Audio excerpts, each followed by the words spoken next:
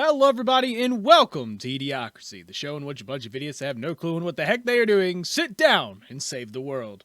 Once again, I am joined by the boys! Yeah, 29, let's go! And today, we have another special episode for all of you, because today is episode 49, in which we are going to be leading up to our mid-series finale. Whew. Almost at 50. There. Almost at 50. With the great news of the fact that next week we will actually be recording episode 50. I do want to note after that we actually will be taking a break for a little while. We'll be taking pretty much a month break. But in the meantime, though, you guys do not have to miss out on cool content because we actually have a brand new series coming out while we are going out on break. You guys can enjoy the great series of the D ranks, which will premiere. Let's see, what's that day again? The first episode of D ranks will be on the YouTube channel on June 9th. So you guys can go and check all of that out. It will be 6 o'clock p.m. Eastern Standard Time, like all the others. But on June 9th, you can enjoy the amazingness of D-Ranks, where we get to dabble into a little bit of Pathfinder for the first time. And on top of that, you guys get to enjoy a brand new DM, as King Wedgie will be joining us in the D-Rank series as the DM for the whole thing. So, yep, Doodle is the DM. Doodle is the. He has ascended to godhood. Yeah. So, Let's go. There's lots of fun things behind that. You guys get to enjoy some of the D ranks on June 9th. Other than that, though, I think it's time for us to hop on in. Whew. So, without further ado, let's hop back into the land of galore. So, last time we left off in the land of galore, just after the weird night they had with dealing with the death of Frobo, with dealing with Yorn kind of being in and out of, I guess you could say, consciousness. He's halfway there, halfway not. Kind of in his thoughts for a while.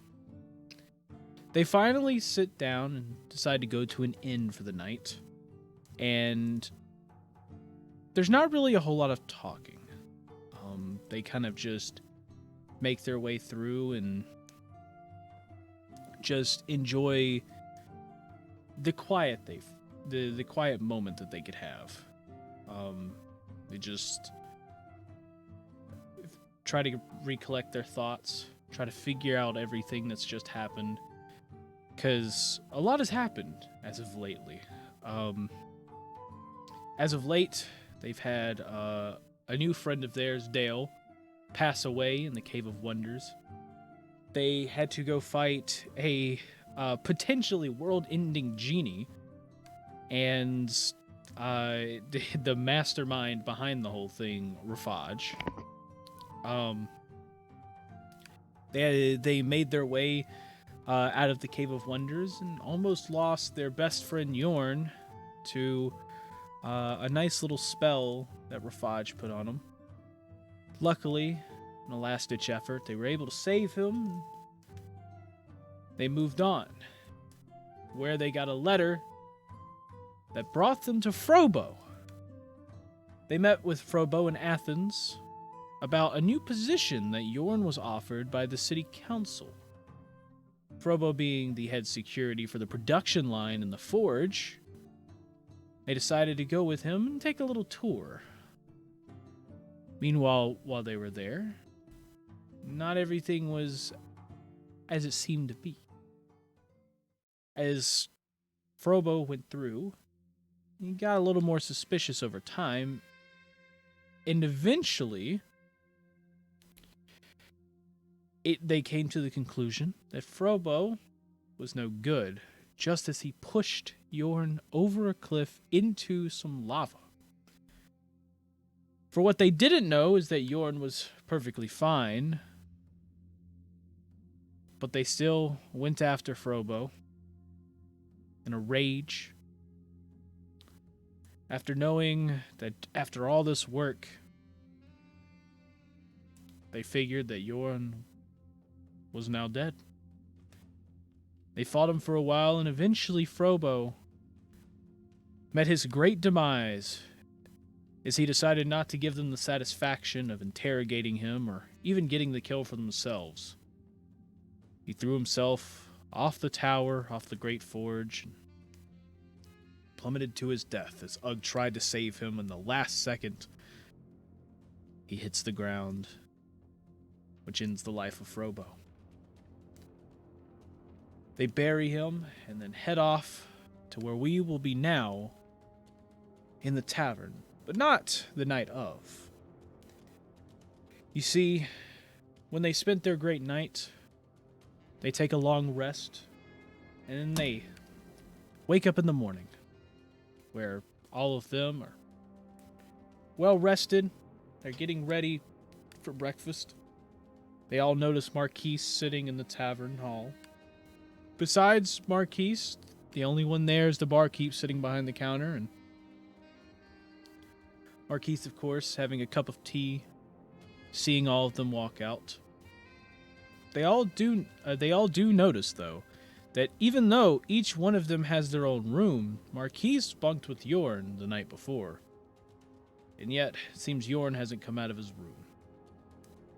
And so as all of them approach the table, they can hear the barkeep go to the side. He's got what looks to be a huge music box that you wind up, and it just kind of plays some music.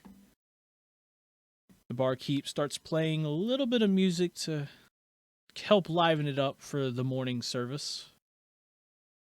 And as they start to hear the music, they approach the table where Marquise starts the conversation with, "Hello, friends!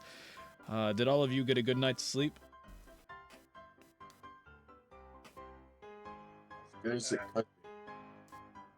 Agreed. Well, y'all did have a long day yesterday. You know, with everything that happened. So, I don't want to rush any of you, but have any of you given any thought of what you're planning on doing next, or if you're deciding if you're just going to rest for a while? Well, based off of Frobo's warning, I would say we probably need to prepare ourselves a little bit, fortify, get some better armor, potions, maybe something to help with spells, material components, anything really. I know that was a lot, but still. Yeah, I mean, of course, preparing for the worst and hoping for the best is definitely a good mindset to have. Have we already paid off the bounties? No, we should probably do that at some point as well. Yes, considering some of you do still have hefty bounties on you, it's probably safe to go on ahead and pay that, you know, before anyone goes on a shopping spree, you know. I'm not saying that any of you would like to go on a shopping spree or anything. It's just that from our past, as he kind of glances over toward Olgaroth a little bit, we've had people in the past that kind of like to go shopping a little bit. Me, Olgaroth starts shying away because he was literally thinking of going on a shopping spree. Oh, Yeah, I actually say this. I go, oh, well, I hate to say it. I know who you're talking about. It runs in the family. But I have most of my own. I should be able to afford what I want. Of course. And I was just pointing it out and giving a suggestion just in case. So, Right. but if I'm correct, you don't have a bounty on your head. No. Well, luckily, you were able to keep all of your money and be able to spend it how you please. Whether it is for selfish gains or not. Well, it won't all be, I can assure you of that. But as for the rest of you, I mean, of course, do as you please, but my suggestion, of course, is to try to clear your bounties as soon as possible. Yeah, there are probably a number of bounty Oh. hunters here expecting people who fled to pay off their bounties here. Yeah. possible. Very possible. Yeah. One thing I have noticed while we've been here a little bit, there wasn't a whole lot, but there are a few people around here that don't seem to be of the, let's say, the Good Samaritan type. There have even been some people who have been pretty well armed, and going around asking questions. I'm not sure who they're asking for, but they've definitely been trying to get some information. So I'm not sure if they could be bounty hunters or not. So the faster you get this done, probably the better. Agreed. Did we ever figure out where we would be able to?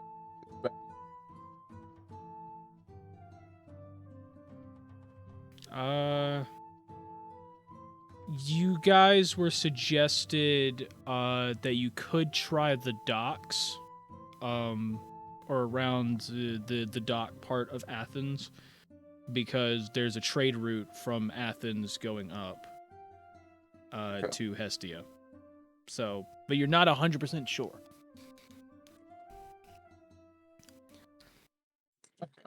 So, I guess if we were to go anywhere, first should be the docks then. That does seem reasonable.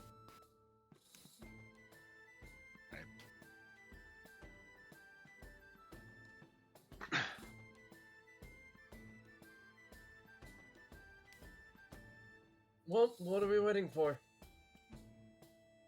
Yep. Should probably make haste for sure. Yep.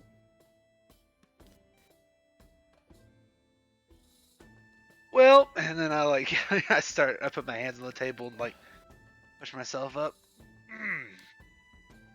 Go. Okay.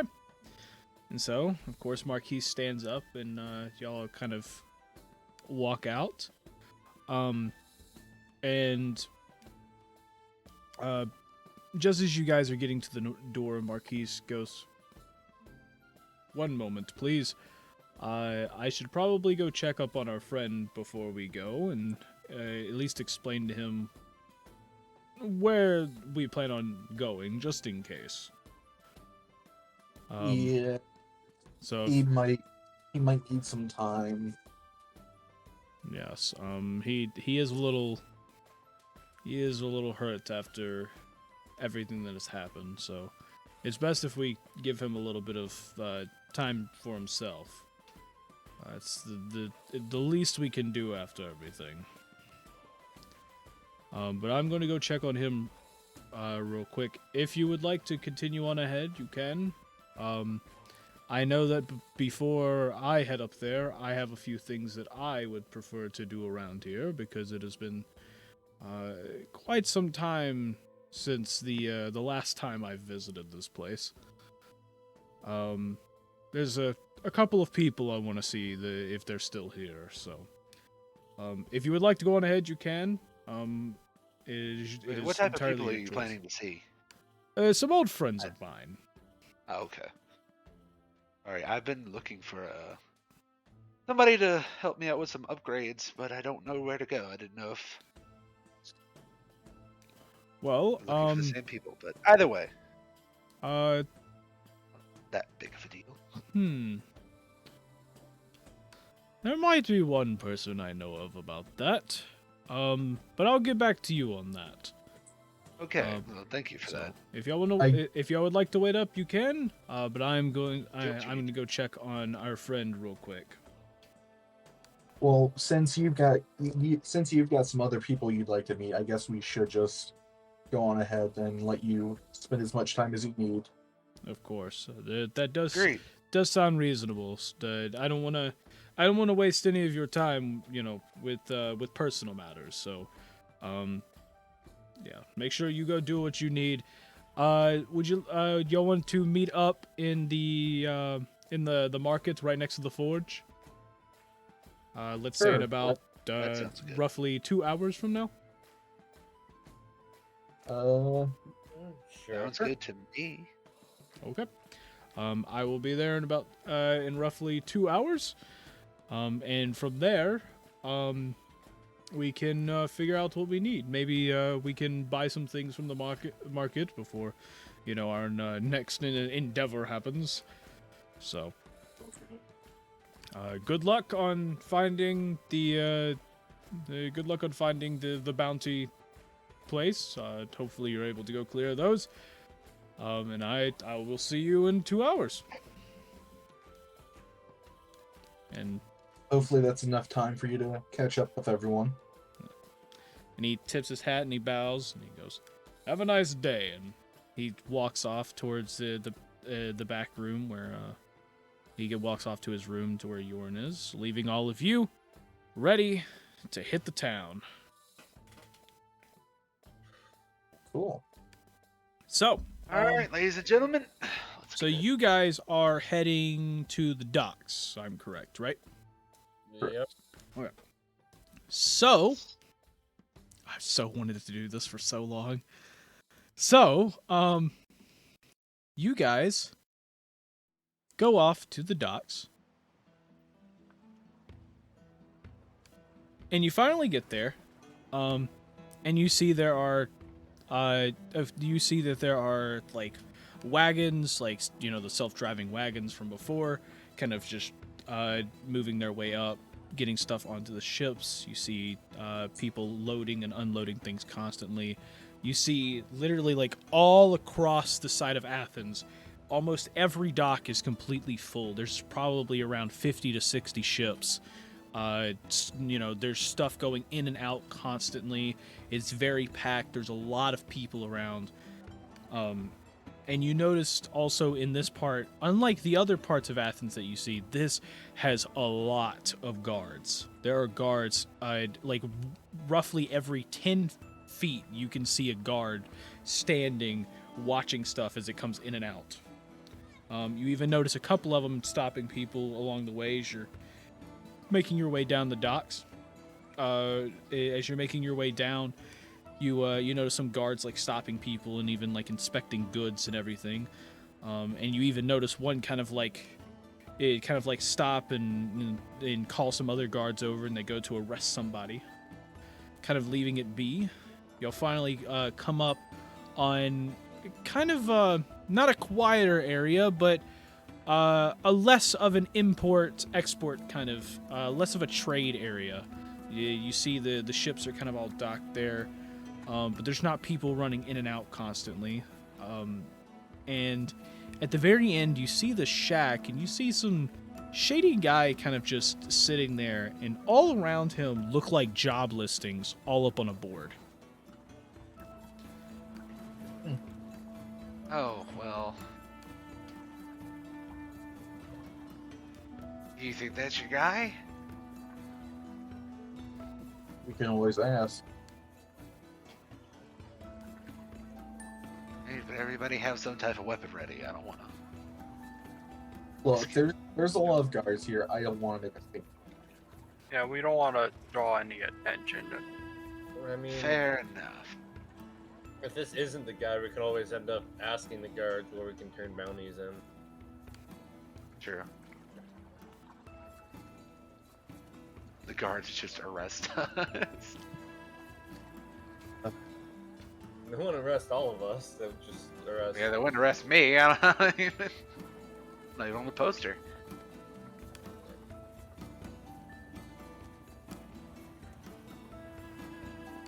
Well, what are you guys waiting for? Go ask him. So who's gonna be the one asking? Before we go, do all of us have at least 500 on each person that needs to pay the bounties? Yeah. Yeah. Does Aurelio have a bounty? Yes. Okay, I wasn't entirely sure about that. Aurelia, do you got at least 500 gold on you? No, I only have the maybe about like 3 on me. 300? 3 gold coins. So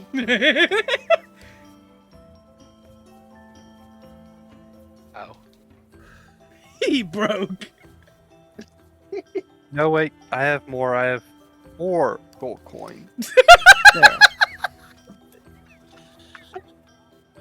Oh, God. This is why. This is exactly why I said 300. I knew he was gonna be like, no, 3. It's like, wait, nope, 4. Wait, Vanessa, no, 4. Vanessa, how many gold coins do you have on you? I have 646 in total. Well, gold Okay. coin 627, but everything total up is 646. Well, I've got about 1,000, so if need be, I can cover them.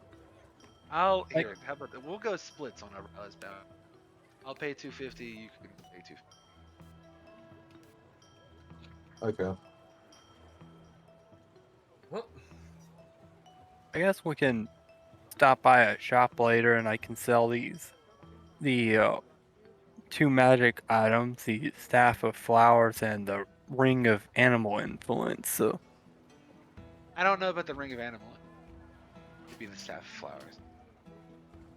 It's all. I mean, it's all up to you.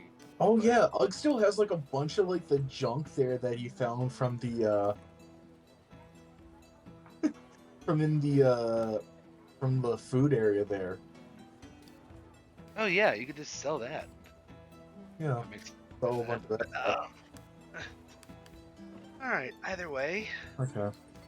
Well, we should have enough to get everything. So let's get it. Okay. Yep. So, you approach the stall. You see the guy there. You see that he's he's kind of like twiddling a knife kind of in his fingers. You know, kind of bored, but at the same time he's also like you see that he's also like as he's twiddling the knife, he's kind of eyeballing back and forth from the knife and all of you walking up. But he doesn't say anything.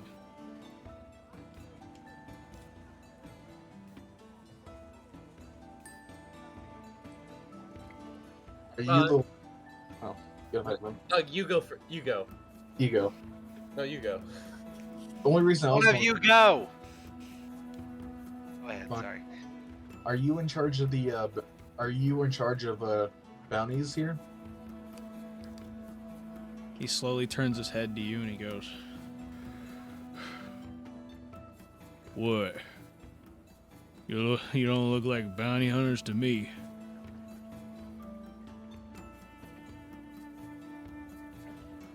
So what you want? I'm trying to think of like how tactfully. Actually, here in this second, I don't actually have a bounty. I walk up and I go, "Hi, yeah, actually, you're wrong because I am a bounty hunter. No, Just wanted to ask. Any way for one person to pay off a bounty? Where would they go in this city? Well, in this city, there's no real official place, but I do know a guy that could probably get it paid off, but it's gonna cost you. All right. How much? Well, Other than the bounties. yeah. Well, of course you're gonna have to pay off the bounties, but depending on the price, depends on how much it's also gonna be. Roughly, if you're paying off, I'd say, around 3,000, you're probably gonna see it about a 250 gold piece fee. What about like a $500 bounty? 500, gold piece bounty. probably 50. That's what I figured. Okay.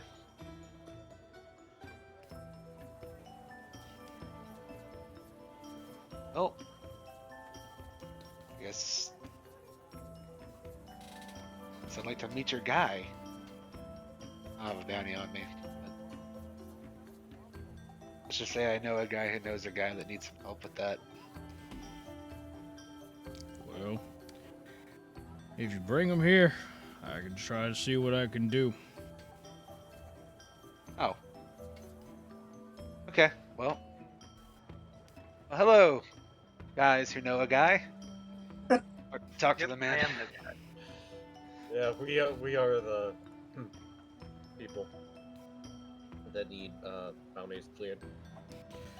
Yeah, I kind of figured, and you see him start to go through you see him start to go through a bunch of papers and everything. He goes, let's see here, let's see. We got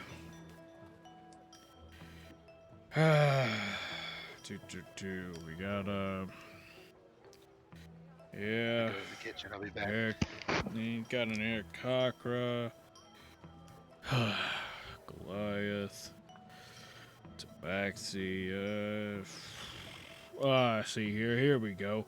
And you see him start to pull out one by one, kind of slapping down a bunch of wanted posters down, and you see all of your wanted posters there, and he goes,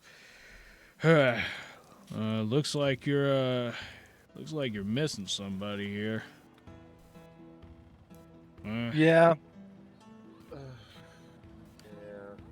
It's unfortunate, but the one that's missing unfortunately had an accident and is no longer with us. Let's just say that. Well, that is unfortunate. Yep, Dad's dead. So we just assume he's dead? Well, cool. Oh no, we know the guy's dead. Yeah, I Alright. saw him die in front of me. Well, if that's the case, go report that in. Let's see, that's 3,000 off of that. Do you have anything with you which is proof? I think so. Wait, I thought you did give me his sickle and the Wade staff, right? Out of character.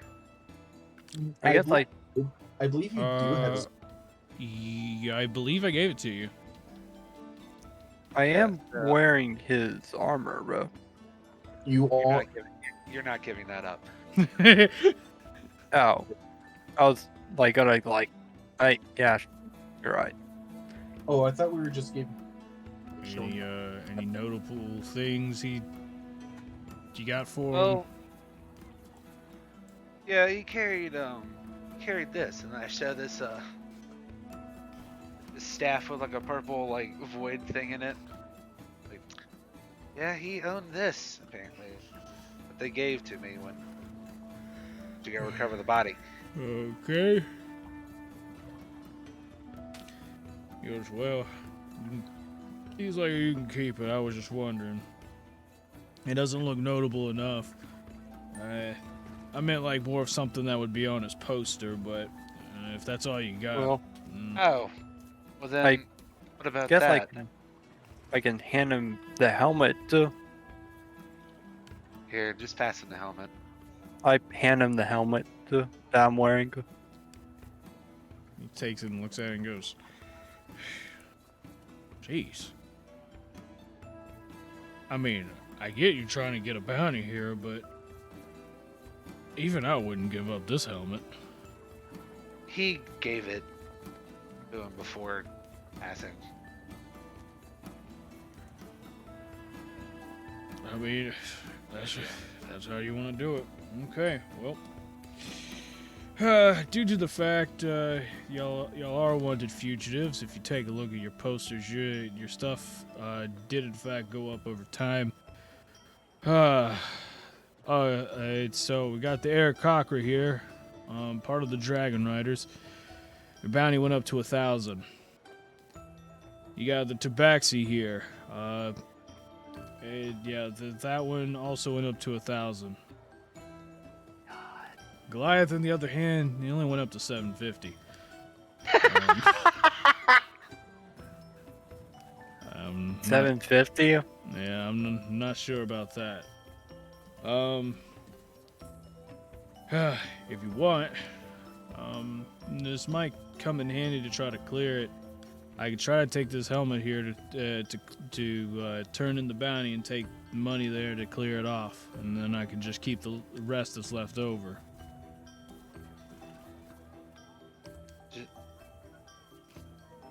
Well, Riley, are you okay with that? Yeah, I'm all right with it.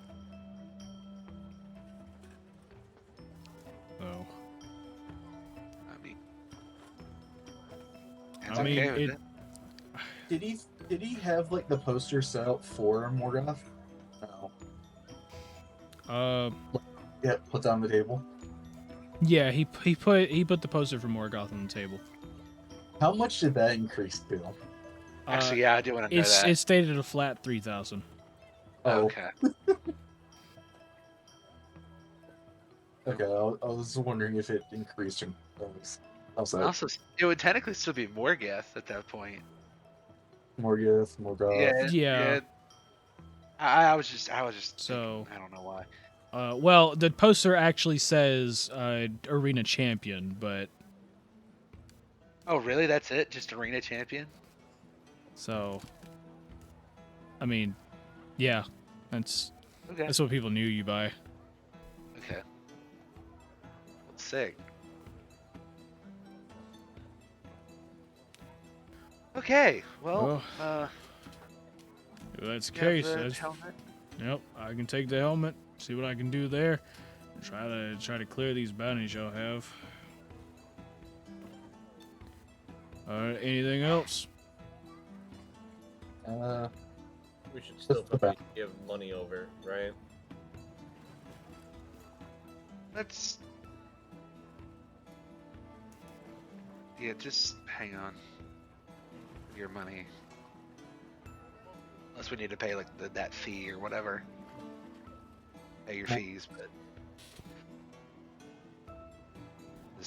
let's be honest. Your bounty's increased to 1,000. Yeah, 1,000 Either- from. So how much? So, I guess how much do we owe you still? Or Well, let's see. By the looks of this, it's what, 2,750. Probably gonna have to add a little bit of a fee.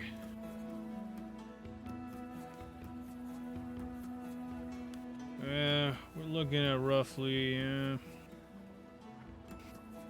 Not sure the exact amount, of course. My friend, the person that's gonna actually be doing all this is gonna have to come up with that. But I'm gonna say he's probably gonna say roughly around 300. But with the extra, with taking the extra from the bounty, you'll probably have about 75 left over. You probably got to pay him. Okay. Alright then.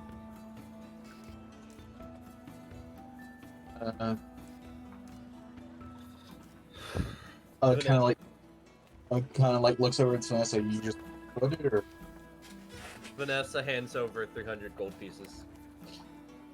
Hang on. Wasn't it only 75? Yes, Or- but in case that it doesn't carry over or it's more, Vanessa's still gonna hand over a lot. No. And I put her hand back. I'm like, hang on. Don't pay him 300 gold. It's from you. And I give her. I'm like, put 200 back. And then I hand her 200 gold pieces. And Vanessa hands over 100. Well, seems that's settled, and he starts getting all the papers together and everything. He goes, okay, and you see him. He kind of turns in his chair. He knocks on a door behind him. Yay! You got a job. And you see the door opens, and you just see a kind of a young boy, roughly late teens, kind of poke his head out, just like, yes, what's the job? You're going to Hestia. Why is that? Why? Because I got some bounties I need you to turn in, because we need to make some money around here, okay? Now stop bumming in the back and get to work. And he starts handing him the papers and all of that, and he's like trying to like hold on to it, and he's like, okay, yes sir, of course sir. And he disappears in the back, and then you just see him like he runs out the back of the shack and runs around to the left past you guys and down the docks toward the boat.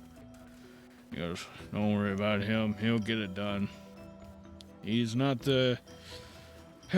exactly the most confident in his abilities, but he knows what he's doing.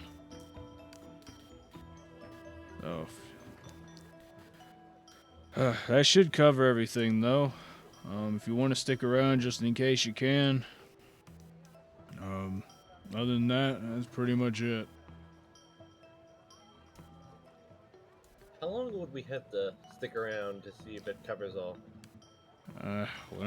Whenever my friend decides to step out of his boat. It's not exactly the friendliest of types. He only comes out when he has to. And this might be a has to moment, so I don't know. I'd give it roughly 3, 2, 1. What the hell are you sending me on? And you see this guy, he's one peg leg, his one peg leg, it's got a scar across his left eye. It's a huge white beard, just kind of stomping down the dock, and he's just like, now what are you trying to send me on? I'm tired of these missions. Hey, look here, hey, look. They came here wanting to clear a bounty.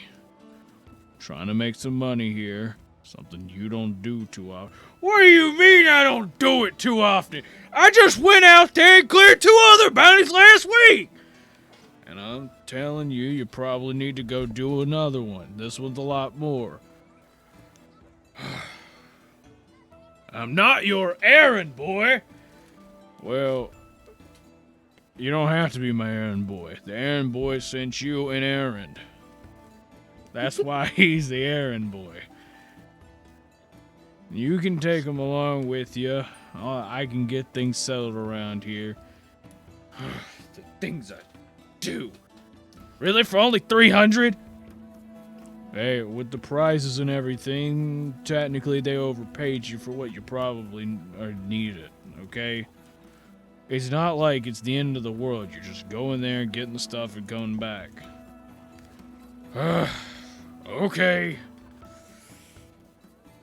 Just whatever. No more, okay? No more bounty turning in crap. I'm tired of this. Gotta sit on a boat off doing absolutely nothing. We were supposed to be a trading company. Yeah. And right now we're trading random items that people give us for bounties. So now go. And you just see the peg leg guy turn around. He starts storming off again. He goes, yeah, and boy, you just make sure that I don't know, he doesn't crash a ship anywhere. Yes, sir, of course, sir. And the kid basically runs off after the captain there, and he goes, okay, well, that's pretty much it. Since you're here, though, you want a job? Oh, what kind of job? Well, it depends on your skill set. What can you do?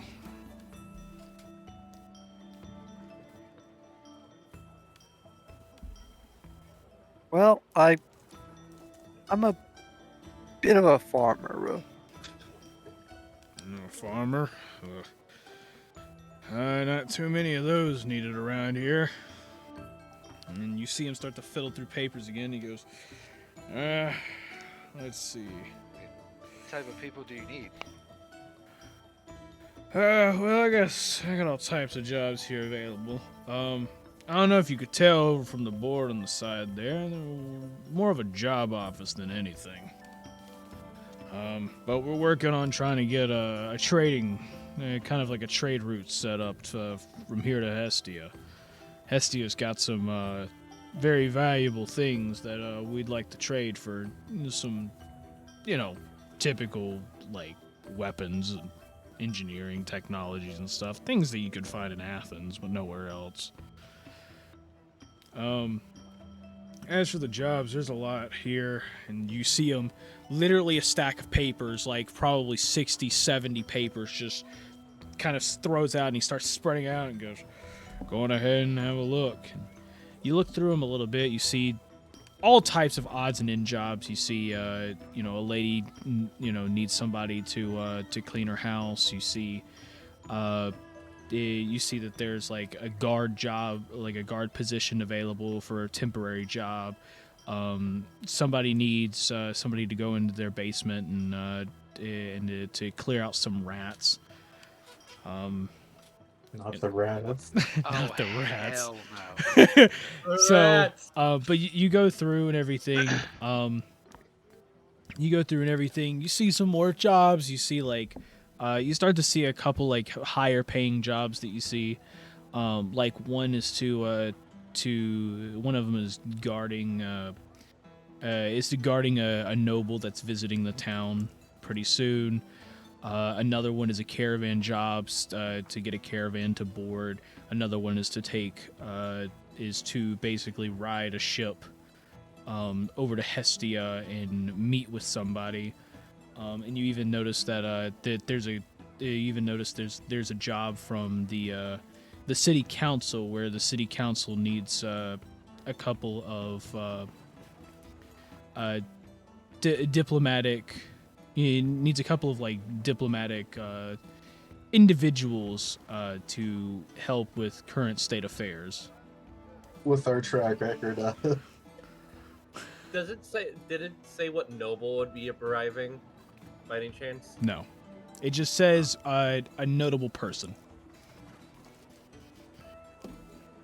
Kind of hoping it's Gregory. Well, y'all see anything? I mean, do you guys want to play nice with the noble? Well, I guess I can stand around and look mean around a noble.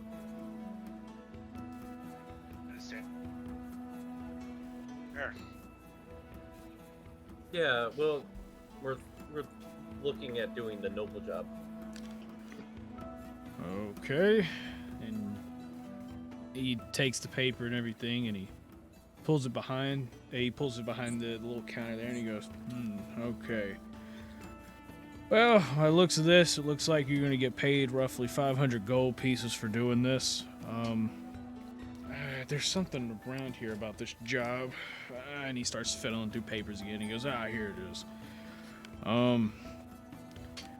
Okay, it says here you're going to be escorting a notable person through the city of Athens, going to let's see, various places that he may want to go, plus making sure that he ends up safely at the courthouse, and you are to guard the said courthouse until the meeting the meeting that he will be in is finished, and then you are to escort him back to the gates where his caravan will pick him back up. You'll get paid roughly 500 gold pieces, possibly more depending on performance of the job.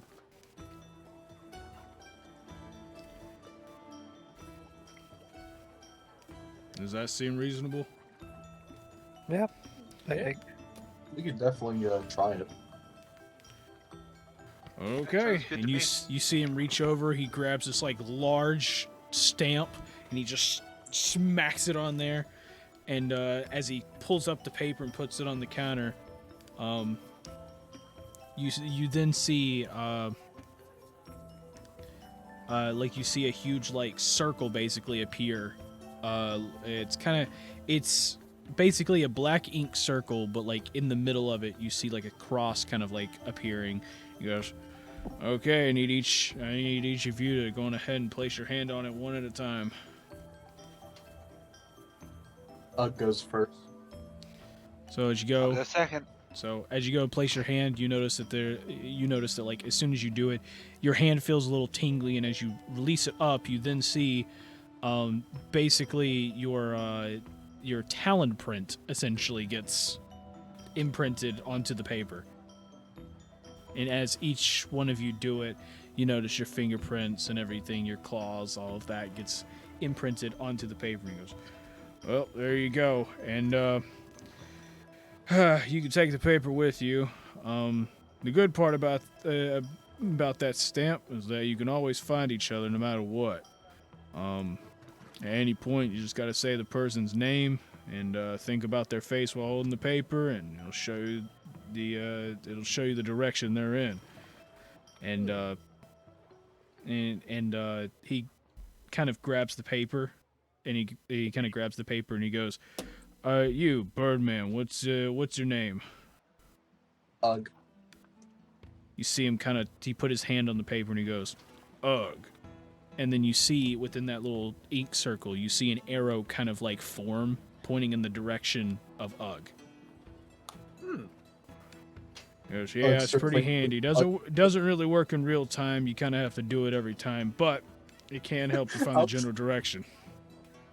It's literally just about to be like undressed, like move around, see if like the arrow follows. Yeah. So, yeah, no, it doesn't follow. You have to do it every time, but it does help finding the general direction of people. So, and you can feel free to use this at any point. This is really more of a contractual thing, you know, like if something happens to all of you, somebody could pick it up, and people like me who've got these stamps, we can use the stamp and then he takes the stamp and slaps it on there, and when he does it, the circle disappears for a moment, but it shows all of your names, like all of your full names, just plastered across the paper. And he goes, "That'll tell us the names, essentially, on how to find you if you decide to bail on the job, so probably shouldn't.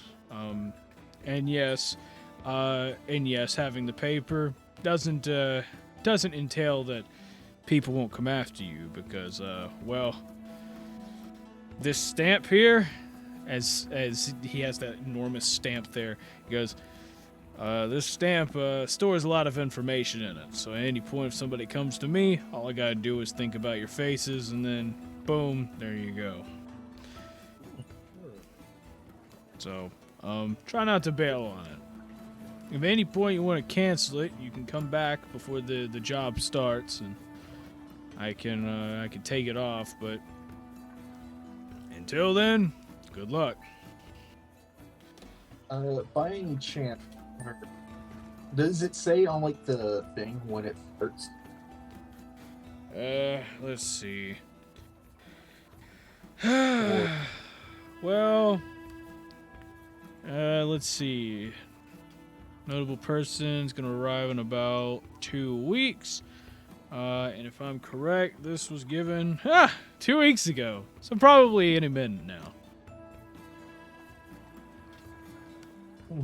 I haven't heard any rumors about any notable person arriving here in Athens, so yeah, I'm not entirely sure. Where does it say we have to meet them? The meeting point. All I'm seeing here is the gate, so I'm going to assume it's going to be the main gate, which is on the south side of Athens, leading to the desert. Okay. Hopefully, I have enough time to tell Marquise. Hopefully. Bless you. Thank you. Well, Sorry. good luck. We'll try to keep an eye out for them. Figure out when they get here. Try to protect them. Alright, well. Guess we're royal guardians now. Let's get this Yeah. shit over with.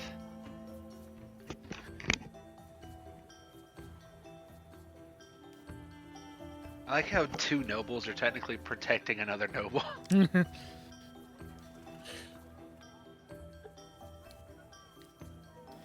Yeah. Okay, That's another so reason why. you guys head off. Where are you going? To the market to see if Marquise is there. Okay. He's a little bit early. So yeah. So you guys head off to the market, where you make your way past and everything, make it back to the market next to the Great Forge. And as you arrive, you don't see Marquise anywhere, as it's only been about an hour. But you do notice, like as you're looking around, you notice that the market's starting to pick up a lot more. And you start to notice that guards are starting to like kind of walk back and forth a little more frantically, kind of moving their way around as it seems something may be astir. Well, You guys are noticing this, right? Yep. Yeah.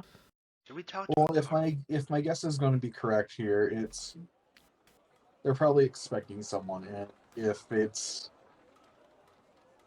what I think it is, it's probably the person that we just got the job for. Probably right. We still need to ask. Anything will show them the paper.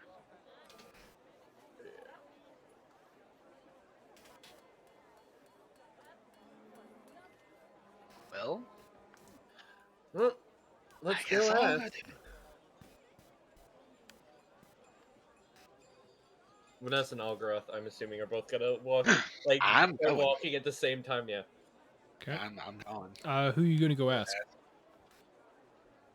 I'm gonna try to ask Just- one of the guards. Yeah, one of the guards is Or pacing random around guy frantically. nearby. Yeah. Yeah. Okay. So you notice one of the guards, like he's kind of like you notice like there's a guard kind of like standing there, just kind of just guarding the village, and then another guard walks up to him real quick, says a few things, and then kind of quickly paces off, and he then you see him like kind of grab a few things that he had on the ground. He gets his gear ready, and then as he's about to step off, you walk up to him, kind of catches attention, and he goes, yes, how can I help you? Hi, yes. We were just wondering, the guards, you and your fellow guards seem to be, very frantic today. Is everything okay? Yes, everything is fine. Are you sure? Does it have anything to do with the noble that's coming that we're supposed to be protecting? Noble. Oh, that was very to I'm- the point, Vanessa. I'm not entirely sure. Who are you people? Well, we're just kind of new in Who has town. who has the sheet? By the way, just out of curiosity. I guess, can we say I have it? Or Vanessa does one? Let's be honest, Algroth are probably the best bet to have it anyways. Yeah, I guess we'll just say I took it. And I pulled the sheet up for the nobleman, like the whole job we were hired to do, and I go, well, we were just recently hired to the company and guard a nobleman coming in to do some business in town. So, as you're holding the paper, you see him kind of inspect it a bit, and he goes, "Well, it's got the official seal on it." He goes, "Yes, the High Chairman is actually arriving here soon, probably within the next hour or two, and apparently we need a few guards. We need a few guards available. Since your job is to help escort him, it's probably best all of you follow me." Okay. Okay. I look back to the guys and I'm like, see, this is why we always ask the guards. Unless it look just. So, he starts to kind of lead you away. And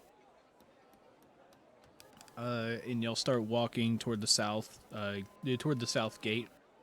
And as you, we're leaving, I was going to say, as we're leaving, Vanessa's going to do one more quick glance around to see if she can see Marquise. you do not see him. So, That's what considering I thought, you still roughly have an hour before he's supposed to arrive anyways. Yeah. So you end up heading to the south gate, and as you arrive there, you see a bunch of guards kind of like lining up, and they're starting to move citizens out of the way, and it's like, "Excuse me, please clear the roads. We have a very important guest coming in. Please clear the roads. We don't want anyone getting hurt." You hear a couple people kind of getting annoyed by it and everything. You even hear you hear like a man off to the side, just like, "Oh, really? This person's so important that you gotta clear the roads for this one person. Wow, who could this be?"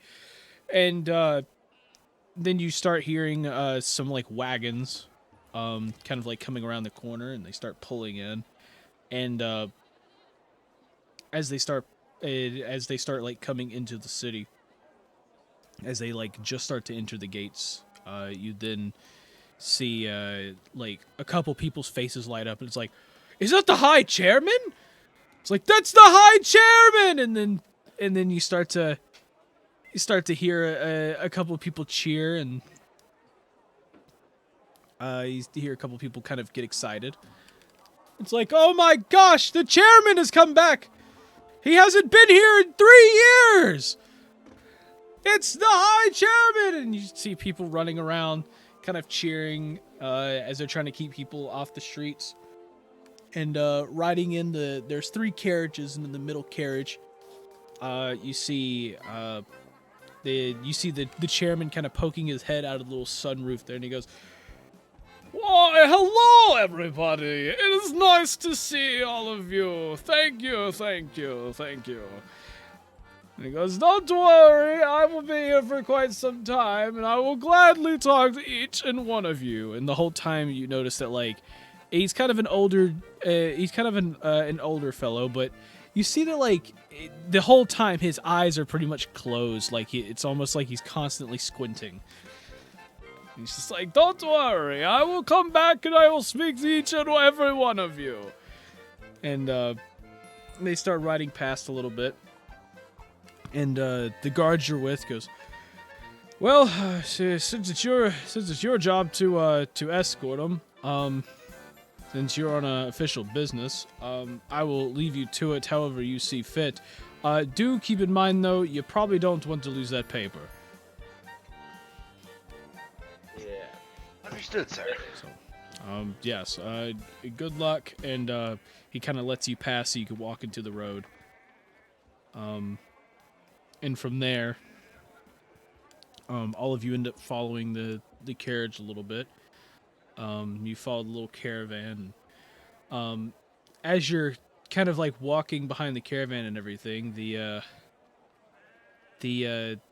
chairman finally, like, he looks back towards all of you and he goes, excuse me, stop real quick. And they stop the caravan. He goes, yes, hello, are you by chance the hirees from the job posting? Ah, yes, sir. Yes, sir. Yes, sir, High Chairman. Yes, that would be us. Well, It's an honor to meet you. well, how polite. Yes, it is an honor to meet all of you all as well. Are you by chance citizens of this great city, or are you just passing through? They're just passers through.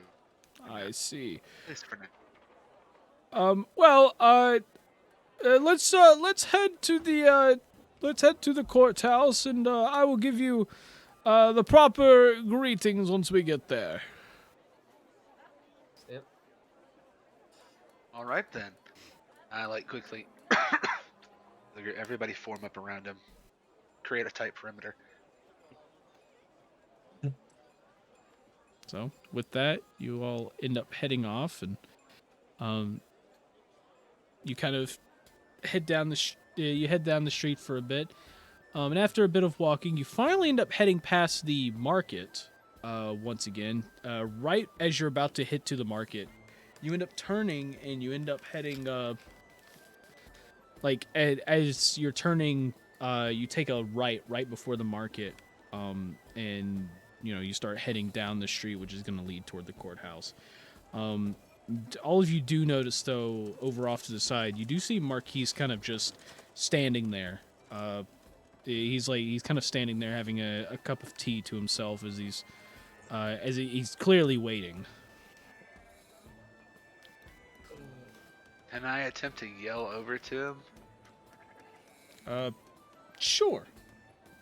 I need you to give me the good old, let's go with a performance check. Have thaumaturgy. You do have thaumaturgy. Give me, you know what? Give me, oh, that would be,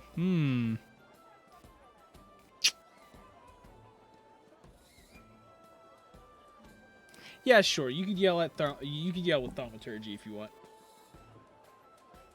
Okay. Yeah. So I cast thaumaturgy and yell, Marquise, we're on a mission. You're going to have to wait just a little bit longer. And you see Sorry, Marquise. we decided to do it last minute.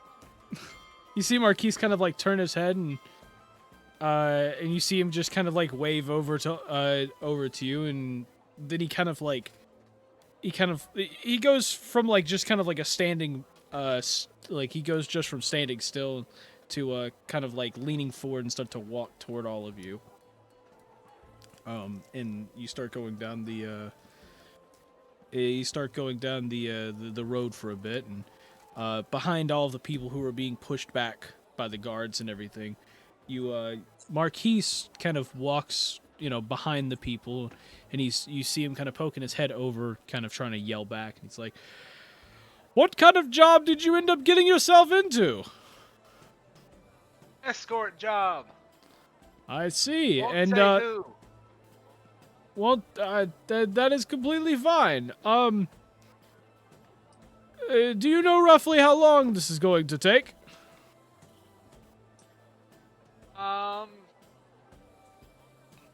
Not entirely sure.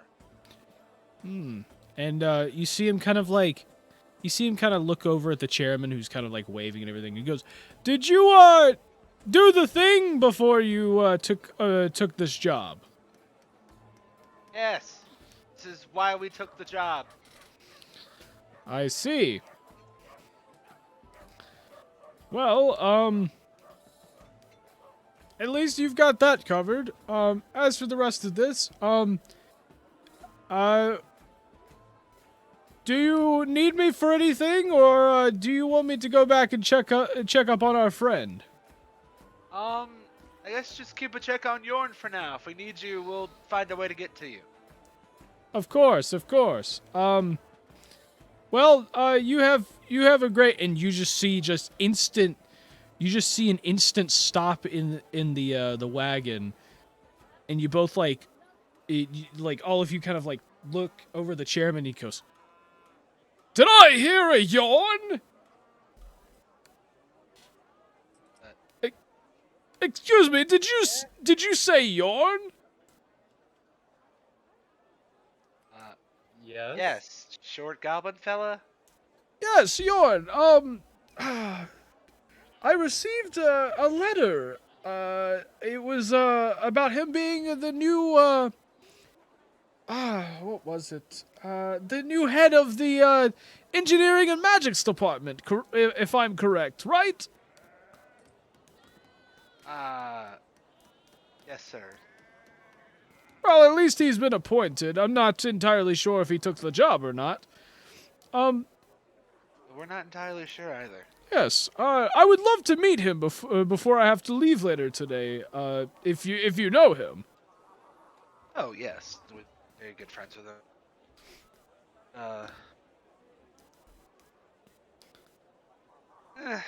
It's a long story, but He's, as far as we know, he's not feeling well at the current moment. Oh, that is unfortunate. that's the long story. Well, I hope he feels better. If he does feel up to it, though, I will gladly speak to him. But yes, on to the courthouse. And you see him do kind of a little bit of a wave, with his hand, and the wagon start moving.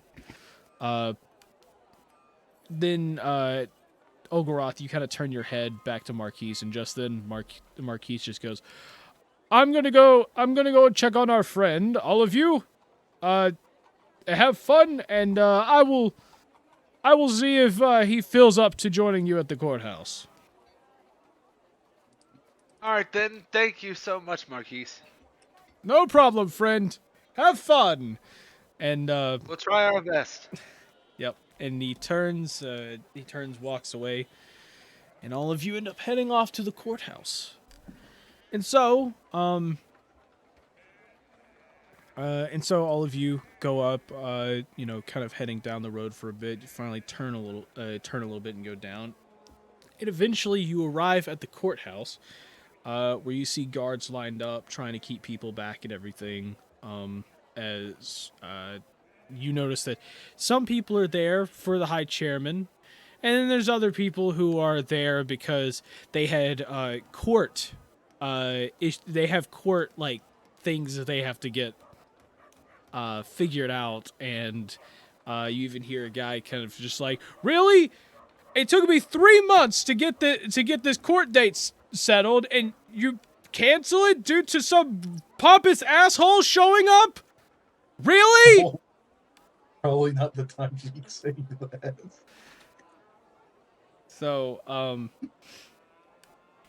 but like he you see him say that, and then you see the chairman kind of like step out of the carriage, and he goes, "Excuse me, who said that? Who said pompous asshole?" And the guy goes, "I did."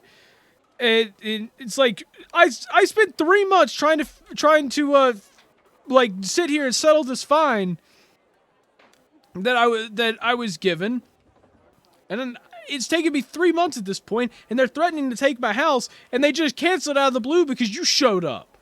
Who do you even think you are? And he goes, "I'm going to be the guy that settles your debt here and now." And he takes the paper and rips it in half and goes, "Have a nice day, sir." And the guy just kind of like stands there as like the paper kind of like drifts to the ground, and he's just like, "What?" He goes, "Well, that's settled.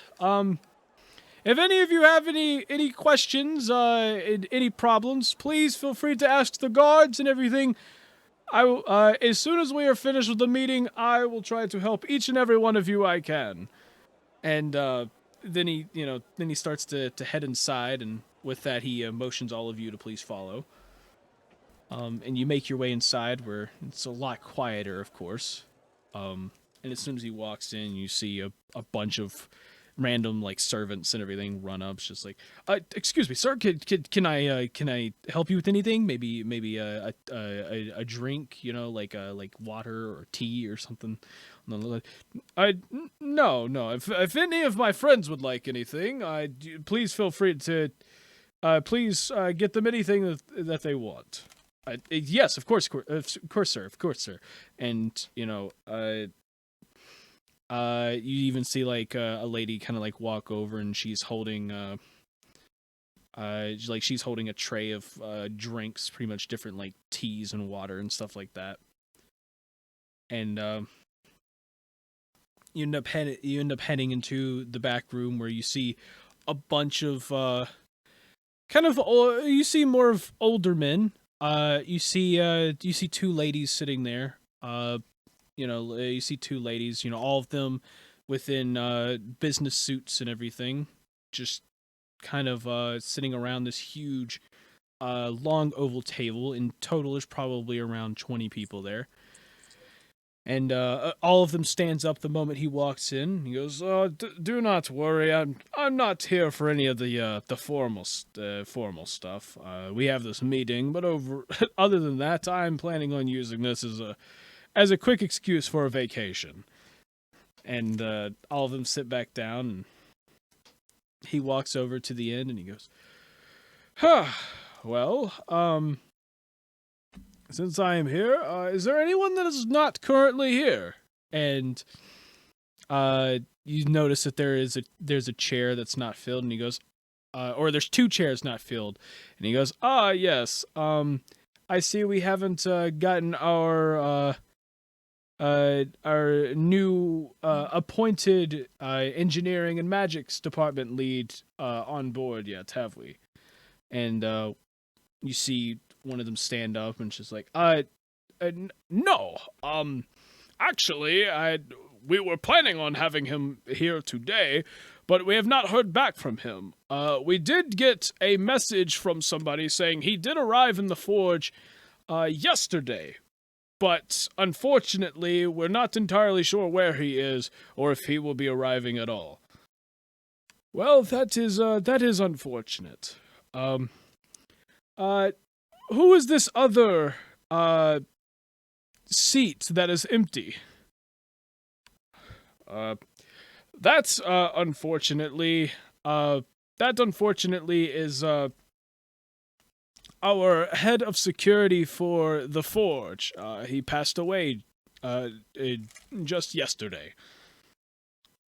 I see. Do the two of them have relations or anything? It seems so.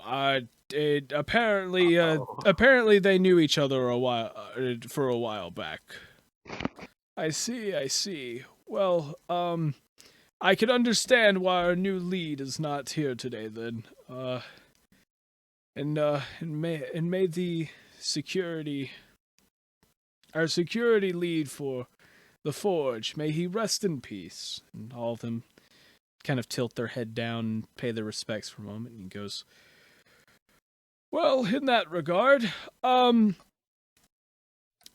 than that, I don't see any new faces. Why is that? And you see someone stand up and goes, well, as the lead for the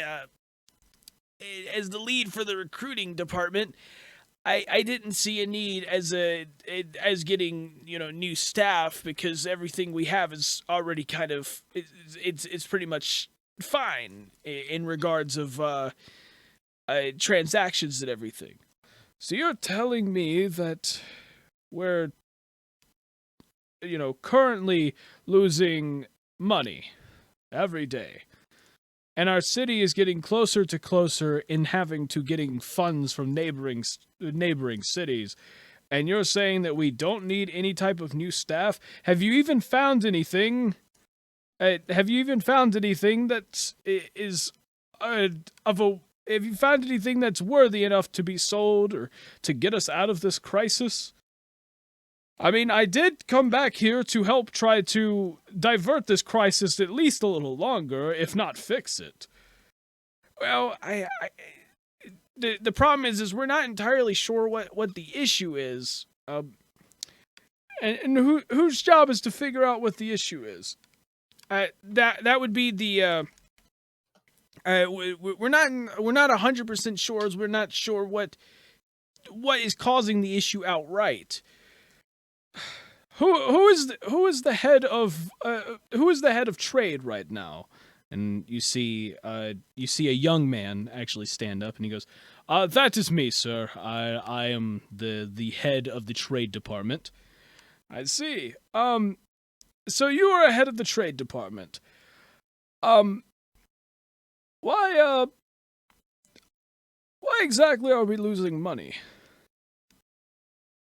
Well, based on my deductions and everything, and you see him start to pull out papers, and he kind of like slides it down the table, and a couple people have to like help kind of like shift it down the tables. It didn't make it all the way.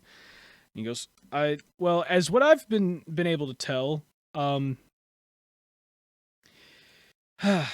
overall, our security has been fine. There have been a few issues where we have had theft happen. A ship recently departed from here that was not tagged, or we weren't able to figure out where it came from, and it did in fact leave it with about 3,000 gold pieces worth of equipment. But that's the least of our worries, as it seems a lot of our stuff is actually being exported. It's actually being exported to board, or at least it's being logged down and being exported to board, but we're not actually receiving anything import-wise to make up for it, and we're not receiving any income. I see. Who's responsible for exporting? And you hear an old man in the back goes, "That would be me." And he stands up and goes, "I'm in control of all the docks and everything that goes in and out of that, and I can guarantee you 100% that no one gets in or out without me knowing." Then what happened to the 3,000 gold pieces that he talked about? That was something he made up. Nothing goes in and out without me knowing. I see. So the ships that are leaving at this second and coming in at this second, you know about those as well? Well, of course not, but it's someone. We have guards posted all along the coast, all along the dock, to make sure that nobody gets in and out without us knowing. I see. Well, if that's the case, then where are these exports going? Because clearly, based on these logs, which are in fact checked, how many times? They are checked about roughly 10 times, sometimes 12 to 14. I have to be thorough on everything, considering we are in fact losing money because we're exporting things that have no value, apparently. Johnny, can I just character for a second? Just real second. This one guy, just the young guy, reminds me of Jerry. Was it Jerry or was it Terry? From Soul. Soul. Where they're counting like yeah, Terry. Yeah. Terry. He's counting all the souls. It's like there's something missing. We're one off the count. It's like, yes, I made sure to check. I usually check about 10 to 12 times. I like to be thorough in everything that I do. And I can guarantee that we are having exports leaving from Athens going to board, and there is no monetary value being added to it, and therefore we are just giving stuff away. I see. And you're saying, as he points back over to the head of the exports, he goes, and you're saying that nothing goes in and out without you knowing? Where exactly was this going? Where I told you I know everything that goes in and out of. I see. No, that is fine. You know everything that goes in and out. I know everything that goes in and out in my room as well. You on the other hand will not make it out of here. And you see a guy walk up behind him and just stab him in the back. What the? Okay, well, since we've settled that, we're going to need to appoint a new head of the. We're gonna have to appoint a new head of the importing and exporting of goods. Are there any recommendations on that? And all of them are kind of just sitting around, kind of like discussing a little bit. And he goes, "Well, until then, I guess we will have to figure something out here.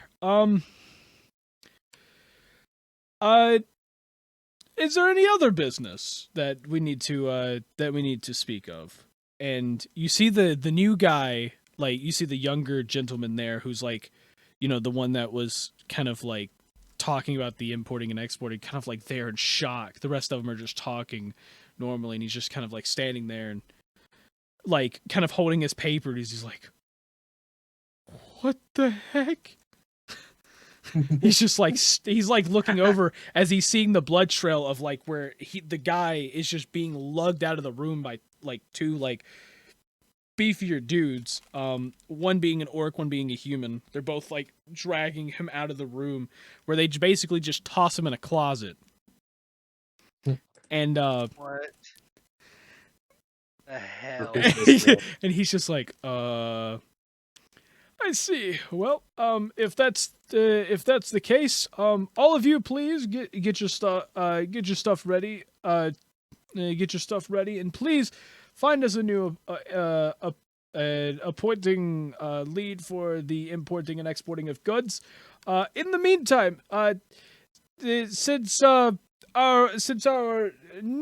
brand new lead here was able to deduct exactly what has been happening and why we've been losing money, or at least a good portion of it. I would like to appoint the new guy as our head of importing and exporting goods in the docks. Are there any objections? And all of just kind of look around at each other, and he goes, "Well, if there's no objections, I hereby announce him as the new lead of importing and exporting goods temporarily until we can find a new lead." And he just kind of like takes a little like almost like it's like a little hammer, almost like a gavel. I think it's called a gavel. It's called a gavel, right? Yes. Yeah. Yes. It's almost like a gavel, but he takes like a little hammer that's like over on the side, and he goes, "Okay, meeting adjourned." He slams it real quick, and then immediately as he does that, everybody gets up and starts walking out of the room and everything. You see a janitor in the back trying to mop up the blood, and he goes, "Well, since we're finished with that, how did all of you enjoy the meeting?"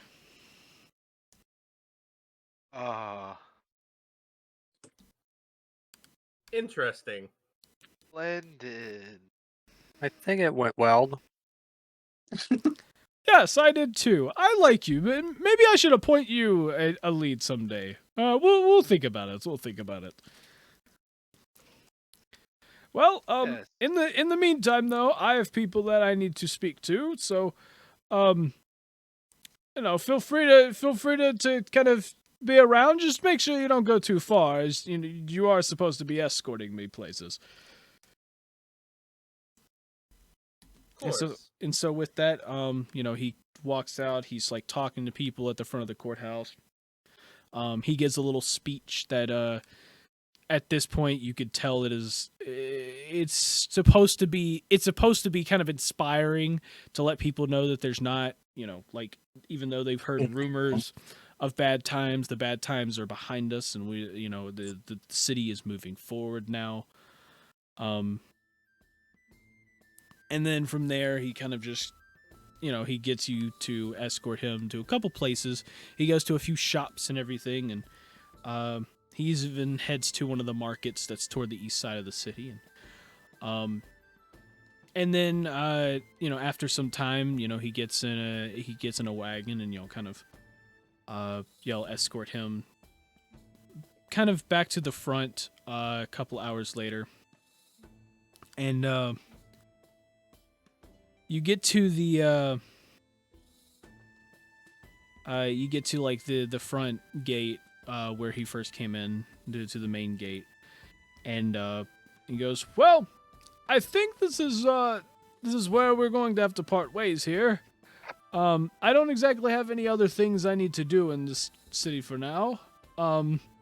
I was going to use it as a vacation, but it seems I must go back to work as I now have to find a new lead for importing and exporting goods. So, that and probably a new security lead, unless they find one. So, it's unfortunate losing 2 leads in 2 days. That is very unfortunate. Seems like your work likes to follow you. Yes, it very much does.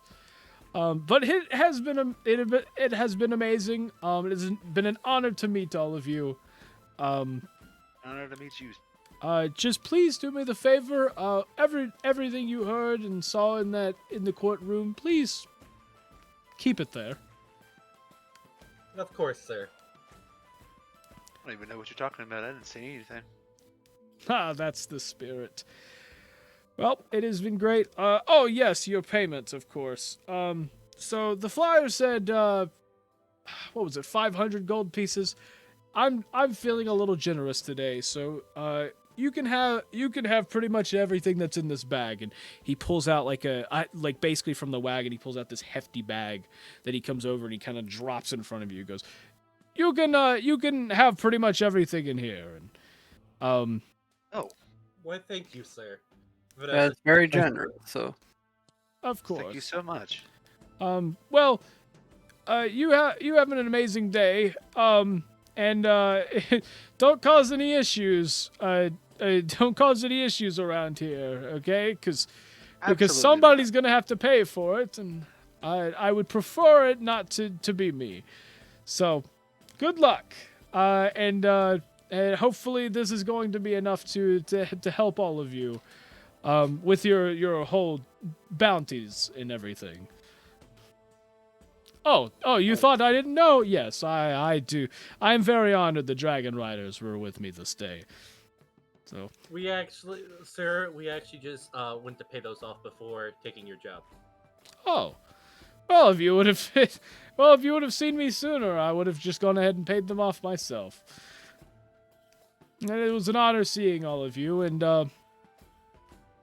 my condolences, as he turns to Ogroth, about your father's death. Well, thank you. I appreciate that. Yes. Okay, well, all of you have an amazing day, and hopefully your travels are prosperous. as yours. So, Stay safe in your travels. You too. And he goes and steps up into his carriage, and then he starts riding out of the city, just outside, just out of the gates. Some guards are escorting him, and you hear a couple people cheering as he's leaving, and you kind of stand there for a moment, and then you kind of hear some metal clanking from behind, and you turn and you see Marquise walking up with Yorn, and he goes, "Well, it seems we just missed him. I'm sorry, Yorn. Maybe he finally decided to come out of his room, and it seems we missed the High Chairman right before he left." Yeah, Yes. but you didn't miss out on the reward. But yeah, that's- Hope you that's sure just- didn't. I say Yes. is like give the robotic equivalent of 1,000-yard stare. You You didn't. God.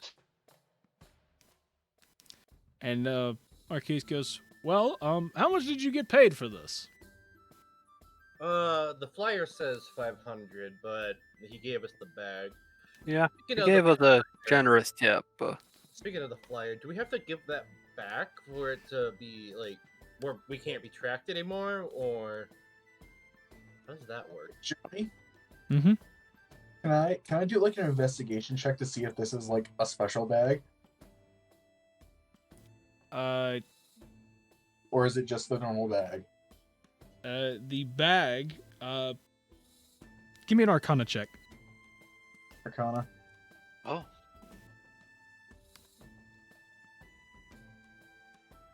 16.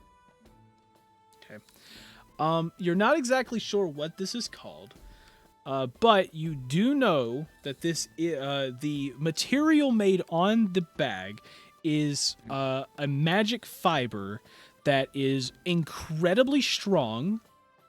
And basically it is not invincible, but it can hold very heavy objects and reduce the encumbrance by half.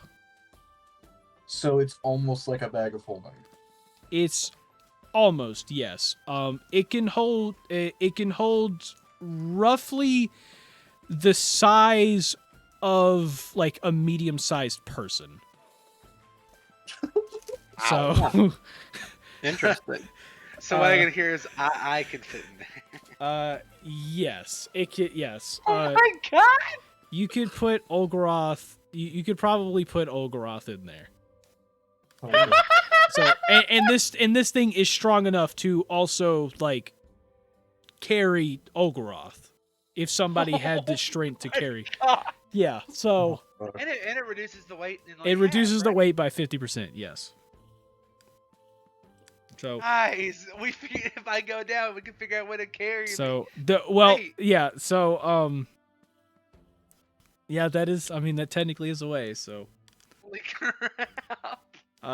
yeah, that's I a just fun wanted- thing there. Was. What? I just wanted to check to see if it was something special. Cool. All right, now Yes, you- you're not sure about the name of it, but Yeah. you do know that it is a very tough.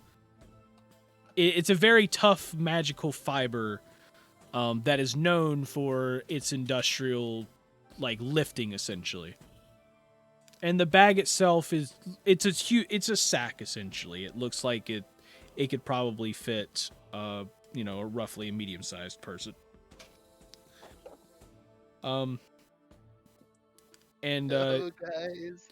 yeah, and as you're inspecting the bag, Jorn kind of like Jorn walks up and he goes, do you mind if I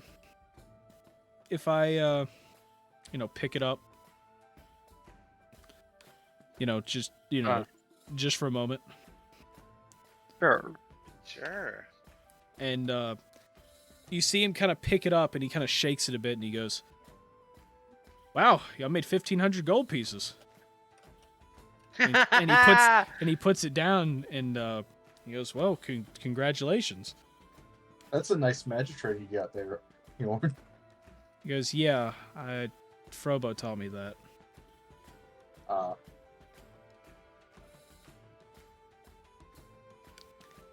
Well, we should. Oh, Griff, you still have the flyer, right? Yes.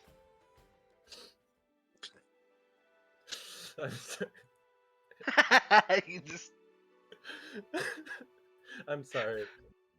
We're being stupid in a different Discord channel, Johnny. Oh, Yeah, okay. that. Sorry. making jokes about the bag anyway. Oh. Vanessa's like, does it say where we can return it in or anything, or? Here, let me look real quick. So, and you look at the piece of paper and you see the like your like basically your names kind of appear and then they kind of like start to fade away off the paper, and then like like as you're kind of looking at this and seeing it all fade away, you then just in a moment's notice like the paper kind of like emits a flash, kind of blinding you for a moment, and then as like you start to get your bearings together, you finally look and you see like very quickly the paper just turns to ash in your hands. Oh, cool. All right, cool. Yeah, Well, we're that not. answers my question. Yeah. So, how were we splitting the gold? How much is it? 1,500? 15 divided by what? 4 of us? Allow me So to do 7. No wait, 750 each. No, that can't be right. Well, considering that 500 would be it 30. would be 375 per person. Yep. So add 375 gold pieces, everyone. Rilo, you're finally not broke. Yeah. Monday. And I have a lot of money. I have like over 1,000 gold coins. Let's go. My God, I'm rich. I can go buy all the upgrades I want.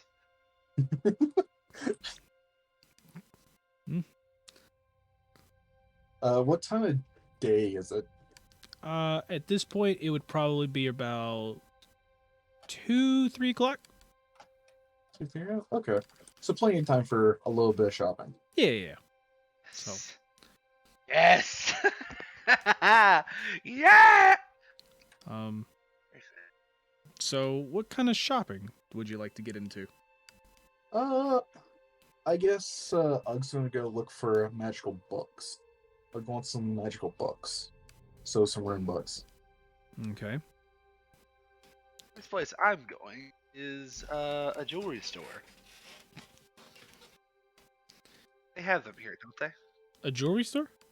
A jewelry store. You can assume that, I guess. As they said they had precious Yeah. stuff on occasion too. So So they probably do. going to a You'd have, jewelry store. you'd have to ask around and everything. Okay. I'll start asking around. So y'all are immediately going on a shopping spree? I am. Oh, I mean, I can if that's what everyone else wanted to do. So- I'm pretty sure that was the plan originally before we took the mission. So yeah. Yeah, it was after we paid the bounty. To Cool. just go. So yeah, you wanted to go to jewelry store. So yeah, you get there. There's a bunch of jewel. Anything particular you're looking for? E? Yeah, The jewelry store. yeah. You Uh, walk around, you ask a bit, and you find a jewelry store. So the like anything. diamond worth at least 300 gold pieces that I can fashion into a ring.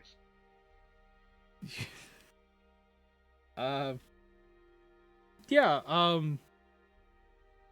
I mean, you look around. You finally get there.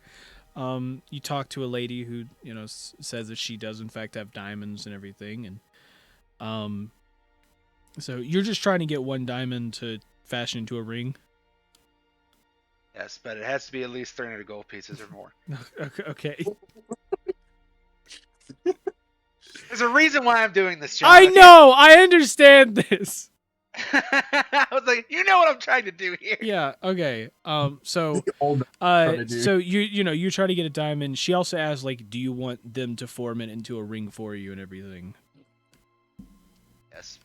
Okay. What kind of ring? Silver, gold, rose gold? I'm gonna say rose gold. Rose gold. Okay. So yeah, she says yeah, it's good. It'll take roughly 30 minutes for them to get that all set up. Okay. So because they have a selection of rings you could choose from. They just have to embed it with stuff and everything. But she tells you the total is going to be about 500 in total between the diamond and the ring. Okay. Perfectly fine. I hand over the 500 gold pieces. So she takes it, and tells you have a nice day, and about 30 minutes pass. You come back to pick it up.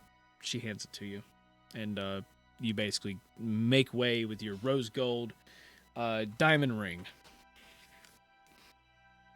Okay, sick. I immediately pocket the ring. Yep.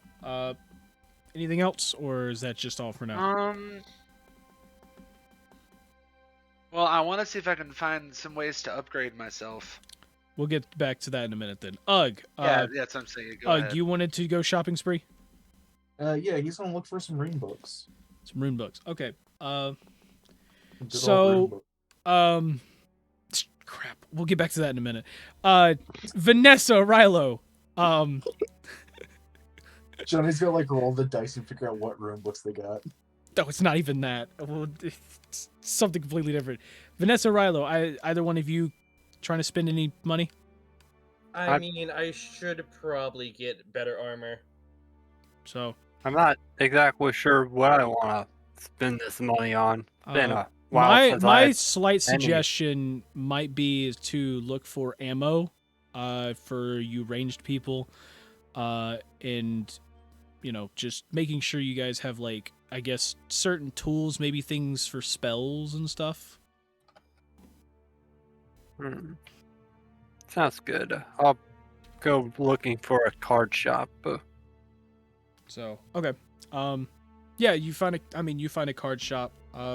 What cards are you looking to buy? Gotta buy blank cards. Just blank cards? Okay. Yeah. How many do you want? Let's see. I guess I'll buy 79 gold worth. 79 golds worth? Yeah.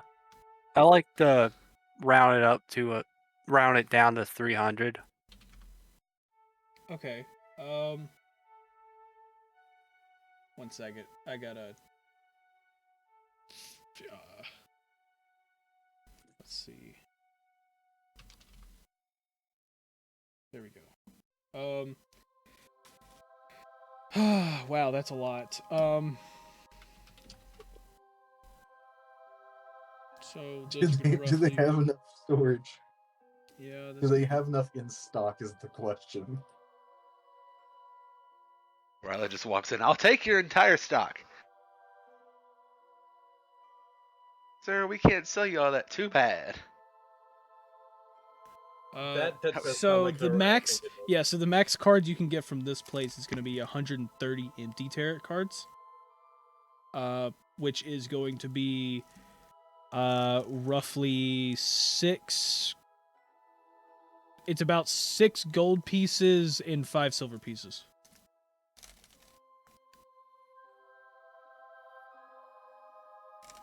And how many cards was that again? 130. 130. Yep.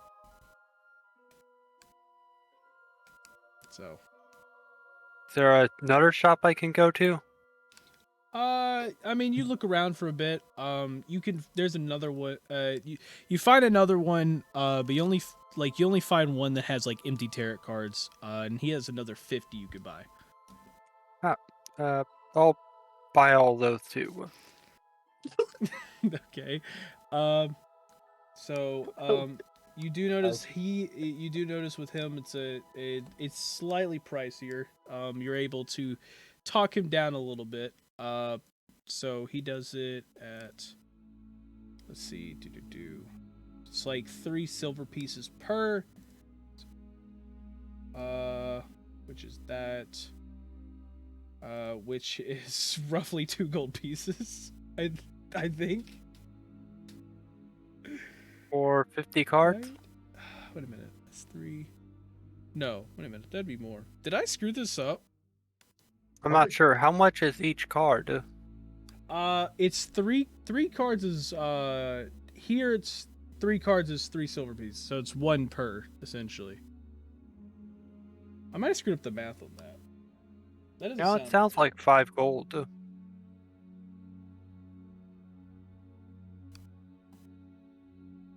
I screwed up the math on the first one. Wait a minute. I had to. This math ain't right. Hold up. Because that's This math no, ain't because mathin'. that's got to be right. Because that's 65 silver pieces, which is 6.5 gold pieces, right? Yes. Yeah. Okay. Cool. The prices were just. I don't know. My brain was just like, that's a lot of cards. That should cost more. 5 more cards. Yeah. So yeah, roughly. Daggone, it's the Mermaid Man and Barnacle Boy card. Yeah, 50 silver pieces. So that'd be 5 gold pieces. Okay. Yeah. I just imagine there's going to be like some sort of like thing that happens after this, where it's like, hey, did you guys hear? There's a Goliath going around. He's buying out all the cards. He's buying out all the tarot cards. He's buying all the Pokemon cards. Pokemon. He's buying all the Pokemon cards. He bought my Mega Charizard. Bought the Rainbow Charizard and everything. Okay. But yeah, so that's pretty much all the empty tarot cards you could find, though. Are there like any other cards you want, or just that? I'm fine with these cards. So So is that all? Like all the shopping you want to do? yeah. Okay. Vanessa, what about you? New armor. New armor? Something better than my armor class of 13 Bet. on my change shirt. Thank you, God. I like how Johnny's just like, bet.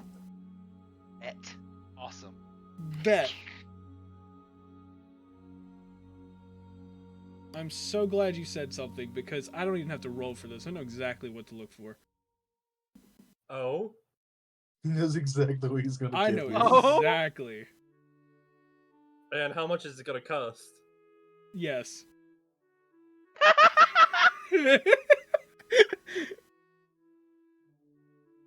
Right, new question. Am I gonna have to help pay for this? I can help pay for it. I got almost 1,000, so I think I'm good, at least. Hopefully. Nice. Half of mine. It was worth it. It better be worth it. I will assure you it's worth it.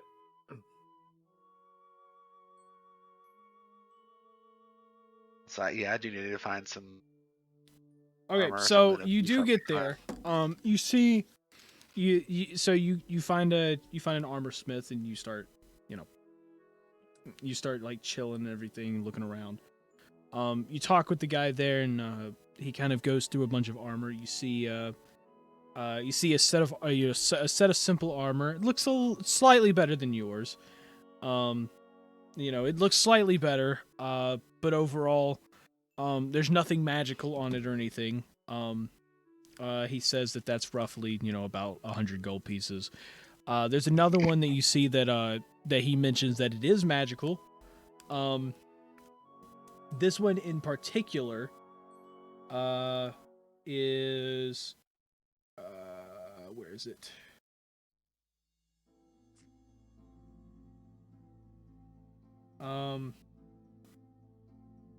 Wait a minute.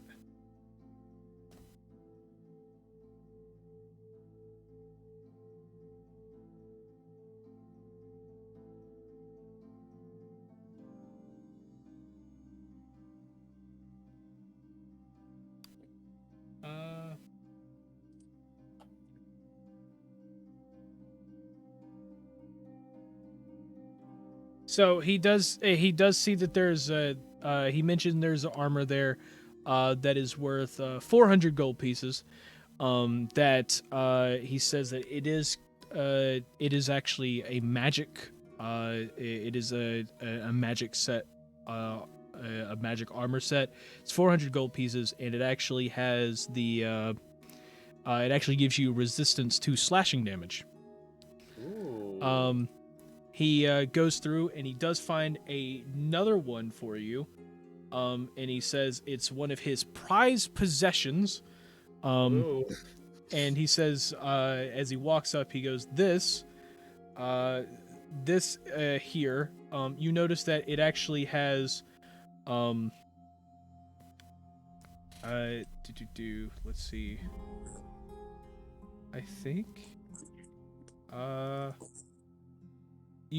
so it is, you do notice that, this thing is pretty much, it is a dwarven half-plate armor. So he goes, this is, he said this is in fact going to be very pricey. It is going to be 1,000 gold pieces. Now, what if I give you the armor I'm currently wearing? Would that knock the price down? Roughly. Give me a persuasion check. I'm pretty sure I'm actually good at those. You Hang can on. do it. Actions. No. Skills. So it will knock it Persuasion off. I'm just plus- trying to see how much. A 9.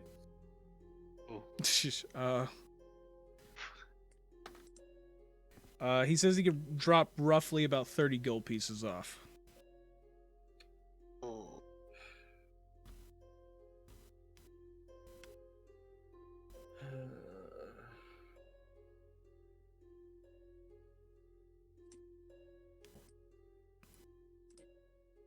He's like, it's good armor, but it does look worn, and he doesn't know if he's gonna be able to sell it anyways.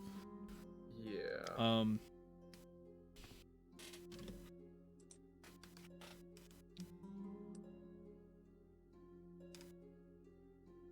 Actually, actually, that would actually be a 10 because I forgot about the bardic. My silver tongue would be, it would automatically change it to a 10 if it's under 9, if it's 9 or lower. Okay. Well, that changes things to a 30.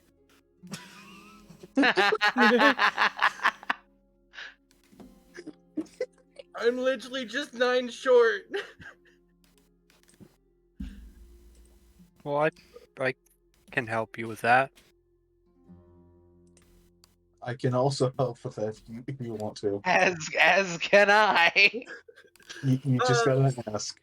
You just gotta ask someone. Yeah, Ask anybody. okay. So, I need to go to, I am, like Vanessa's like, I am literally 9 gold coins short. Can I go get someone to help me get the extra 9? Yeah, I can do that. I mean, I don't care. I get paid either ways. Thank you. And she rushes off to, find one of the 3. I don't care which of you 3. One of the 3 for 9 gold pieces. Oh, Sure. here, have the spare coin from the hard budget too. Aurella's the one. Okay. Yes, sir. Vanessa's rushing back now and basically handing off all 930 gold pieces to this guy. Well, it's 911 with silver and copper, but it all totals up to 930. Let's say, how Okay. much? Along with Michael. her taking off her Well, armor.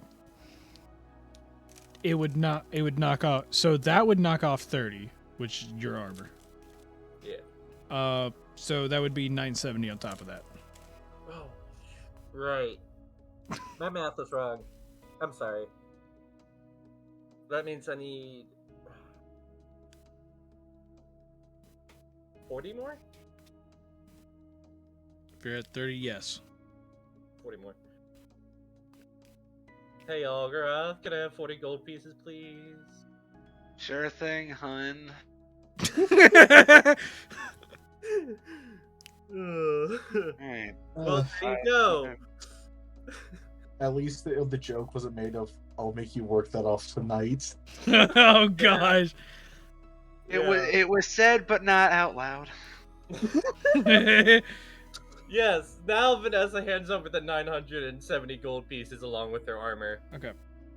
So you hand that over, and you get yourself a good old dwarven half plate armor. Just had to go to her sugar daddy. Oh, surprisingly, now I'm the sugar daddy. Isn't that funny? And I wasted all my money on this set of armor. I'm probably going to have to go to my sugar daddy at some point. Okay. You may refresh your. Oh, I forgot to mention this is considered medium armor, just so you know. Doesn't matter. my thing is medium armor. I'm Got it. proficient at medium armor. Got it. Okay. But I am over carrying capacity, so I have to drop something. So well, it's probably because you didn't. I don't know.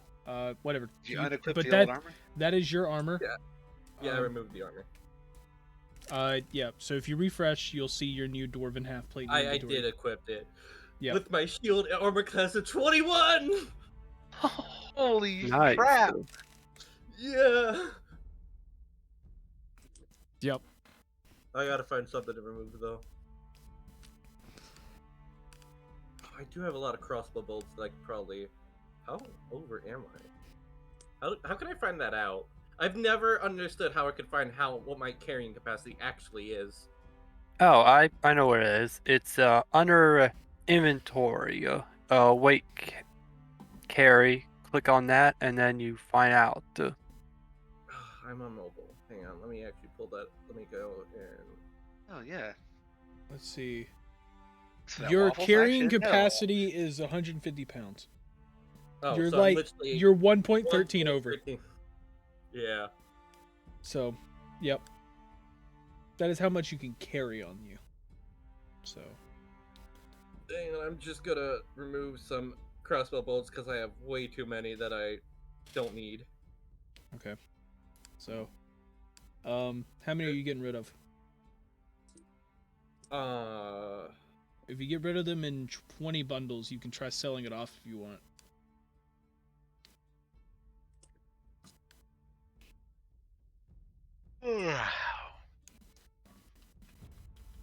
I wish I checked the number before I removed them. Oh no! Just toss them Well, out I in the am- street. Yeah, but I am now 149.78 weight carried, so I am good. Okay. Cool. So, yep, that's that. Anything else, or is everybody done with their shopping spree? Other than me. Yeah. Yeah, And I wanted my yeah, yeah. upgrades. We'll do Yeah, that yeah. later. Okay. but I'm done. Most definitely. I got zero money. Cool. Don't forget about my upgrades. Yeah. Okay. So, you're going on a shopping spree for a bit. You'll meet back up and everything. And, Olgaroth mentions once again that he's trying to find something about his upgrades. And Marquise goes, "Ah, yes. I believe I was to help you find someone for that, and I think I might know the person for that." Okay. Thank you. And- And I kind of, before I continue, I'd pull him to the side and I'm like, hey, listen, I have 465 gold pieces, and worst comes to worst, I may need some help. The only reason I'm slow on funds is because I bought this. And then I show him the ring that I bought Vanessa and explain everything about why I bought it and who it's for and everything. And I'm like, bought this, well, for a couple of reasons, but mostly because this diamond is worth 300 gold pieces. With that, Vanessa can cast Revivify. I That's- see. But for 2 reasons.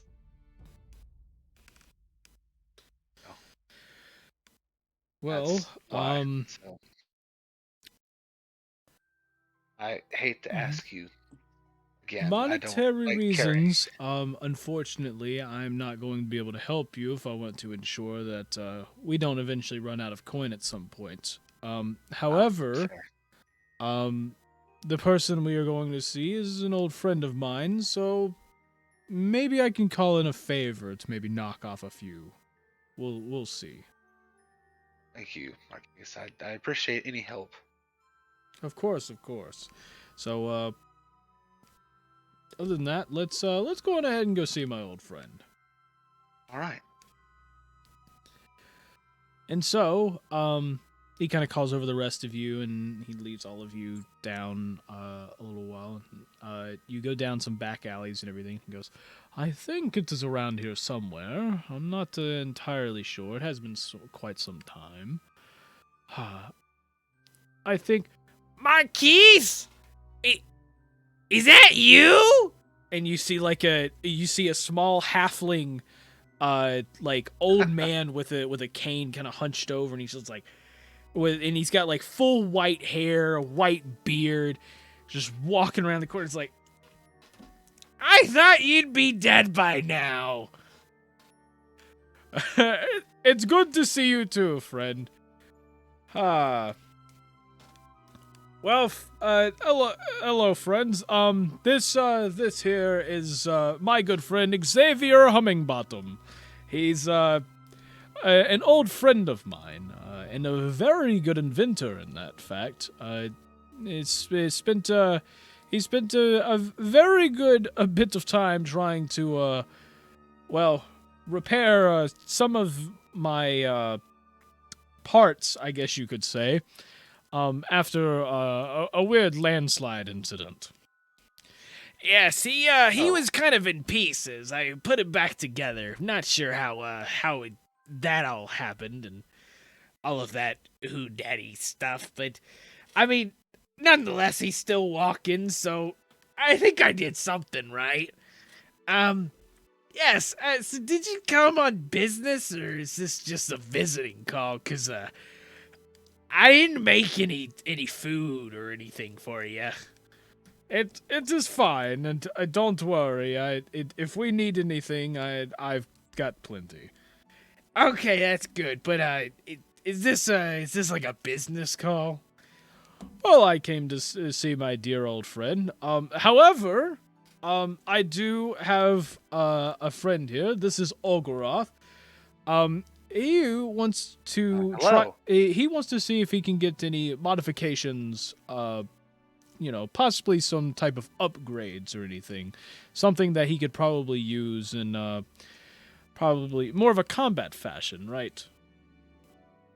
Yes, you could say that. I'm really just trying to become a walking tank. A walking Yeah. tank. Like, I have blueprints and everything. Blueprints? You've already drawn yourself stuff. Why did you just do it yourself? I didn't have the resources. And you think I have?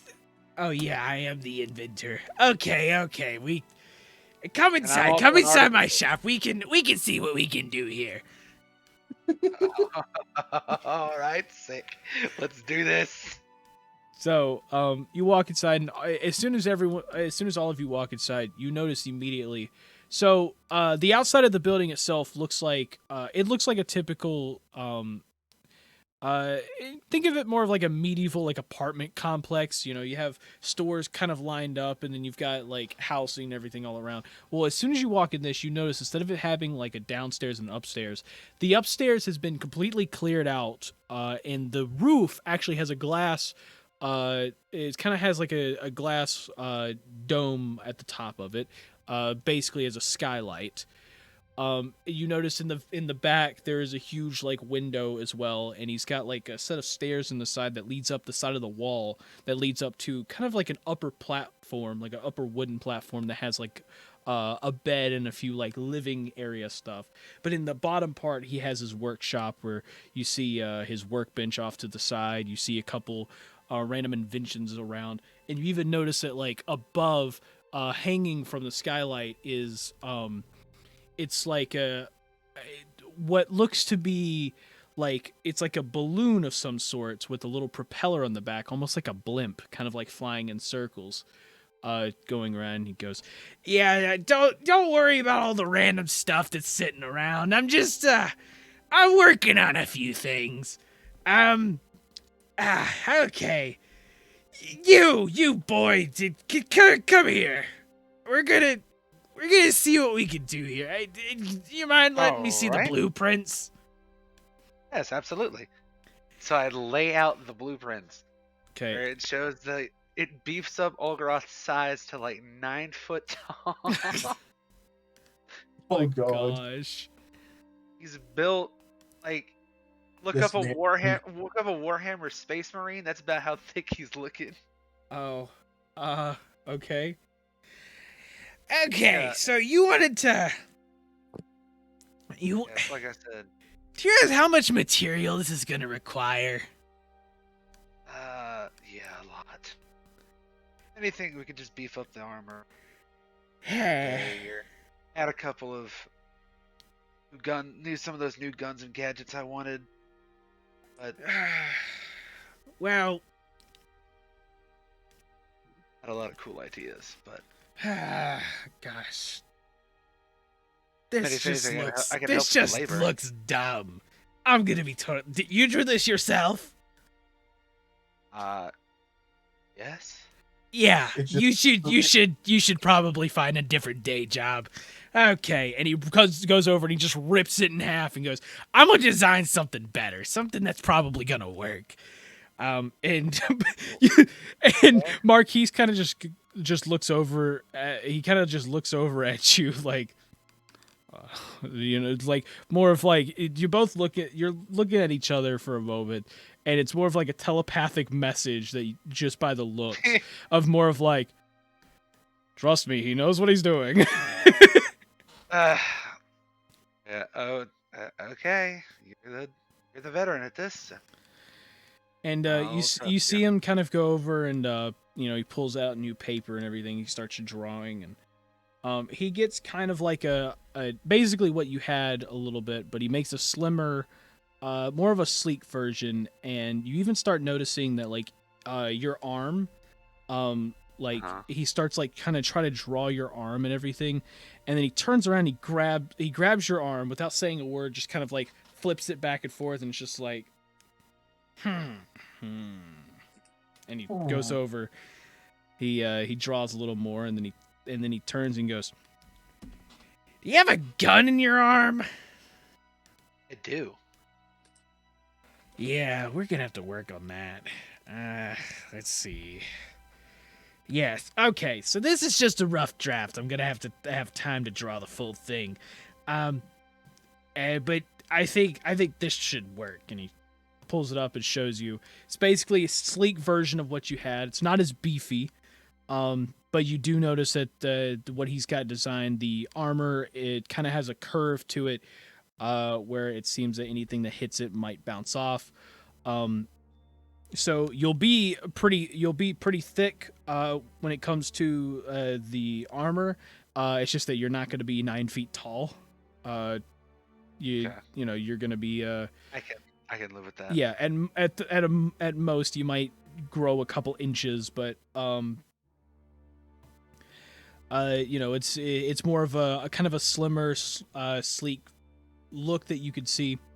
And you also notice that like he's basically drawn like a kind of like a version of like your arm, but just kind of opened up.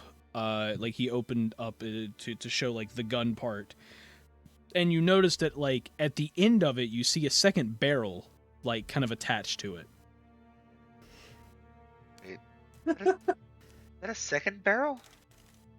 What, you're telling me you just want to stick to one gun on your arm? Man, what a loser. Oh no. I'm just looking at it and I'm getting excited. It's more of an idea, but I'm an idea guy. I like to throw things in there. Well, Don't worry. When I do the final draft, I'll figure all that out. But Okay. in the meantime, we'll just go with what we got No, here. Yeah, yes, work your magic. Do whatever you need to do. Yes. Now, I will gladly do all of this as a favor for Marquise, as you know him. But the materials, I don't exactly have all of them on hand. So I'm gonna need you to go off and get me some stuff. Like what exactly? Okay. So I'm gonna need you to well, for start, I'm probably gonna need about at least I don't know, a skilled blacksmith. Probably probably 1 or 2 ingots of adamantine, probably. Let's see. How tough did you want this thing to be again? Pretty tough. Like how tough? You mean this tough? And he pulls out a flintlock and he just shoots like a piece of metal, there's a metal plate hanging on his wall, and it just hits it and bounces off, no scratch, no dent whatsoever. And he goes, about that tough? Yes. Okay, About okay. Okay, you want that tough. Cool. Well, Yes. let's see. That's gonna be really hard to get. We'll just have to see. We'll just have to see. I will look Okay. for that kind of stuff. But I am going to have to put a few things down on the shopping list here that you're definitely gonna have to get. Yes. Okay. And he then goes and he hands you a small list of things. I'm going to actually search up the prices for a lot of the stuff before I give you the list because I don't know how much a lot of this is. All right. Well, Olgroth's gonna go back to being dead broke. Uh, More than likely.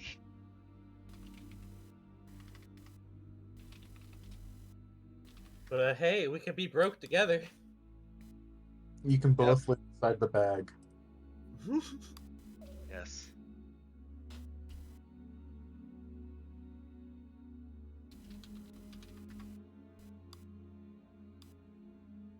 I just realized I should have asked Ugg for some help. so Ugg wants some books. That is true. Yeah, we should let Ugg get his books first. Or I ask him for financial help. I am once again coming to you for financial help. I'm once again coming to you for financial advice and support, please.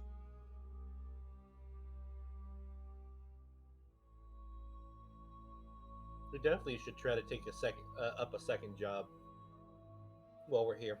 I'm gonna have to take up more jobs before I leave. I have to settle my debts with society.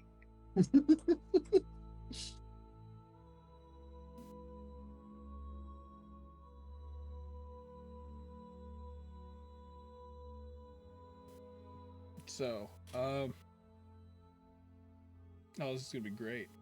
This is gonna be great. Oh, this is gonna be fun, isn't it? And that Yeah. means you're going broke. Oh yeah, very much going broke. So let me pull up something here.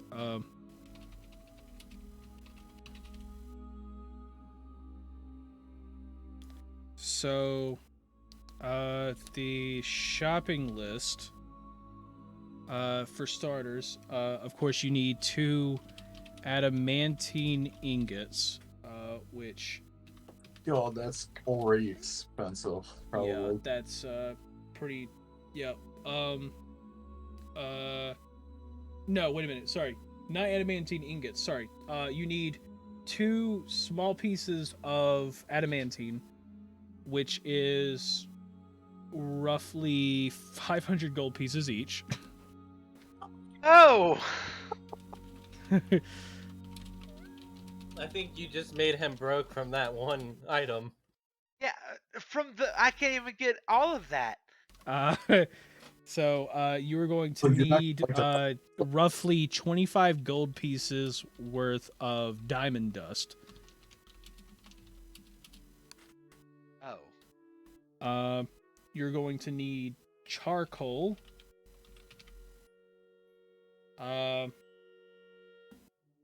Yeah, let's see, charcoal, about 10 gold pieces worth. You're going to need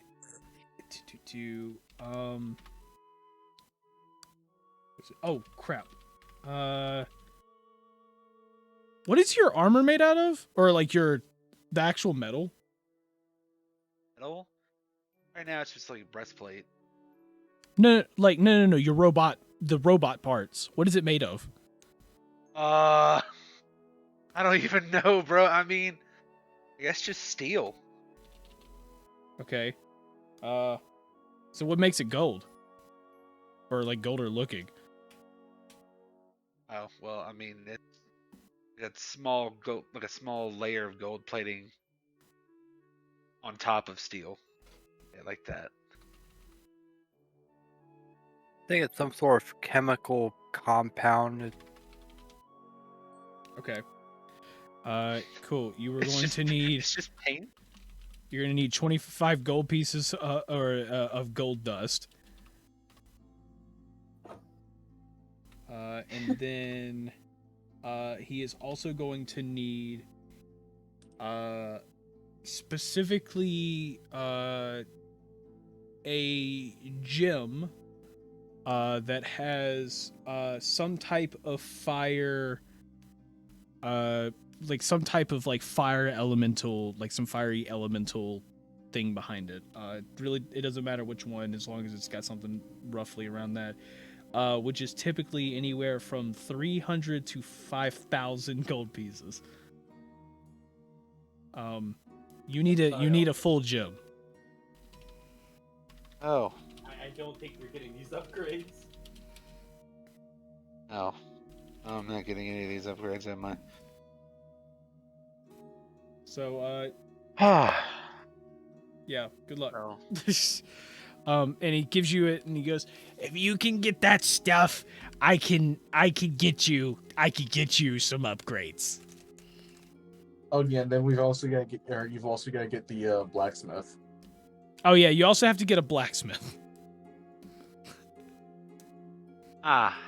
I guess I can help with that.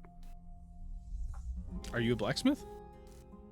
Yeah, I'm proficiency in smith tools. Remember when Wait, I had so do the I. yeah. Okay, well, I mean that's convenient then. You don't have to. Yeah, Yeah, well, that saves a little bit of money. that saves a little bit Top of money. of the thousands of gold pieces is going Well, to cost me. I even mentioned how I became a journeyman. Well, Yeah, but what? good luck in your search for that stuff.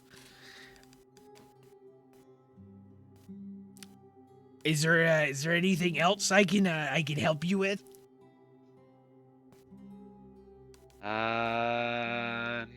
No. I think that'll be it. Okay, well, Alright. since this is a business call and not a visiting call, get out. Scoot, go, shoo. You're not guests here. You don't get to just stay on the couch. You gotta go. And he starts like motioning all of you out, and Marquise kind of like goes with you, and you get outside, and he goes, "When you get the stuff, feel free to bring it back. If you need anything else, well, it's not like I leave this place." And he shuts the door, and Marquise just like, "Well, friends, I hope you enjoyed my good friend."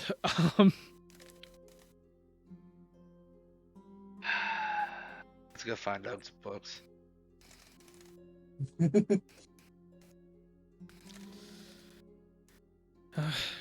Well, in that case, let's head off, and then you'll head off. So, you finally look around, and you look around for a little bit, and you eventually come across a bookstore. And as you make your way in, you can, you make your way in, and you see this, you see a young man going around sorting the books and everything, and he's just like, "Where have these gone? I had the first in the series of this, the second in the series of that, and none of these are making sense. Huh. I don't know where my books are going." Well, And- this is fun. Yeah, and like he starts putting more books up and everything as he's sitting there trying to like figure out stuff, and he eventually hears all of you, walking in. He can hear the loud clanking footsteps of Olgaroth and Marquise, and he goes, "Oh, hello. Yes, please come in. How may I help you?" Yes, I'm looking to see if you have any unopened rune books. Rune books. Let's see. I think I have a few. Any in particular you're looking for? I guess mainly the wind right now, and if you have it, maybe the lightning. Okay. Let's see. And he's looking around. He's like, "No, that's used. Give me a second. Let me go check in the back." I'm gonna go check in the back real quick. If you could just give me just one moment.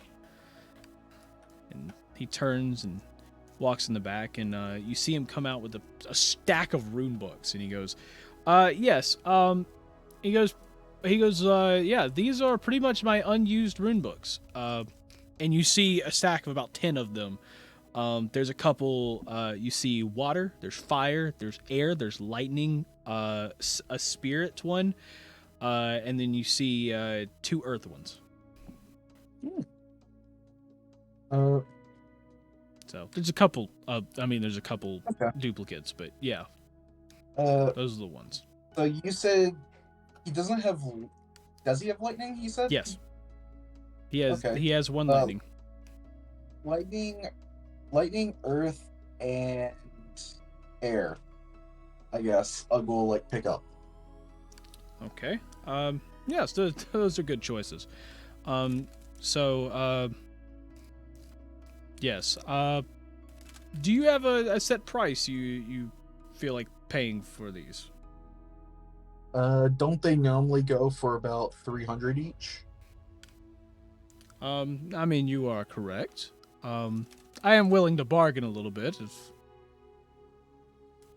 I have a lot of books here, as you could probably tell, and I'm actually getting a little overstocked. Except for a few. I'm actually having some missing books. Yeah, it's That's a Same bit weird. books? yeah, I don't know why. It's as of late, last week or two, I've been noticing random books missing, and it's like it's a weird pattern going on. It's like the first of a series will disappear, and then the second of a different series will disappear, and then the third of a different series will disappear, and they're all like different types of magic books. Like one of them was the first one I think I saw disappear was about like it's like the lore of like necromancy magic. The second one was about conjuration. It was like a bunch of conjuration spells and everything. And just recently, I ended up it went all the way up to through through the 8th of a certain thing, and it's now gone back to the first and second sets. And I'm missing the first volume of the Conjuration School of Magic. I don't even remember what the title of that book was. But I'm missing that, and then there was another one that was based on it's like creating it's about like that whole series is pretty much about like taking magic and being able to embed it into items, like not exactly like engraving like a sword or enchanting a ring or anything, more of like being able to make machines around it and everything. And I've noticed the stuff has disappeared, and I don't know where it's going or who's taking it. It's I don't know. If you find anything, God. I'd glad to, I'll gladly, I'll gladly pay you if you could find anything on it. But If we hear or see anything, we'll definitely let you know about that. yeah. Why? Oh gosh, why does my headcanon for Morgoth sound like it's about to come true? Okay. Well, so they'll be roughly 300 gold pieces per. No, I'm not gonna bargain with this man. I'll just take him at the 300 each. So that's 900 gold pieces. Okay. So, of course, he takes it, and everything. You give you your books, and then he takes the others, puts them in the back, and he walks back out and he goes, "Okay, is there anything else I can help you with today?" No. Unless anyone else wants anything. No. No, I'm good. Unfortunately, I'm broke.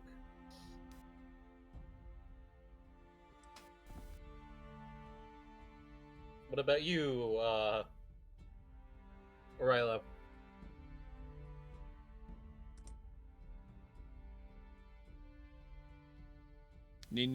Trying to get anything, Arilo?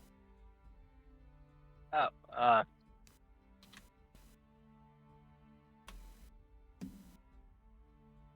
Huh. I'm guessing there was only one lightning rune card. I mean, book. Yes, there was only one. He just bought it. Okay.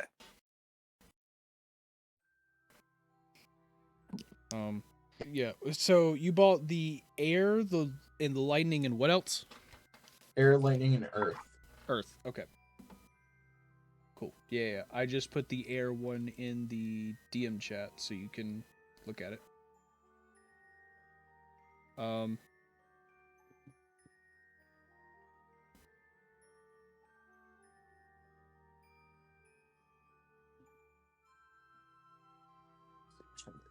Lightning. I did. Air. I'm currently getting my stuff set up here. So. Huh.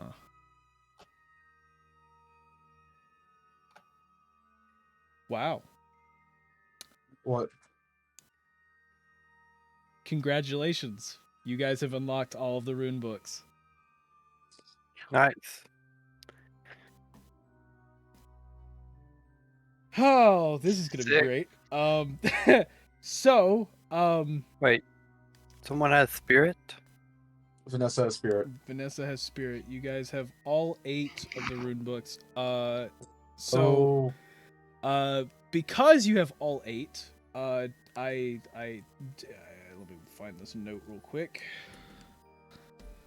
Let's go. So basically, as you go through, because you're immediately opening the others, right?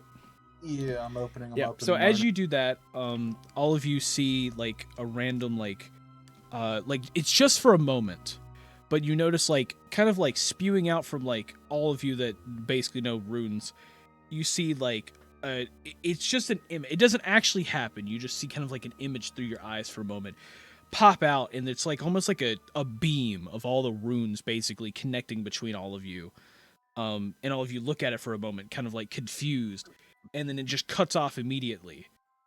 And then you hear the door open to the shop, and you see a hooded figure walk in. It's a black hooded figure, and as you try to look like into the hood itself to see the face, you don't see it at all, and you just see someone walk in with like a scythe in his hand. And he walks up and he goes, "I see you found all 8.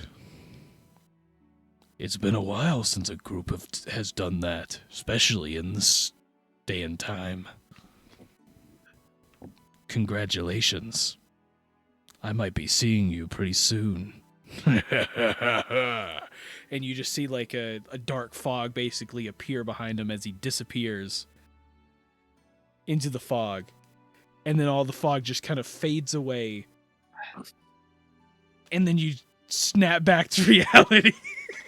Snap back to. Oh, Is there goes that gravity. the Grim Reaper?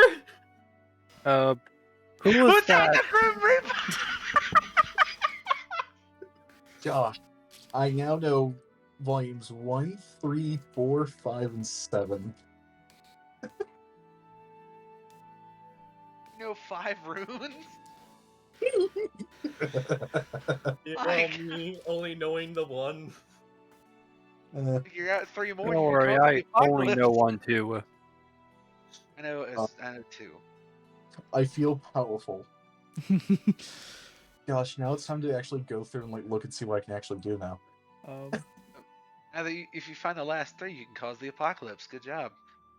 Oh, cool! I can. I immediately pulled up Earth. I immediately see small boulder. I'm literally Sigma. Yeah. Why did a name pop up? What? What? Yeah, like a name popped up, like far.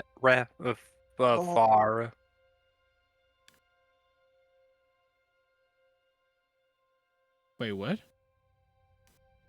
Yeah, earlier your thing like for a split second switched to like OBS. Yeah, like right there. It switched to OBS for a second or something. It's swapping to OBS. Like just for like a split second. I think it's glitching. Like my OBS is doing something weird, or the Discord stream. Discord Oh, stream. okay. Yeah, I have no clue. That's weird. So you said it's OBS, like it's showing the OBS screen of our stream, or is it showing the Rafage thing on my desktop background? It did that the one time, and then the other two times it showed like sliders and all that, and a little stream view in the middle. Oh, wait a minute. Is it doing it now? Or wait a minute, like this, maybe? I don't know. Whatever. Who cares? No. Okay. So moving on. You kind of get a bearings together, and you see the guy kind of standing there. He goes, "Well, if there's anything I can help you with, I'll gladly help you with it. But I'm actually I'm actually about to get back to work and start sorting books again." Okay. I hope you find the books that have gone missing. Yes. Thank you. If you see anything, I'll gladly want to know where my missing books are going. And you guys kind of turn, start to get ready to walk out, and you just see Yorn kind of like looking through his books, and he's just like, guys, What? Yeah. these aren't just random missing books. These are...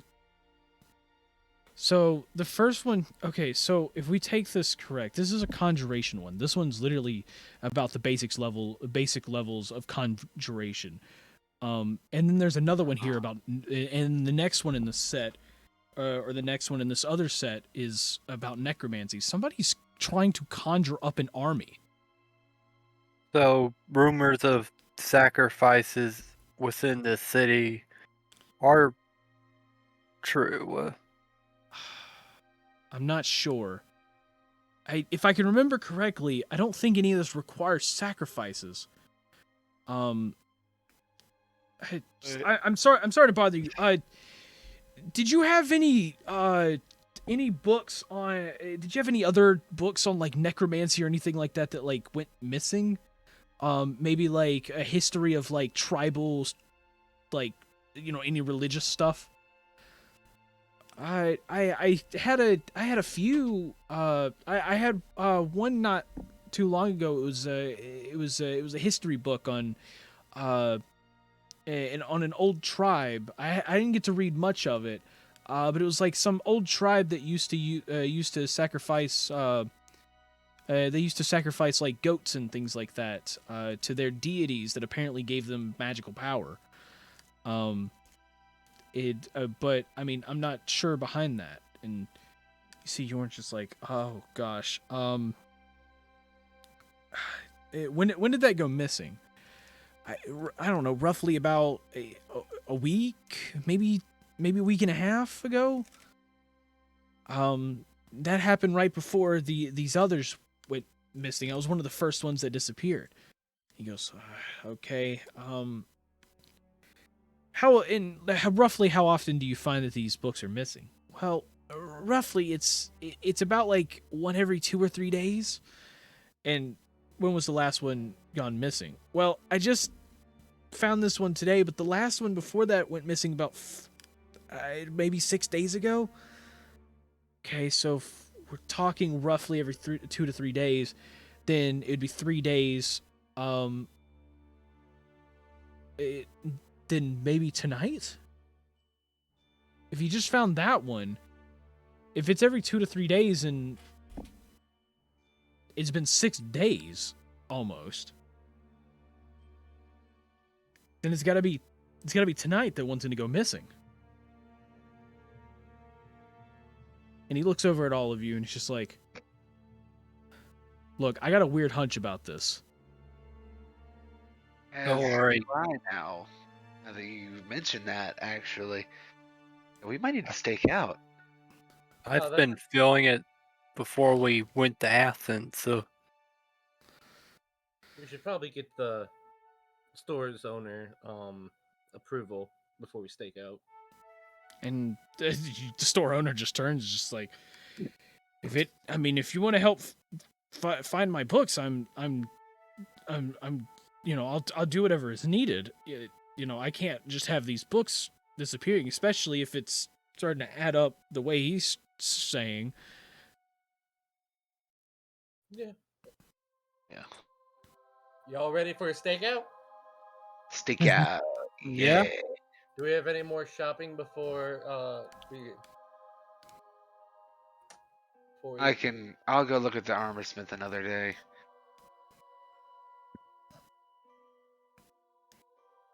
So,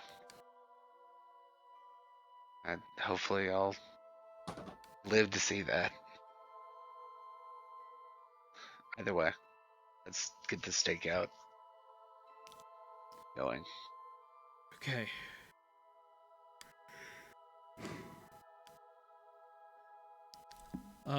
Well, with the stakeout, how are we gonna do this?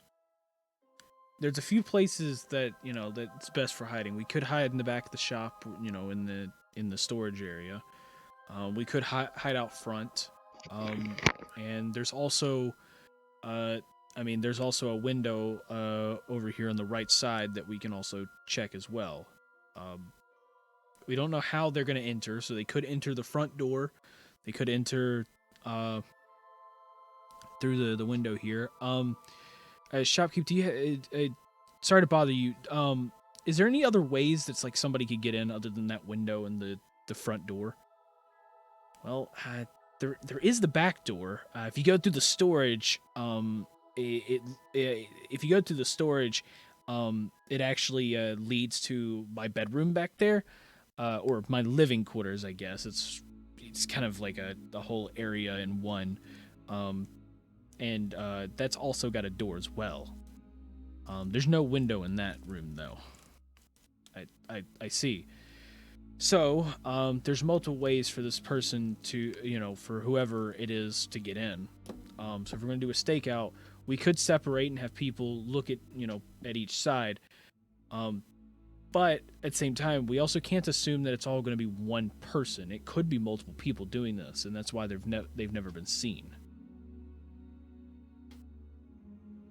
How many entrances are we accounting for? Roughly 3.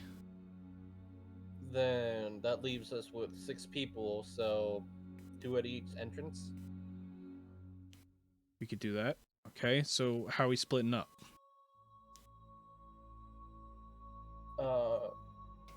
Who do you want to split up with?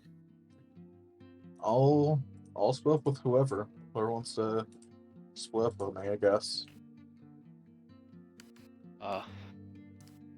Just for the sake of convenience, we probably need to stick one. We should probably stick one fighter with one mobile person. Our.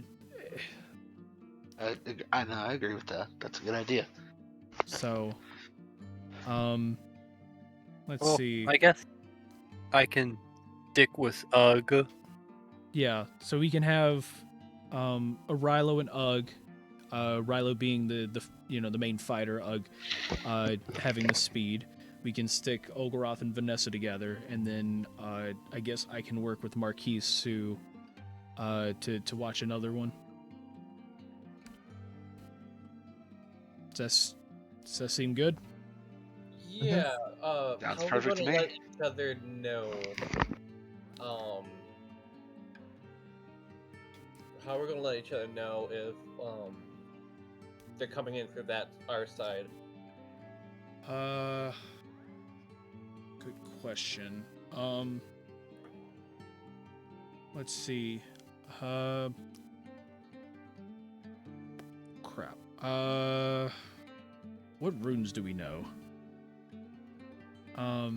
Yes. I know the spirit. I know the fire and the lightning. Fire, lightning. I know five of them. Yes.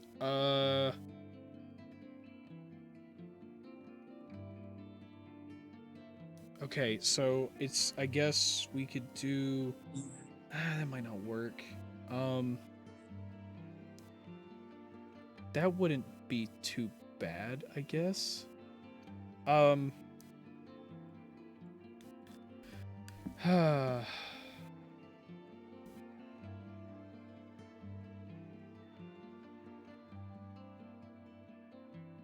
So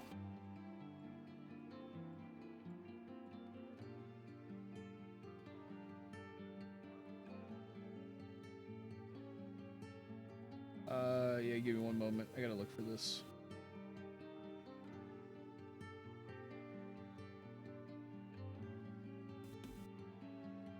Okay, so the building doesn't look that big. So luckily, luckily we don't have to really worry about too much.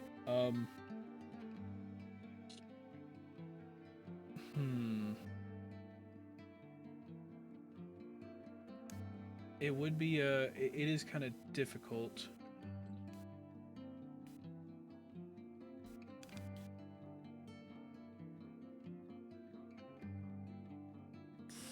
Let's see.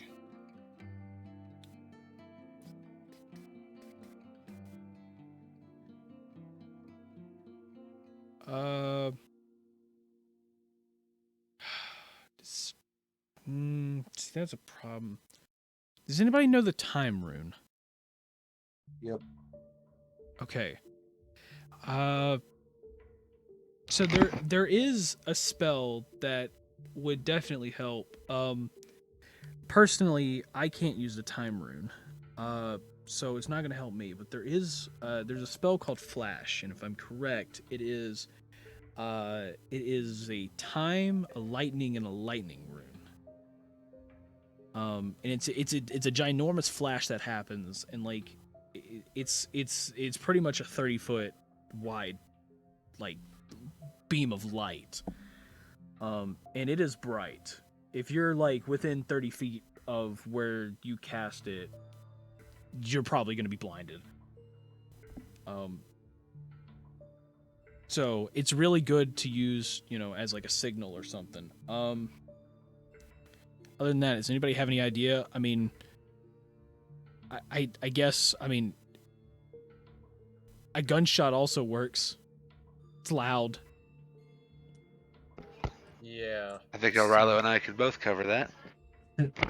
Yeah. So the only downside is if we use something like a gunshot, we may risk pulling guards in, and the guards may think that we're the thief. The thing that I could possibly do is a weak familiar. That also works. So if we could at least catch them, or at least stop them long enough for the rest of us to get there, we should be fine. Well, that's all saying if they only go through the one entrance and aren't gonna go through multiple entrances. That's true.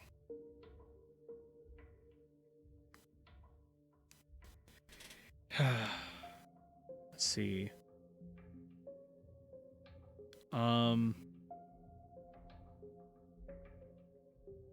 Vanessa, you know the Yeah. spirit rune, right? Yes. Oh gosh. Okay. I'm going to teach you a spell. It's this spell it can be very dangerous, okay? Yes. So you need to use this very cautiously. Of course. Okay. So the spell is called the Runic Prison. Basically,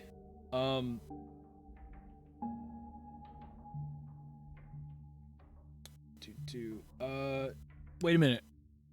You know the time rune, right? Yes. Okay, you can also cast this. So, I think. Wait a minute. Actually, I have to look at it. I have to go look at this.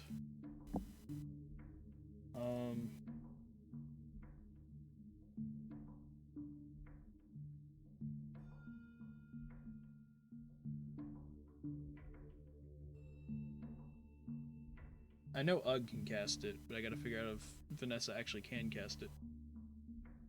Oh yeah, she might not know enough runes to. Yeah. I mean, I know of all the runes at this point. Just No, it's a matter of you have No, to you actually. have to actually have the basics of all the. Yeah, you gotta have the basics. So many. yeah, I don't think I can cast it since I only have one. Because I think you need. Yeah. So you have to have knowledge of 5 runes. Oh. So only Ugg can cast it. Never mind. So, Yeah. Yeah. So, Ugg. Let's see.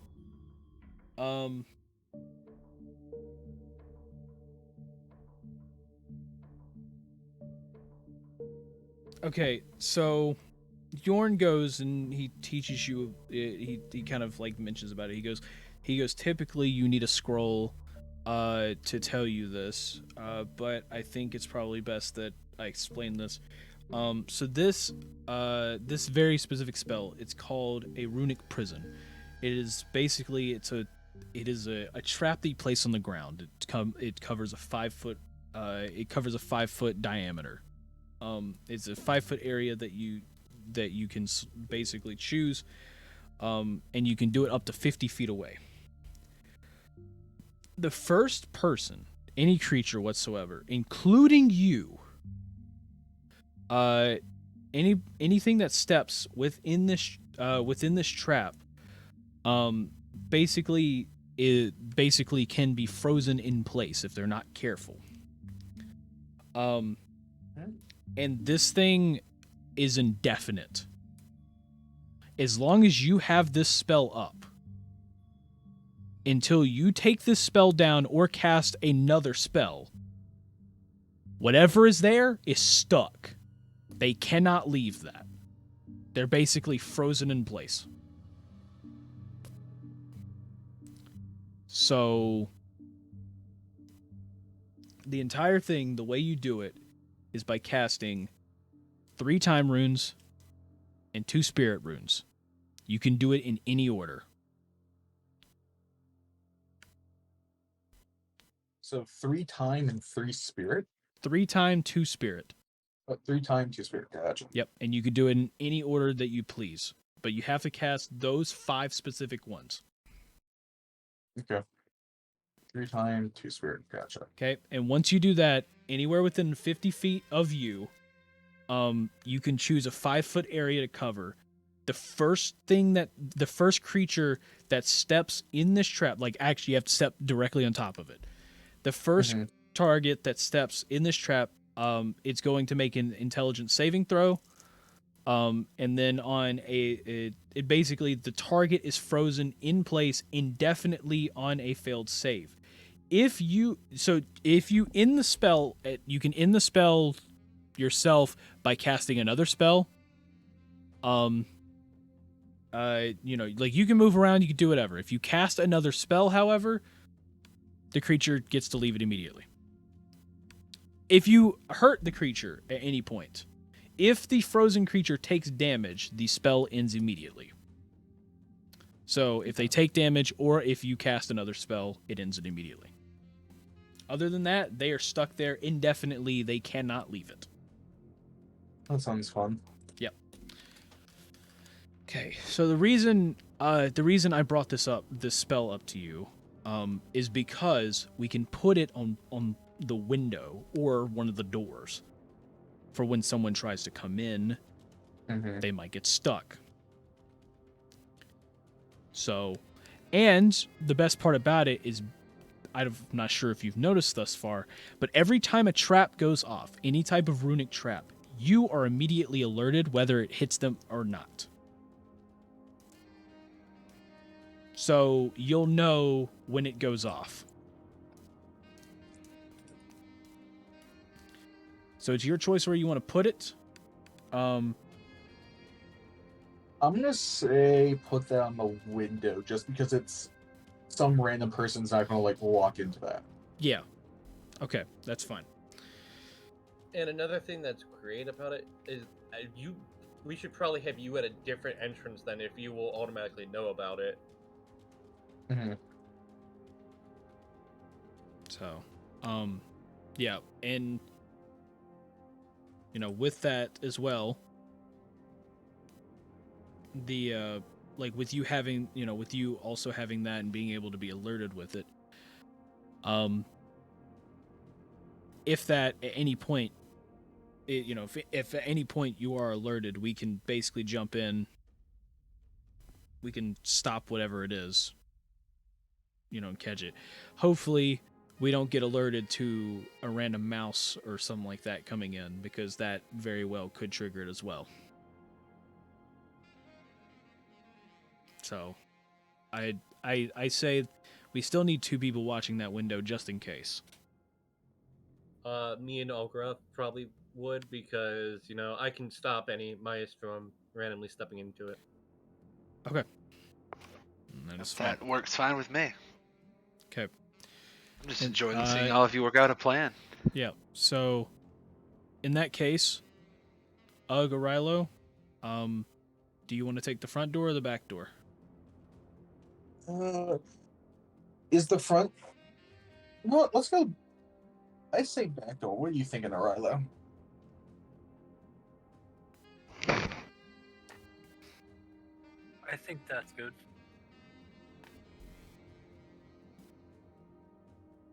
Okay. The front. Well, in that case, we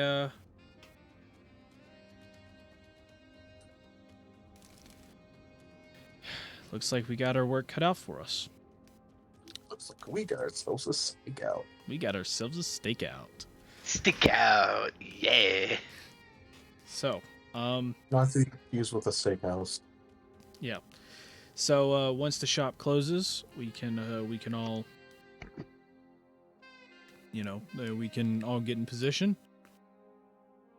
In the meantime, is there anything else that any of us need to do?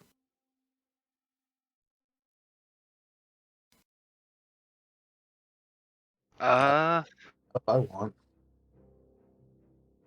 Well, I mean, how much time do we have before the store closes?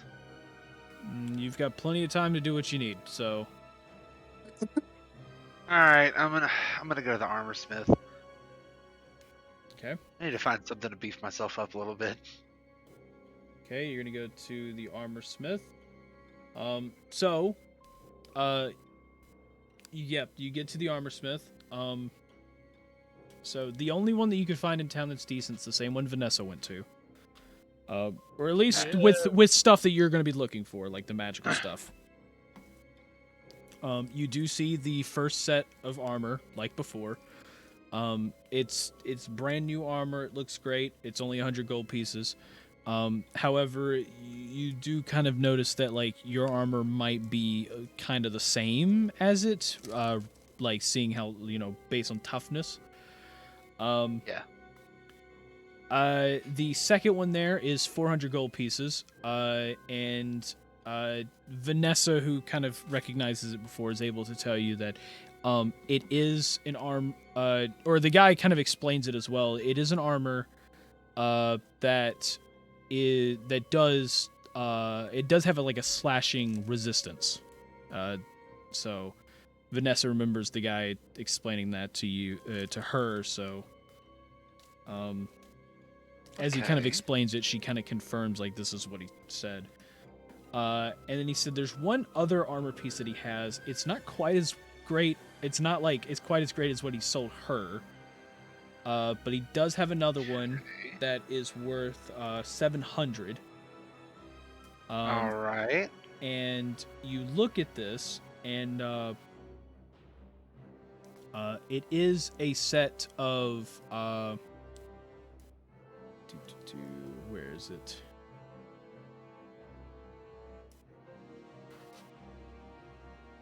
Wait a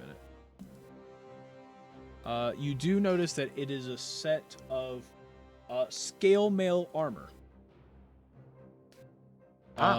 It is made with some type of reptile scales, not quite as well as dragon scales, but you do notice that they are tough scales. You could say that it's a little. You could say it's about a good in between a crocodile and a dragon when it comes to toughness.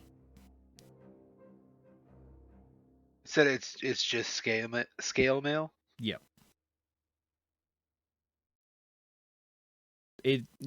Other than that, you're not sure if it has any like.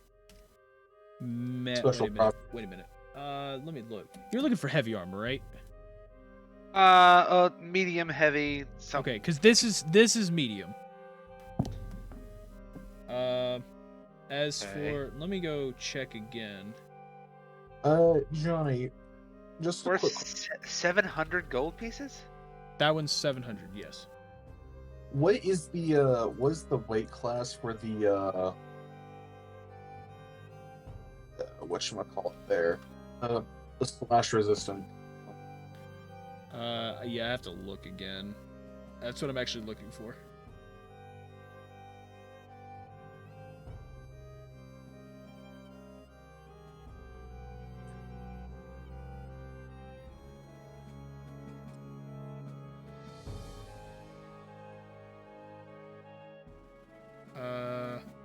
That is heavy armor.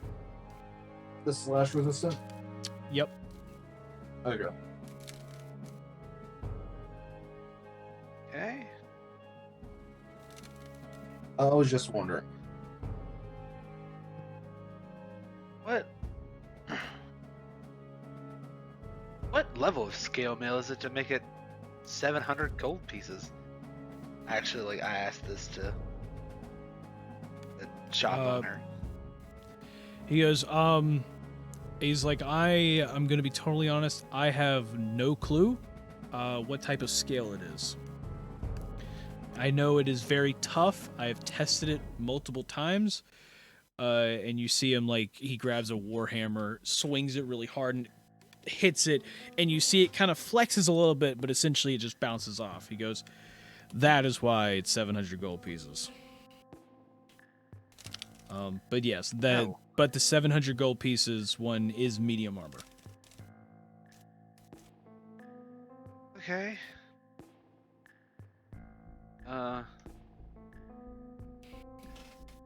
What if I give you? Let's see what I have to give. Trade here.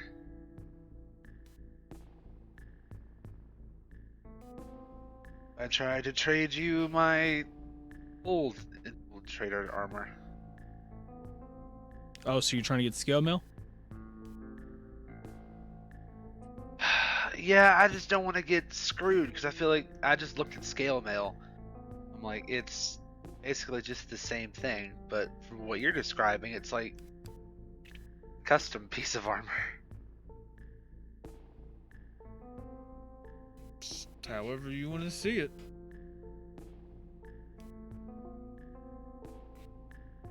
And does this thing have any magical properties or anything? Magical properties for technically yes, but it's more of just protection, not really anything out of the ordinary. Okay. Here, what if I... How much would this breastplate take off?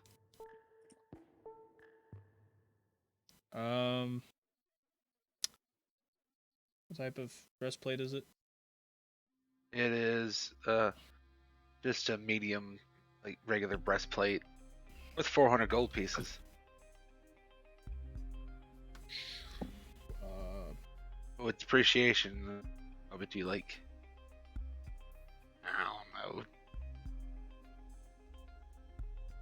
I'm actually trying to look through your inventory. I don't see It's called the Arcane Infiltrator Armor. I just changed the name of it. Oh, okay. Yeah, it's just yeah. Here, I'll remove the customization. Yeah, Yeah. it's just breastplate. So he goes. Common. Yeah, he goes. I could probably with this knock off maybe 100 gold pieces.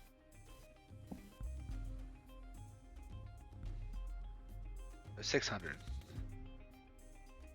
So yeah, I guess it would be 600 at that point. All right.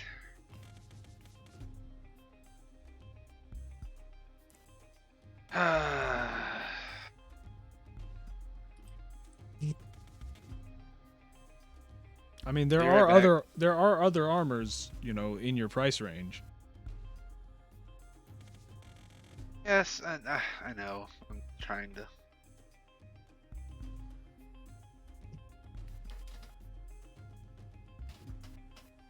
And which armor is within the price range of like, I would say like 460 gold pieces? Would you say would be like the toughest? The best thing I Trying to have stick to- for roughly that is this set of heavy armor I have here, which is basically it gives you the it gives you a resistance to slashing. If I have to make a It is heavy suggestion, armor. Aldo, I'd say get that and turn your armor in. That's if I have to make a suggestion. Get the slashing damage one. Yeah. hmm That way you at least have a resistance to something.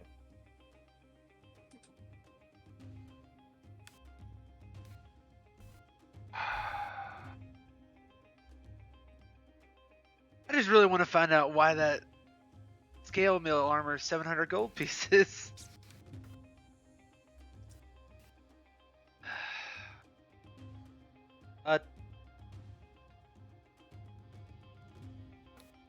Well, no. See, I know I need medium armor, and I won't have my advantage on stealth checks,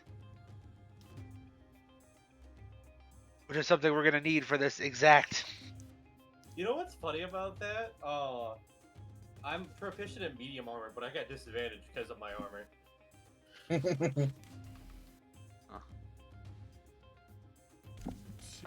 Which I don't understand. I if hate decisions. Yeah.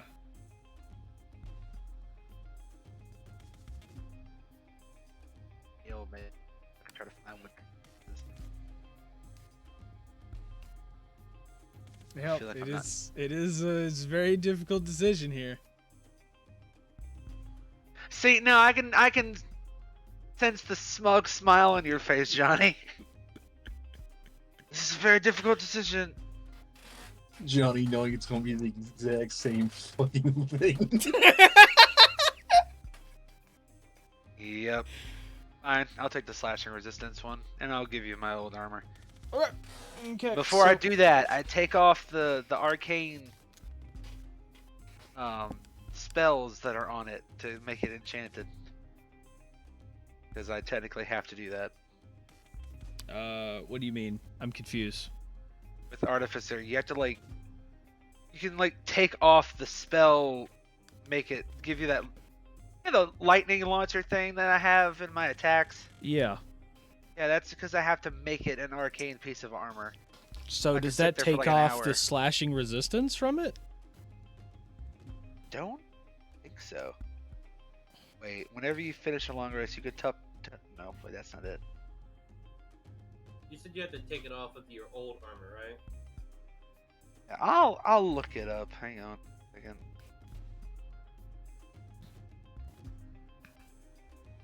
I may actually have to buy something.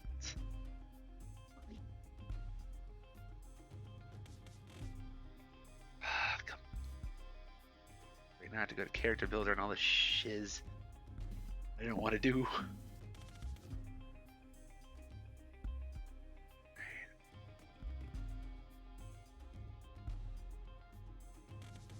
Arcane armor, metallurgical pursuits.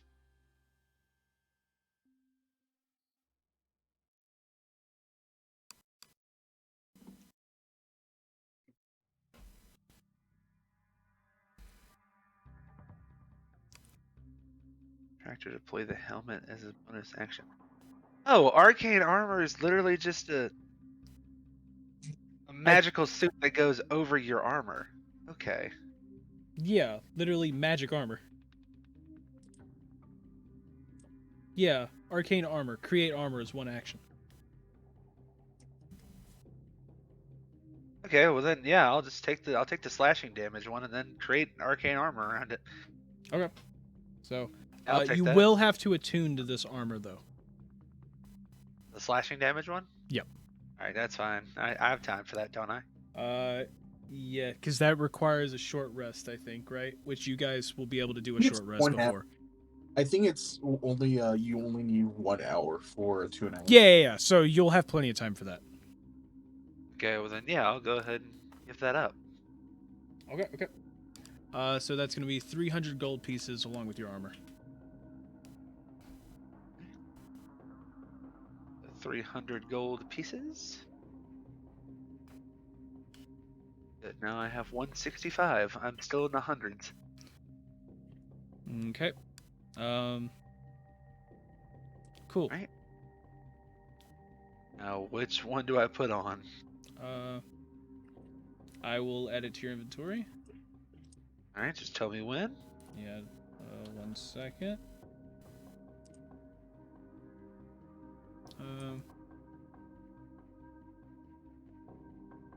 Cool. So yeah, and I'm gonna go ahead and attune it because y'all are Alright, taking cool, that thank time you. anyways. Alright, So should I go and refresh the page? yep, going ahead. So, he has done that. Yo! Okay, cool. So anybody else want to do anything? At least I don't have a disadvantage, you know? Does anyone want to go kill some rats? Oh yeah, No, we could. no rats. We could end up doing the one job of the. No rats. Not again! Not again. Not again! Not again. Not again! So many rats. I'm sure they're not like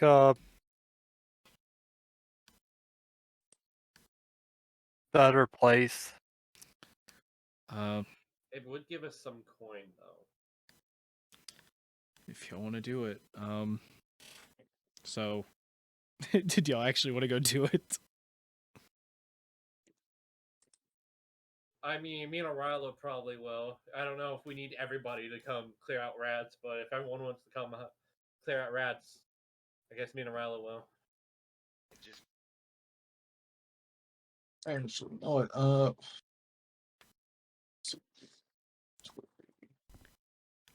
everything has a. You know, one last thing before I need air. Is starting to run a little bit low. It's not like you've got the lowest amount, but you could use some arrows. Just 2 bundles. Okay. Yeah, so you get 2 bundles. Yeah, let me check real quick.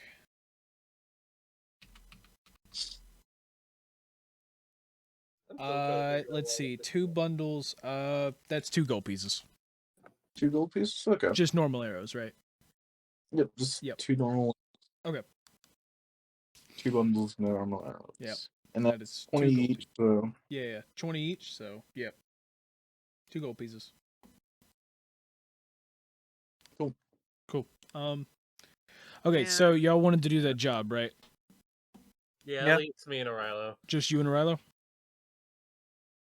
Okay. Is anyone else joining us, or just me and O'Reilly?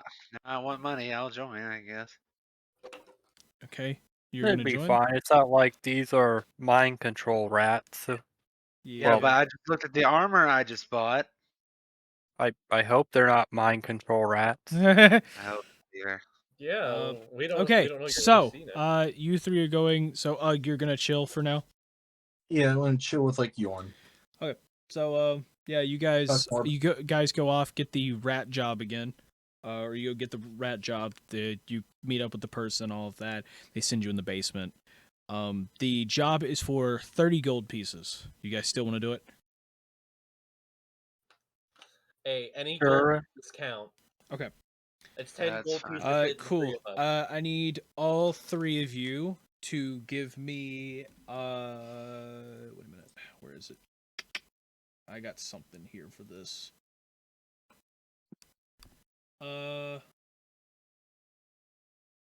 I need you three to give me a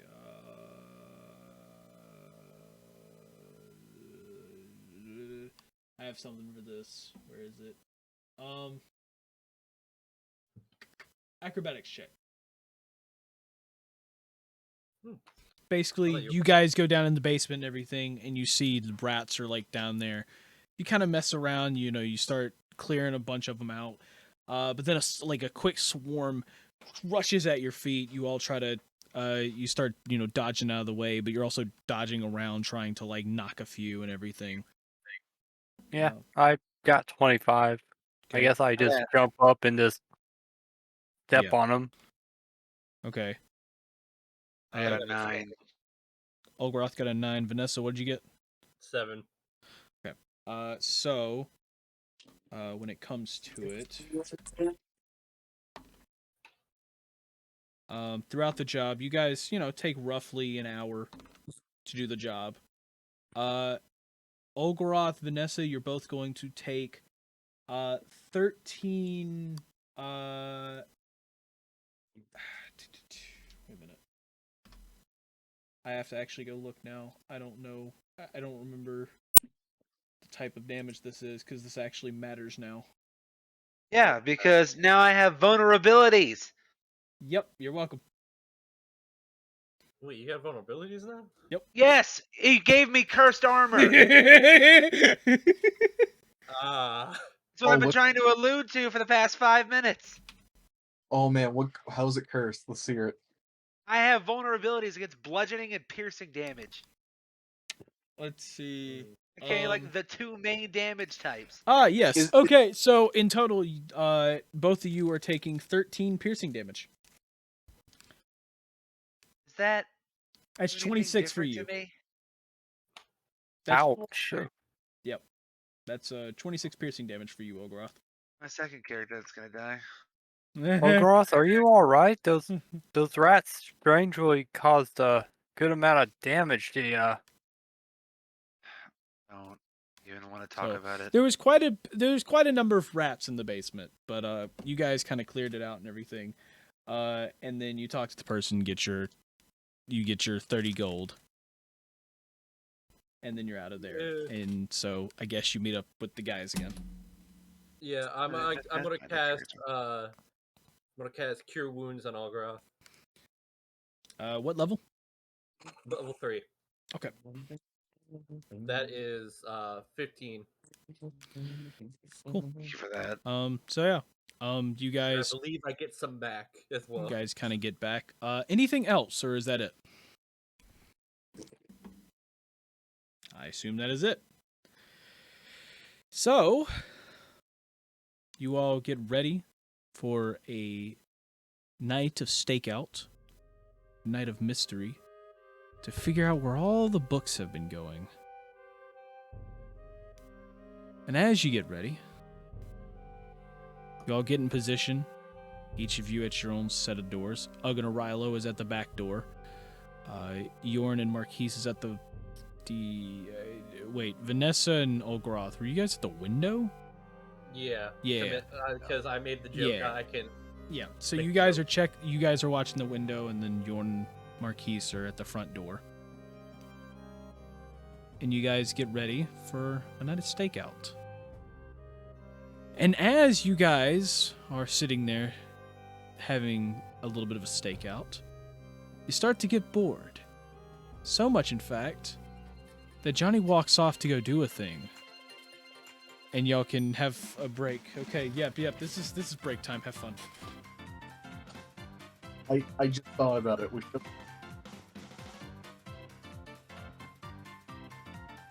Well, you know, I just texted it to you, Travis, but get ready for more trauma.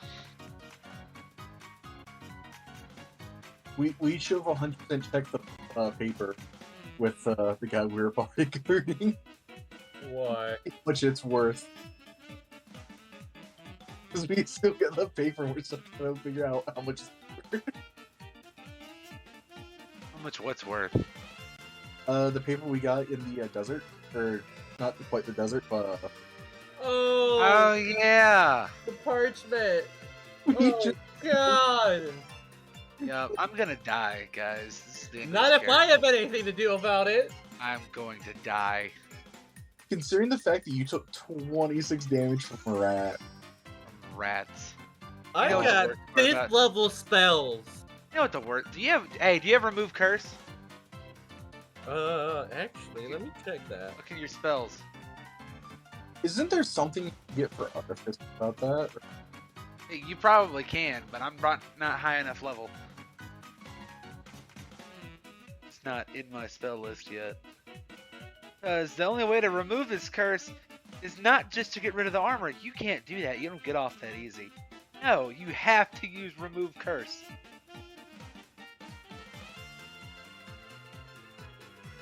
Yeah, about that. I don't have that. Yeah, actually, funny enough, I fucked up. Or What? I was not supposed to give you that armor. Okay, well good. Then give me the other armor I was supposed to get.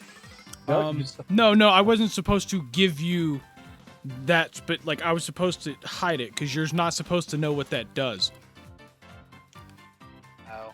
Like you know that there's a resistance on it, but you're not supposed to know what the curse does.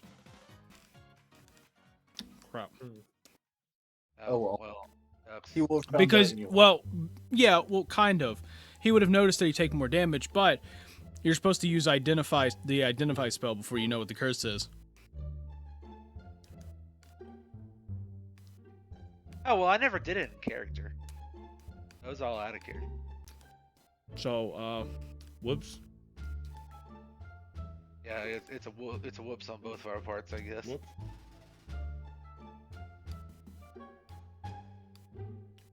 Yeah. Yeah. So. This armor Yeah, is neither cursed, a fact that is revealed only when an identify spell is cast on the armor, or you. Oh, wait a minute, no, or you attune to it. Never mind, you know about it. Whoops, I didn't read that Okay. part. Well, then, I yeah. didn't see that part. Yeah, I didn't. Okay, so yeah, Too, okay, so you know about the too curse. pissy Cool. about the fact that my armor is cursed. Yeah, I'm supposed to have the remove curse, but I don't know why I don't have it. It's a 3rd level and available for clerics. I'll look into it. Mhm.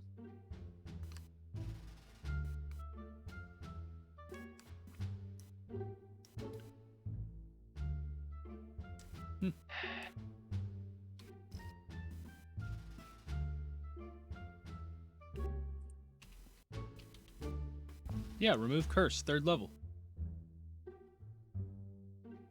Yeah, I Oh, looked you at my must spell. have it. Looked at my spell list, and it's not there. Is it Yeah, available for other I- artificers or paladins? Oh, I literally see it under the cleric stuff. I see it too. As soon as she said I see it, I'm like, yes, I see it now. So It was right under sorry, right above River. I just searched it up in the search bar. Okay. I Well, next time we get a long rest, can you do me a favor? Yeah, Change up some spells. identify just lets you learn about the curse before you decide to attune to the armor. Yeah. So I didn't read the part where like when he attunes to it, he also knows about the curse. So Okay. I just knew that the curse only applied once you attune to it. So Ah, yeah, I see. Actually, since we did a short rest, I can change my spells, right?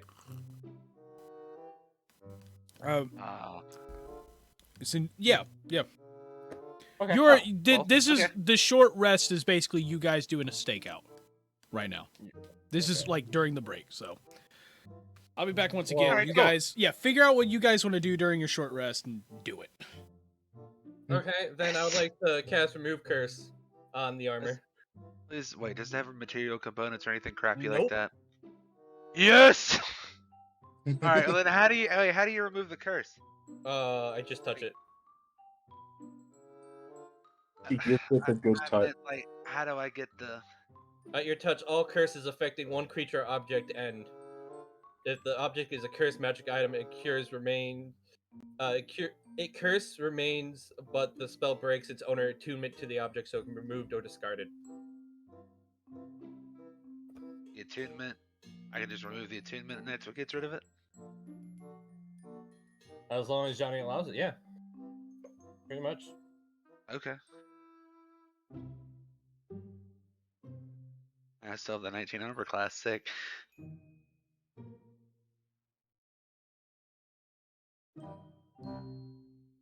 Laughs in 15 armor class.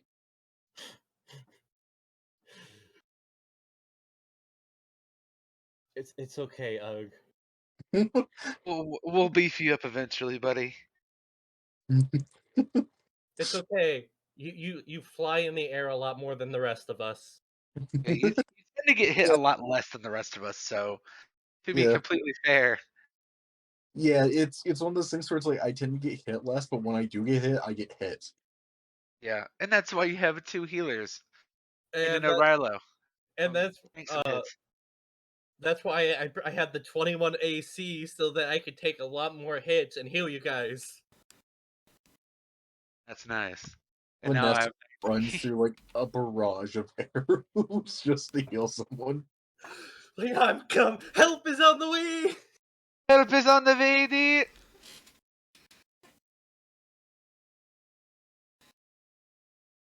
Oh yeah, sick. We all got upgrades. Yeah. Let's see. Upgrades, people. Upgrades. Okay, Also, so I the removed the curse. I see the remove curse. Well, are you? Wait a minute. You're. So the way this is looking is the curse remains on the object. It's just that your attunement goes away, So Yes, which Okay. gets rid of the vulnerabilities. but it also gets rid of your resistance. You have to attune to the object to get your resistance. Okay, well then I You have still get 19 the armor you class. still get the AC. Yeah, you still get the armor class. You just I don't think get. that's what he was going for, anyways. I don't care. I just want the So, armor class. I believe that's the case. Yeah, no, I think that is the case. Let me look. I'll have to look. Yeah, because it's just my basic. Because if need be, if we could always return it and get like a different armor. Hopefully. Part of me wants that scale mail armor now. Mm. Well, let's deal with the stakeout first before we. Oh yeah, we're not. Yeah, I'll deal with that another day. Wonder Really? how much extra he'd get you to pay for the skill. Wait, yeah, no, it's literally just gonna be common scale mail armor. No, yeah, I'll just take my 19 armor class and go.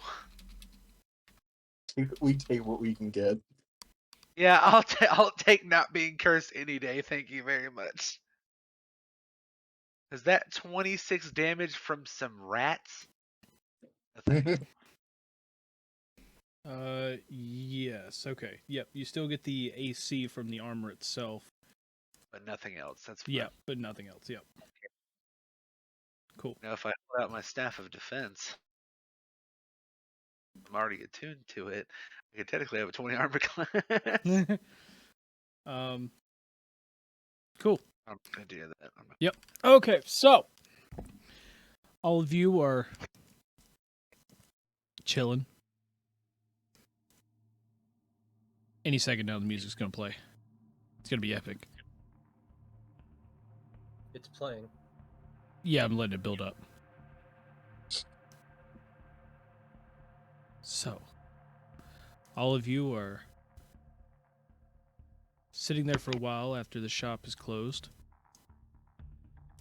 And you're looking over, watching the doors and window like a hawk.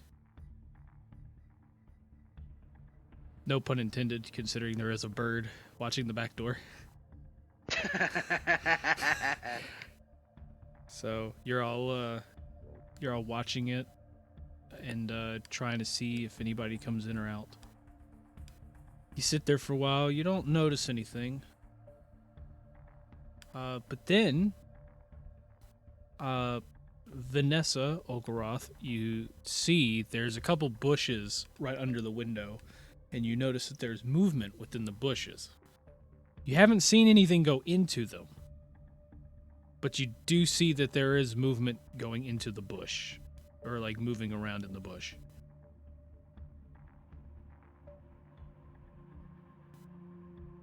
Vanessa, see movement in the bushes. Vanessa just kind of like nods and stays quiet, pressing up against the wall some more. You then notice something kind of reach out at the top of the bush up toward the window. Kind of push it up a little bit. And then you see a small shadowy figure, roughly, like an actually like a small built creature, kind of like the size of like Yorn, kind of like a roughly goblin halfling size. Kind of like push it up and start to climb into the window. Vanessa's gonna tighten her grip on her long sword. So, and then it makes their way in. Tell me wait the room. So they make their way in. As soon as they make it inside, you get an alert from the rune going off. I need you to give me the big ol' what is your spell DC?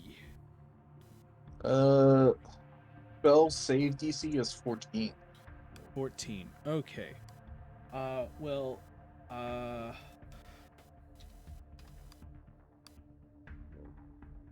have to go check this now.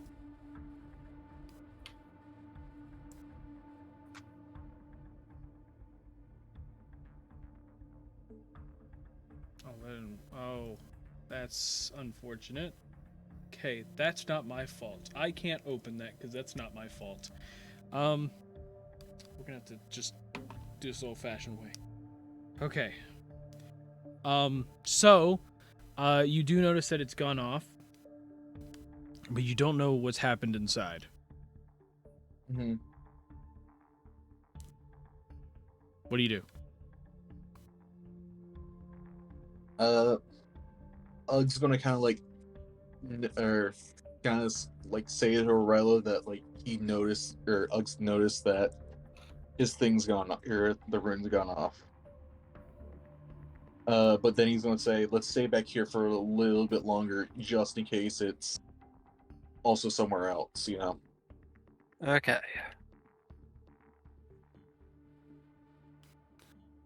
So, that happens.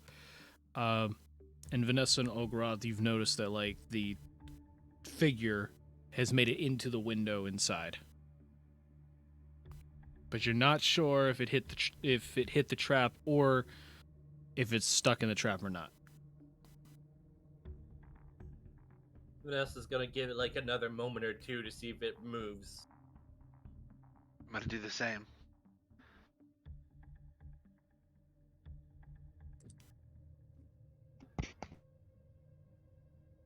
So you sit there for a moment. You're listening in, and then you see the bush starts to move again.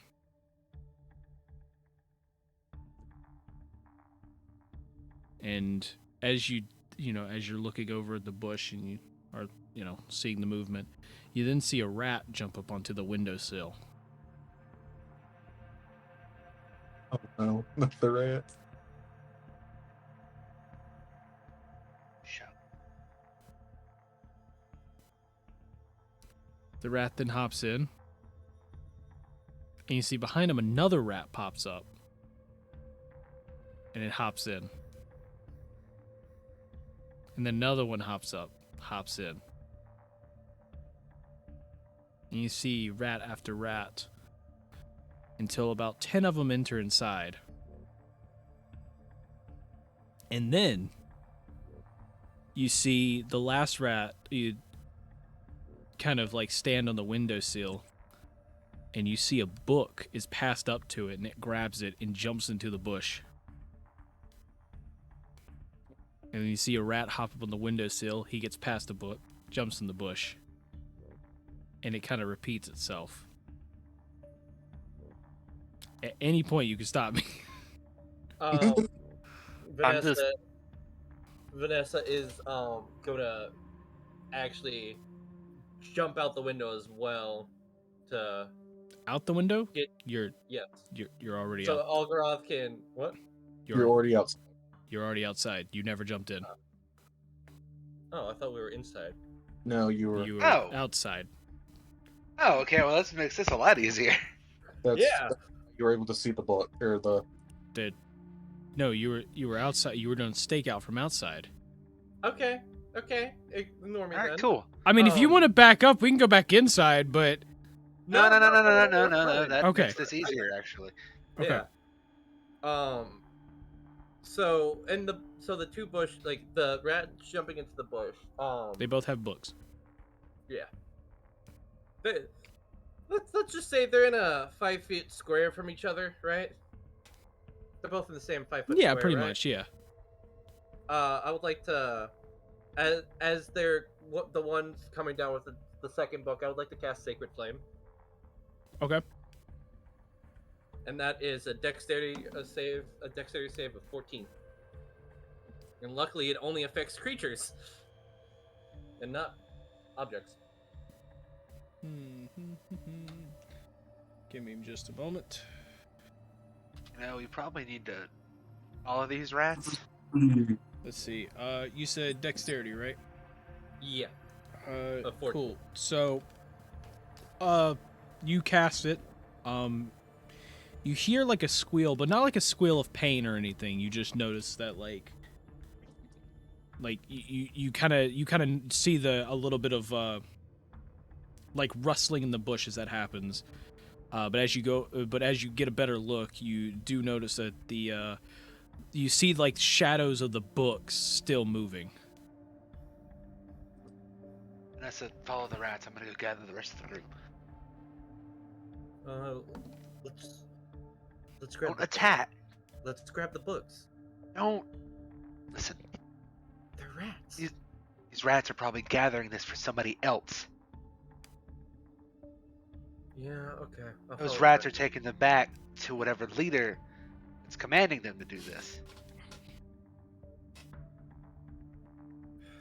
Do your best if you can, please. Do your best to follow them. I'm gonna go gather the rest of the group. Yeah.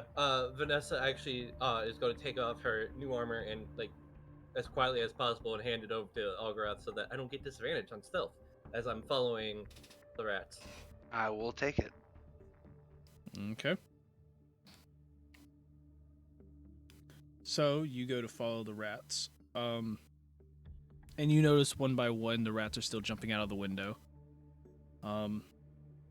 So Olgaroth is swinging around to go grab the others. Who are you grabbing first? Ugg and Rilo or Yorn and Marquise? Which door am I closer to, the front or the back? It's about equal. To your right, in the direction of the rats, you can go around that side, and that's where Ugg and Rilo is. And then on the left goes to the front, which is where Marquise and Yorn is. They're about equal distance. Whichever way is away from the rats is where I'll go. Okay, so Marquise and Yorn is the opposite way of where the rats are going. So, All right, then I'll go up to them first. yeah. So you head up to the front, where you see both of them still looking, and they don't notice you at all, but they're like basically staring straight at the door. Okay. I'm gonna like quietly open the door and be like, "Guys, on the culprits They're like across the street. across the street." No one's inside. Well, no one's inside the place. None of you guys are inside. Yeah, this is where I Oh. got confused too. So Okay, I just thought it was just like me and Vanessa were outside. Okay, that's fine. Kind of. You kind of don't do a stakeout from inside. Kind of defeats Yeah. the purpose of a stakeout. Yeah, I guess you're right. Yeah, so I try to go up to Jordan Marquise. Okay. So, Like, guys, come on. And the culprits. Well, we found the potential culprits. There are rats gathering these books. We're gonna try to rats. follow them. Yes, I know it's weird, but I Ah, think somebody's. rats. I know. I know. Based off our last experience, I understand. That's not the point. It's who the rats are probably going to is what we need to find out. Yeah. Because why would rats gather books? Okay. Okay. You I'm ready, gonna go gather Marquise? the other two. Of course. Let's go figure out what these rats are trying to do. Vanessa's trying to follow them, so if you see her, just trail her a little bit. Of course, of course. If you can't keep it at a safe distance, I don't want her getting hurt. Don't worry. We'll make sure she is fine. Thank you. And so I try to quickly walk over to get O'Rilo and Ugg as sneakily as possible. Now the question is, are you going the opposite around the middle?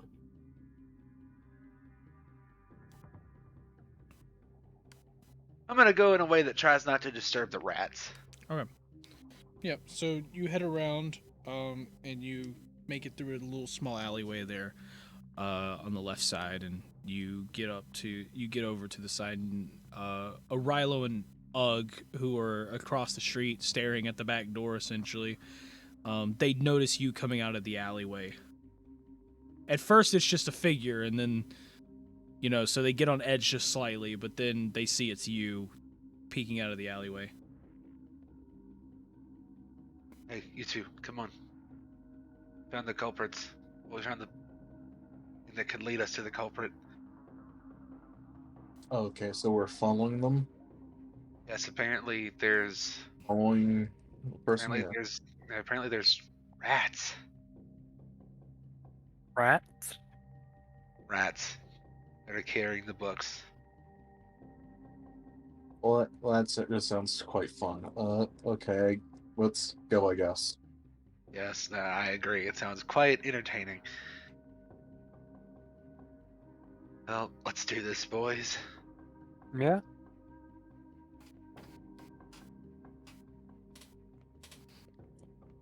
So I'm gonna go start. So you Raylan.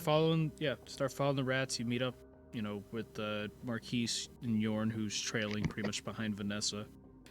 And y'all follow the rats a good ways.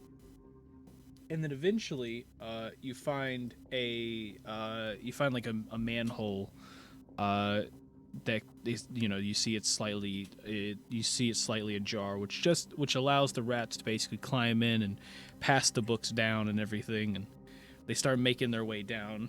And but as the last one jumps in, you notice that they don't close the lid to the manhole. Well, I can see why. It's pretty heavy. Yeah.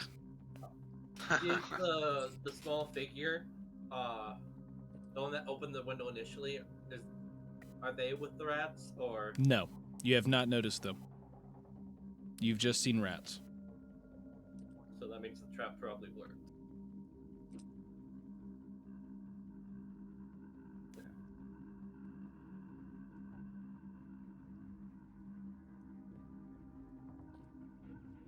Oh wait, yeah. Oh, we didn't think about that.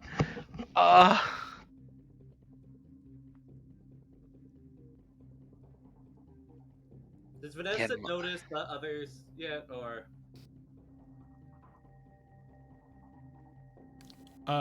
Yeah, you've noticed the others are behind, like they're right there with you, essentially. Okay, I wasn't sure. That's why I didn't want to say anything. So y'all notice the rats have gone into the manhole. Vanessa kind of like gestures to Olgrath and Marquise to try to move it. Okay. I kind of. Can I have this realization? Because we do know the trap went off, correct? Well, yeah, of course. Well, you know that something went in, but you don't know that the trap's gone off. Okay. We're just kind of making that assumption. We don't even know if the trap worked or not. Yeah. You just know that there's a trap there was a trap placed in that window. Yeah. That is, yeah, you know that much. Okay. Here, before we do this, did you sense if anything went off? Yeah, I did. Did you guys not figure that out? No, I mean we saw what was it, Vanessa? Like a halfling-sized creature opening the door, Yeah. roughly. Roughly around Yorn's height. And Around my We height. saw it. We saw it go okay. in, right? Yeah, and I've been following the rats. I haven't seen it again, so it might be stuck. But if anything, we need to figure out where they're going, anyways. Because Okay. Here's As my long as- proposal. We need to split temporarily. okay, Some of us need to go back to the shop and check it. The rest of us need to follow the rats. Who wants to stay and who wants to go? I will go to help find the rats.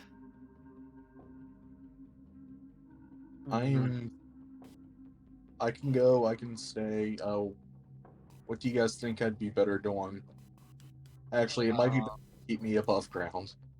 Yes, that's probably could true. go with And it's your trap, so. Yeah, you can go with Yorn to go check it out because I know Yorn doesn't want to deal with rats again. I hate rats. I do not like rats. I do not want to deal with rats.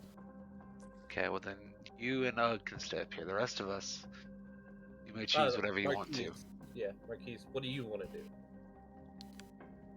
Well, due to the circumstances, I think it is probably best that I go back to the shop and figure out what is happening there. Considering that you're leaves- talking about this other small figure we are not accounting for, it's probably best someone goes back and checks that. Okay. Agreed. So, So we're I gonna guess have three people going back to check the shop. And 3 people going into the. unless Arada wants to go back to the shop, whichever one wants to do. I Well, can follow too. Follow us? Okay. He wants to squish some rats. All right. Well, that's fine with me. Yeah, they got inside my head, man. They're in my head. Either way, Marquise, can you help Olgrath pick up the manhole cover? Of course. And he walks over there and you see him grab it and he just picks it up. He just picks it up and kind of just holds it in his hands and he goes, "Oh yes, you wanted to help with this, correct?" As he holds out in front of Olgroth. Here, you hold this first. I may have underestimated you guys. Either way, let's get going. I mean, yes, we.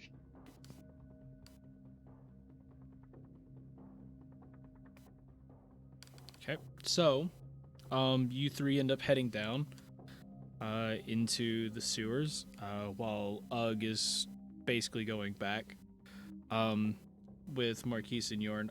Marquise does yell as y'all head down to the lines, like, would you like me to leave this uncovered? Yes, please. Please. Okay, of course. And he goes and he just places it to the side and goes, make sure you please, put it back when you're finished. I don't want a random person falling down this manhole here. Oh, of course. Actually, because you're with us, Olgrath, I think we can actually leave it covered because you can easily pick it up too, right? Yeah, I'm sure I can. Okay, yeah. Cover it. Okay. Yeah, that's okay. That way, it doesn't draw any more attention to the guards and whatnot. Agreed. Unneeded attention. So, let's get moving.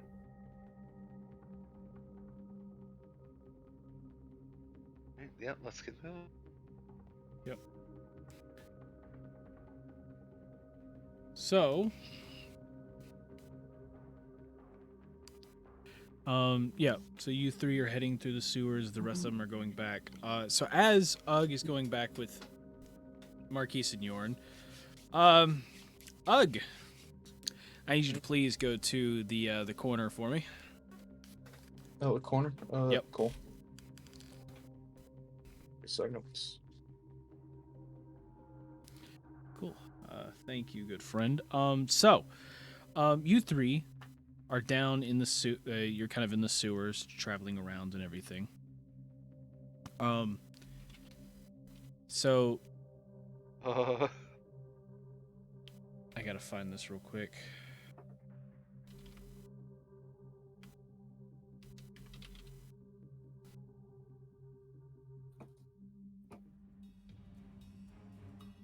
Oh, whoops, wrong thing. Whoops. Oh gosh. Oh geez. Oh I was my. I was trying to find the ambience, accidentally turned on the music.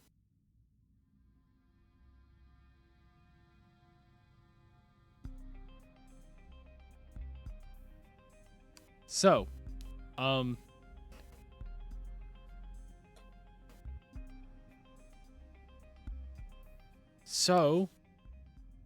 we end up walking around, kind of checking, you're walking around trying to figure out, exactly where the rats are going. You follow a few trails, and you eventually come upon, there's a small grate. Well, I can't really say grate. There's no bars in it. You see a small little opening, where, you could probably shimmy through it a little bit, and get through it. It takes a little bit of work, but you finally get through. And as you all, like, one by one go through it, you end up behind what looks to be some type of shelving through this. And you look to the other side, and you can see almost like an underground meeting place. Doesn't have any genuine, like, entrances into here. But you see, like, there's a bunch of rats kind of, like, sitting around. Oh no. You see a bunch of rats, like, sitting around, kind of in formations, like, kind of sitting in formations, like, around the area and everything. You notice not all of the rats, but a couple of the rats. You notice that their eyes are glowing red, and you also notice that, Oh, like, no. you can see that their eyes are glowing red, and you also notice that on very specific rats placed throughout the room, ones that are, like, higher up than all the others, kind of like it's turning, you can kind of see them communicate back and forth. But the ones that look like that they're, like, giving orders to other ones, their eyes are glowing red, and you even notice that, like, on their paws and, like, on their teeth and everything, you notice that there's blood. Where, like, like, on one of them, it's like you could see that it's, like, still dripping from its mouth from where it must have just eaten something. Roughly how much rats are there that we can see? At the current moment, you can see probably roughly around 50 kind of replaced around the room. Oh. But you also notice that there's a lot of tables and chairs set up, almost like not for rats, as none of the rats are actually on the tables or in chairs. You sit in there for a few moments, kind of, just inspecting it all, looking at everything, and you then notice a set of footsteps, kind of pitter patter their way down, and eventually, you see a secret door open up in the back, which reveals 3 figures walking in. All of them are in what look to be like black robes, black hoods, and you notice a very peculiar symbol on it, which is essentially it's a circle. It's a circle with what looks to be like a book. It's a drawing of a book within a circle, and on the inside of that book, you notice that it's like in the little drawing of the book, there's like a little like red eyeball, but the eyeball almost looks like it's leaking like something orangish, kind of like magma. And so, as you're watching them all walk in, all three of these figures sit down, and you kind of start to hear a conversation. One of them is a medium-sized creature. Another one is a small creature that's sitting down, and you see the third one is questionable exactly, because you see that it doesn't move, like it floats the entire time that it moves around. It's in the robe is of like a small creature robe, but you also notice that it doesn't move all as one. It almost moves like a blob floating in the air. Oh God. And I don't like this. so the bigger one there, just like, so, what are we gonna tell the boss? And then the small one over there, the small one goes, I'm not sure. You see, the boss gave us very particular orders. Now he's off grabbing some stuff for us right now. And if the boss doesn't get caught, he won't get caught. He's done this multiple times. Well, okay.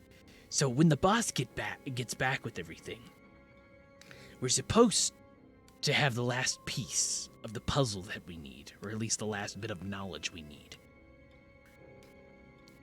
And when we do this, when we get it, apparently we're supposed to be able to get the machine up and running.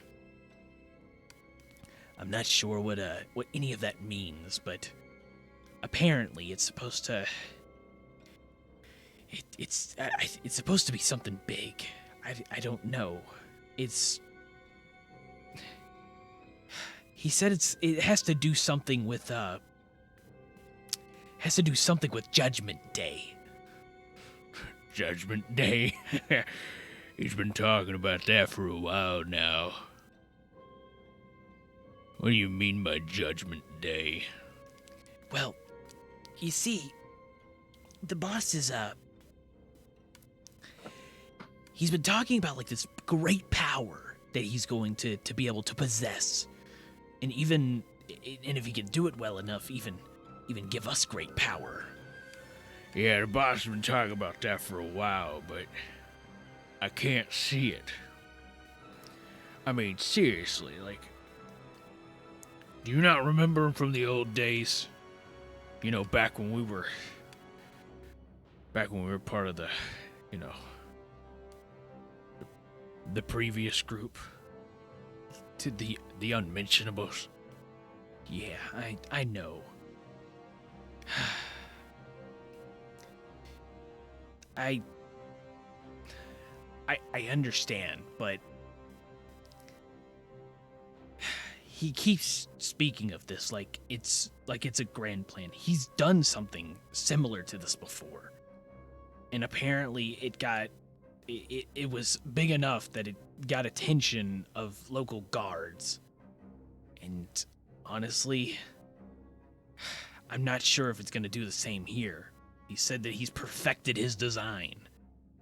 He's doing something that, like, no one would ever think of doing before. And so nobody would dare even try to stop him. So what you're telling me is basically the boss thinks that he can just make some random machine, some random magical doodad, and it's supposed to make us powerful? Well, yeah, that's what he said. I mean, do you question him? Do you question the boss? No, I don't question the boss.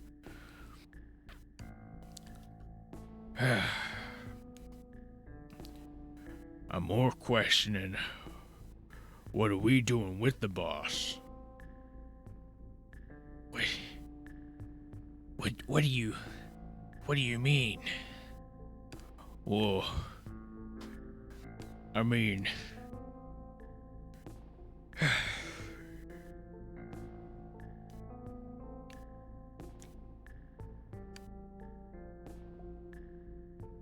sorry, I'm yawning. Give me a second. Alright. Yeah, no, you're fine. We're just What? thinking about how we're gonna do this. Yep. So, when it comes to the boss, I mean, we've sat here for a while. We've helped him build this machine. We even sat here and we conjured up a bunch of rats so we could do the dirt, so we can have someone to do dirty work and all of that and to help him on these heists. But overall, I think we need someone new, someone who's willing to actually do something around here. You know, someone not like, you know, that wannabe guy. And as soon as that happens, you see a dagger just come out and hit him in the neck, and he clenches. He's like, and he falls over and just like starts bleeding out on the floor. And as he does that, you start to see the rats kind of converge on him and just start like eating at what you can see from like tearing the robe away. You start to see like an orc just getting eaten alive by the rats as he's like trying to pull as the dagger basically is causing him to bleed out from his throat. And you notice that like the robe of the floating figure there, out from the top of it, you see there's two small heads like within it, but as it's like flipped back, you see like a pixie flying right there, just like, that's what he gets for talking bad about the boss. Do you want to say anything? I agree. He needed to die for that one. Well, if we're in agreement, then that's good. And you see the pixie kind of look down at basically the two other things in there. You can kind of assume two other pixies. Pulls the hood back up, basically causing a shadow once again. Just like, well, looks like we need to find find someone new to take the position. I couldn't agree more. Who do we have in mind? I was thinking someone of the management type. Maybe someone who's, someone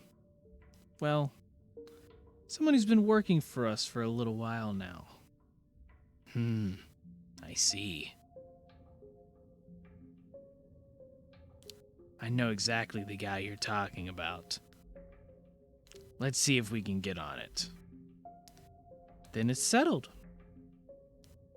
And both of them kind of stand up and they go to walk out. They start to walk out the door. They go out the little secret door there and they close it behind them. What? Man, I What? was gonna try to stop him. You can try to stop him. Yeah, I'm gonna. No try one to said you stop them couldn't, before they but- leave.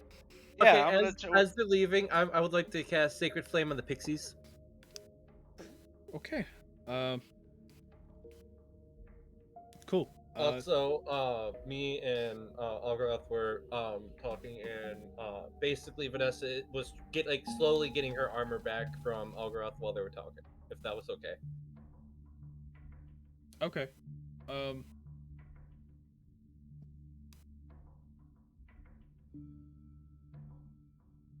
Okay, so you're gonna cast Sacred Flame. On the pixies, which is the Dexterity saving throw 14. Yep. So they pass it with a 22. Oh, Dang. but they're alerted now. Yep. So you cast that, so as they're basically getting up and going toward the door, you cast that. They dodge out of the way, and it's just like, We have intruders. It's like, we do? And they're just like, and you notice like the hooded, like the floating hood essentially like looks over towards like it kind of scans the room and then kind of like looks over like toward the entrance in which you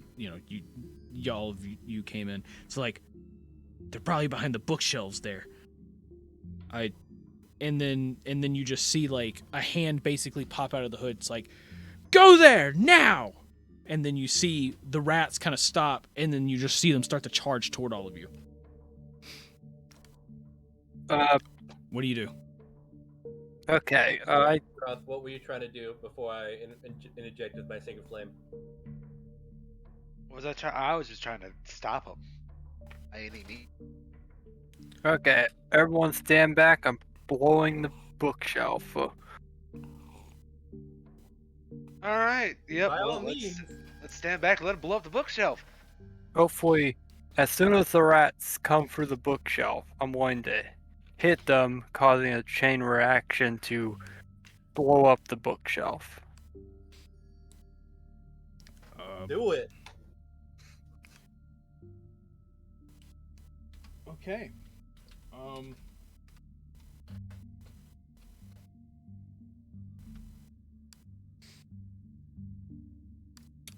Have the rats went through the bookshelf yet? Give me a moment. I have to do this thing called setting up the encounter. Okay.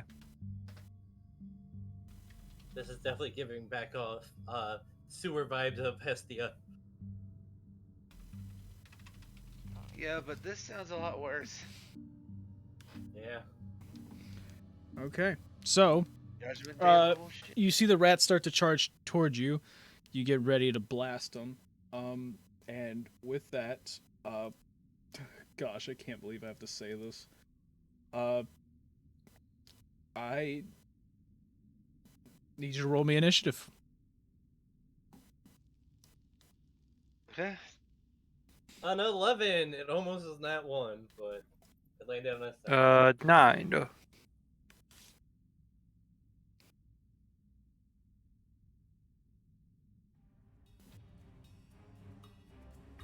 18, baby. Okay. So, basically the rats come up. Rilo, I'm gonna let you get your reaction shots off. So, Okay. That will be so a 10. wait. Are you doing the hand What? cannon? Yes. Yes. The space between literally like the space you're in is within a 5-foot space. So if you shoot that Don't and worry. you hit the thing, it'll do a splashback onto you. And I think also Olgaroth and Vanessa as well. I thought I told him to stand back. There is nowhere to stand back. You're literally Oh. You're literally hiding right behind some bookshelves, like that are that's almost up against a wall. Oh. Never mind then. Then the bookshelf, guess I'm just kicking the bookshelf down. Okay. Yeah, no, that works. So, yeah, so you go to kick that down. Let me roll this. Let's see.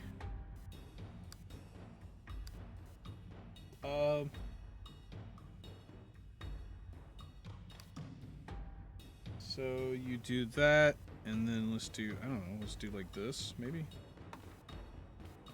Cool. So yeah, you do that, and you see a couple rats basically get smushed under it. And with that, we move on to, you see the hooded figure with the pixies in it. You see the pixies essentially turn to all of you.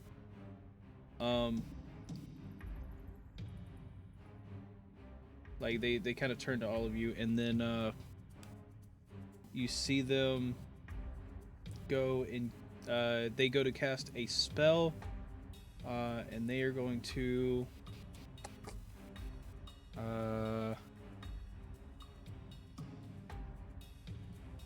So they are going to cast it right in the middle of all of you. The confusion spell. I need all of you. I need all three of you to give me a wisdom saving throw. Give me just a moment while I figure out the number. Okay. I got. Oh, you also got 20. Go. Yeah, we got 20s. You know, it really doesn't make any sense. That's one of my proficient saving throws. Okay. So you needed a 12. So if you got under a 12, you are now confused. Yep, that's Vanessa. Alright, well, Vanessa's the only one that's confused. So, yes, Vanessa. Let's see.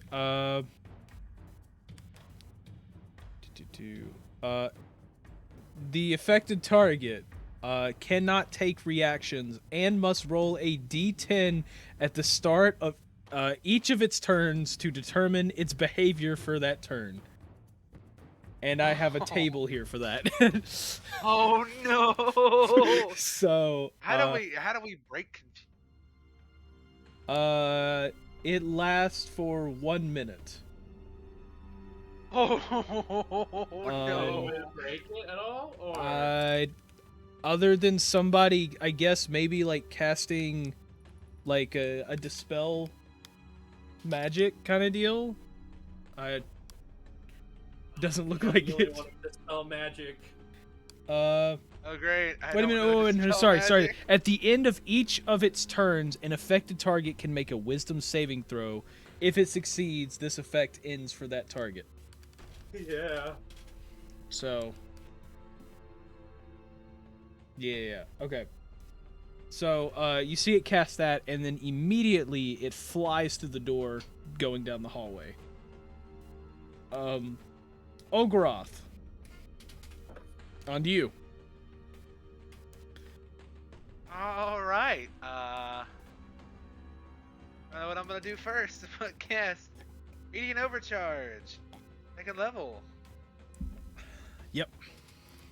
That'll be the end of that turn. Okay. You then see the goblin, like, basically he quickly like pulls out a short bow. He aims it straight back at you guys, and he is going to attempt to shoot it. He will have disadvantage because you guys are basically behind the bookshelves. He's going to try to shoot through one of the cracks to hit Orilo. Which that's going to miss. And as soon as he fires that, you're just going to hear him go, "Damn it!"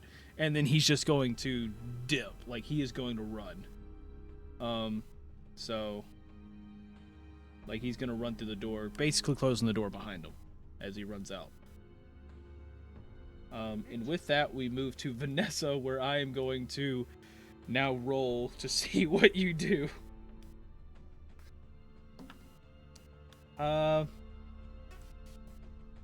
Dang it. Okay, so you can now you can act and move normally during your turn. You cannot take reactions though. Yeah.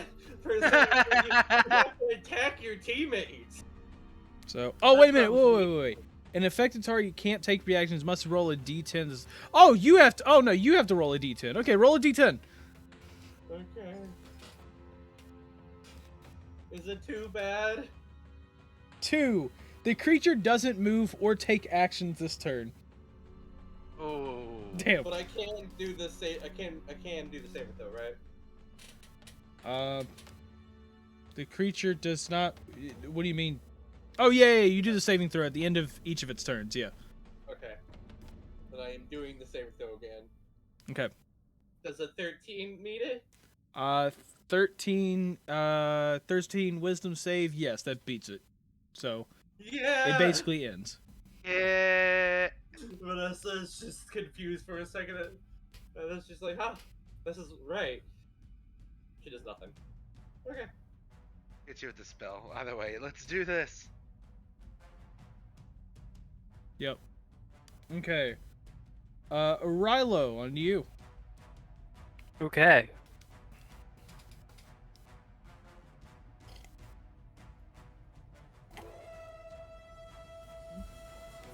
What's around the room? I forgot. There are some tables and chairs around the room.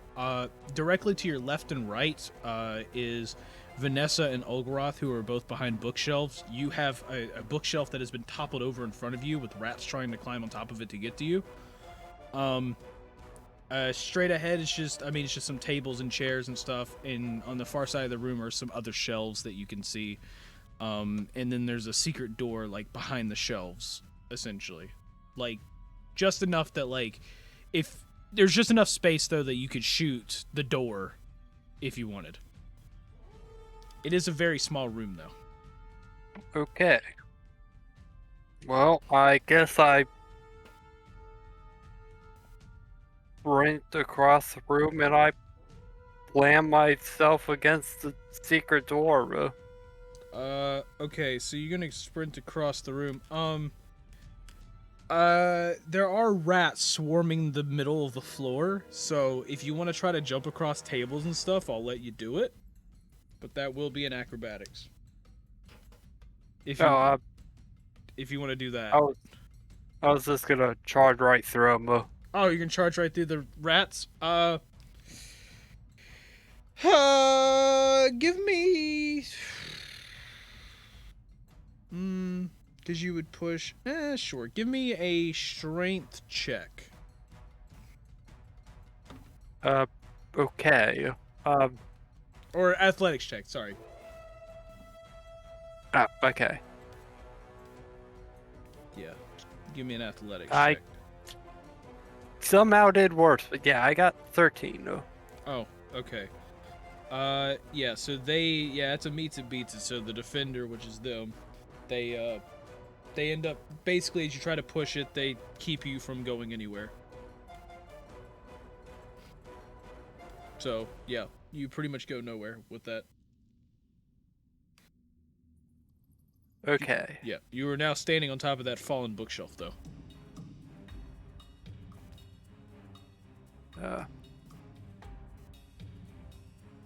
Do I still have an action?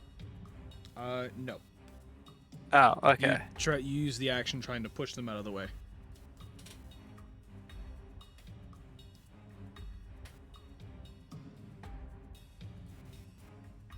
Anything else?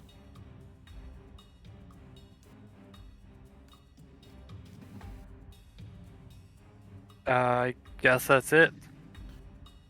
Okay. So let's see. Okay, so it's on to the rats. First swarm of rats is gonna move up on top of you, and attempt to bite the crap out of you. Let's see.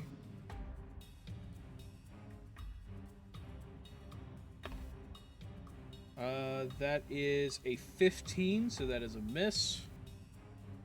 A second swarm. Let's see. Wait a minute.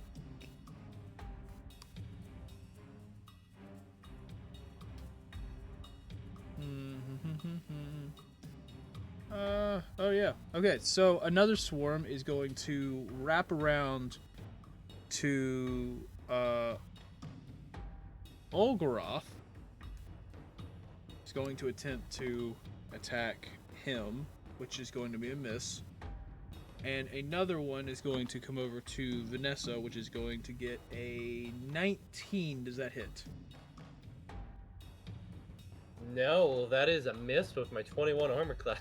Okay. So all those miss. And then the last one's pretty much on standby. Olgaroth, on to you. Alright, the ones rats just attacked me, I'm gonna swing on them. Okay. Hammer. Oh, we got my radiant overcharge on. Let's see if I can hit him. Oh, I got a You got a what? 9. Rip. Well, we're gonna try again. 21. That is a hit. Alright, and we're gonna cast 4d10.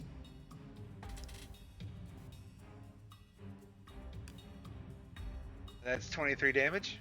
So yeah, you get a really good.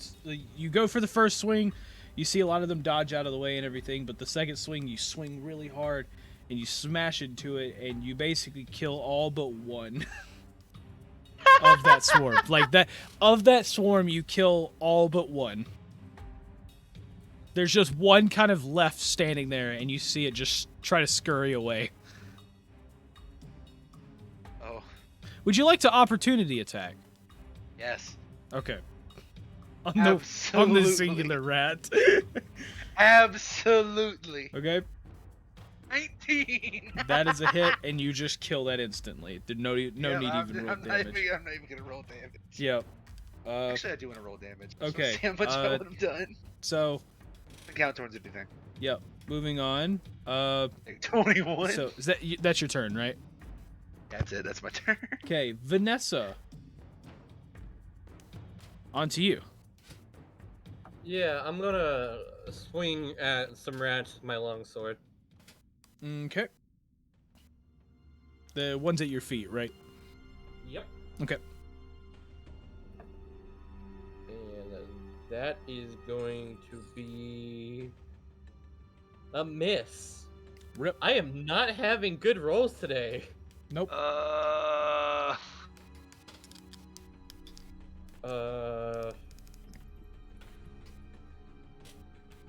You know what?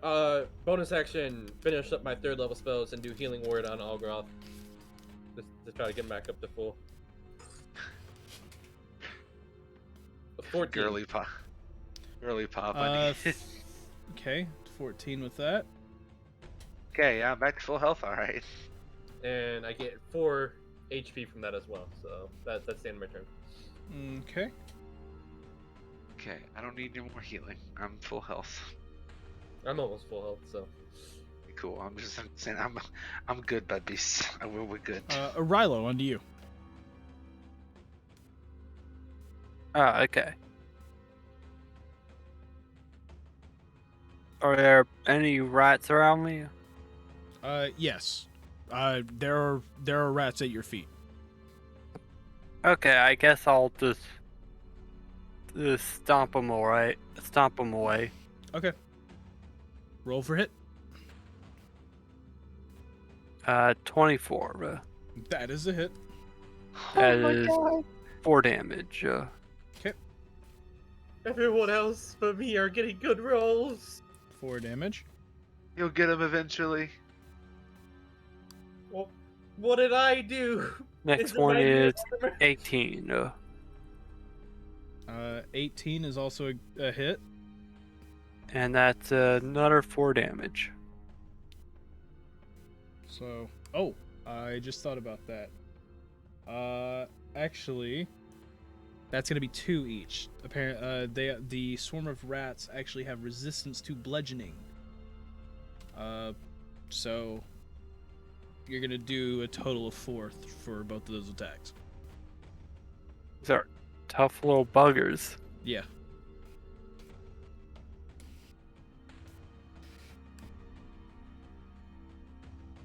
Okay.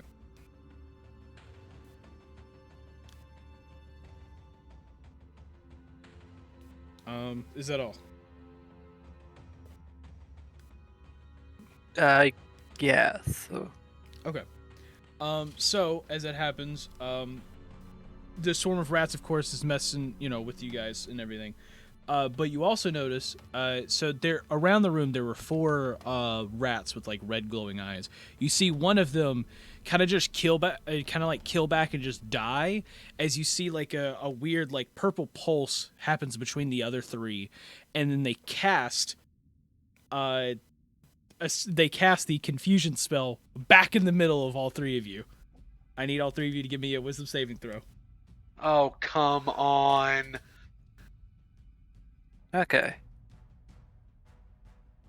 I My got a bad luck 14. is gone. I got a Okay. 24. Pretty sure we all 16, passed yeah. that. I got a 14. So, with this, Yeah. Riley, what did you get? 16. Okay. Yeah. So all of you passed that.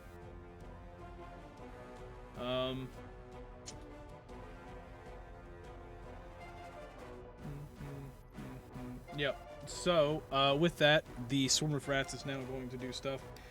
First swarm is going to attack, or attempt to attack a Rilo. That's a miss. The second is going to Vanessa, which is going to be a 17, which is also a miss. And then the last one, a new swarm, seeing an opening, goes straight for Olgaroth. And that is going to go for him also with a miss. And with that, we go to Olgaroth. The beefy trio reigns supreme. All right. This is a good thing, but I'm also very worried. But all right, I'm gonna take a swing on these rats. Okay. That nasty. 21. That's a hit. Let's row. That will be 26. Yeah, so with a single swing, you blast all of them. They're dead. All right. Where's the swarm next to that?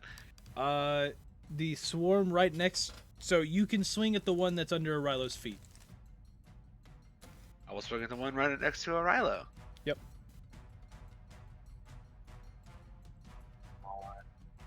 22. That is a hit.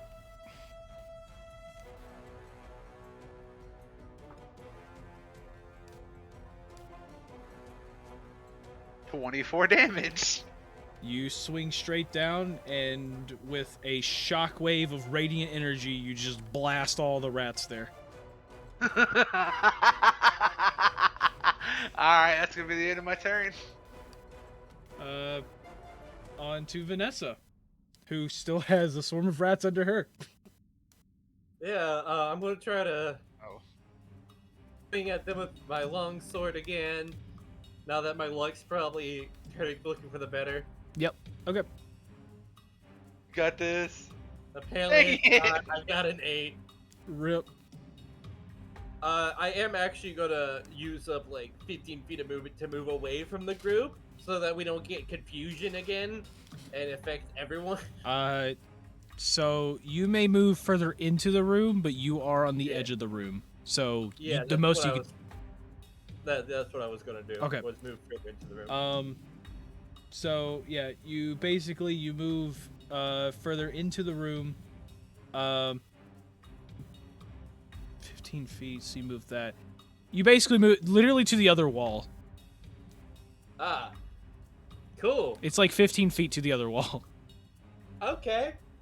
And my turn then. So yeah. Arilo, on to you. There is, within 5 feet, there is a swarm of rats. It's where Okay. Vanessa just was.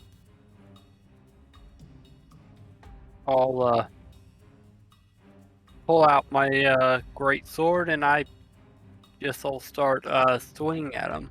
Okay.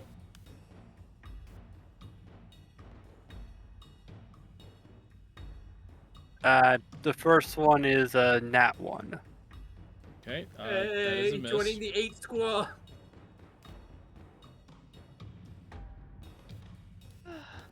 Well, Second one is also a nat 1. Oh, it's unfortunate. oh 3 8s no. in a row. Oh no, guys. Well, I guess that's the end of my turn. Okay. So just like before, you see one of the red glowy eye rats just kill over and die, and you see a pulse hits both in between both of the other ones, and it fires off right in between Olgaroth and Arilo. As I need both of you give me a wisdom saving throw. Oh, great. Okay.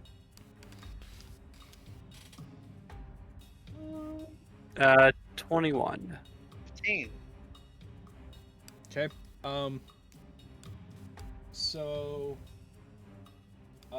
Wait, you said 15? 15. Yeah. So you failed it. The DC was 16. What? I got 14 last time. Yes. It's going up. Oh. Okay. All right, So well, it's like we have to make this fight harder somehow. Why don't we just, it's going turn the up. one with the most damage up against people? So yeah, that happened. Yep. And then after he gets hit with confusion, the other swarm of rats dips straight across and goes straight for Olgaroth. And they are going to attempt to bite his toes. 19, does that hit? Beats it. Cool. They are going to deal 11 piercing damage. And with that, we move on to Olgaroth's turn, where you roll. Actually, yeah, you roll the d10. Yep, you roll the d10. D10. 5. 5. You do not move or take actions this turn. All right. Well, then end of that. Yep. Now give me a wisdom saving throw. Got it. 18. What? 19. 19? Okay, so yeah, you pass. His spell's broken. Ugh. Vanessa. What's that? I'm gonna go after one of the red-eyed rats now. Okay. Yep, roll for hit. It's like 2 of them, right? Yeah, there are 2 of them. Yep. You can, Okay. yeah, basically you walk 5 feet forward and then you can swing at them. Okay. Come on, good luck. So, you can swing at one of them. 23! 23 is a hit. Yep, roll me damage. 2 damage! You get a hefty swing, and yes, you get a nice cut on one of them. He partially dodges out of the way, but you still get a good cut. And then it kind of just looks angrily at you. Is that all?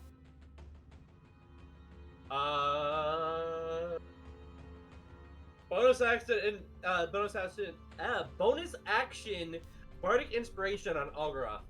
Okay. Thanks. And then end my turn. Okay. Arilo, on to you. Hey, I'll swing at some rats. Okay. Roll for hit. 13. That is a hit. 6 damage. Okay. 6. What type? Slash. Slash. They are resistant to slashing damage, so they will take 3.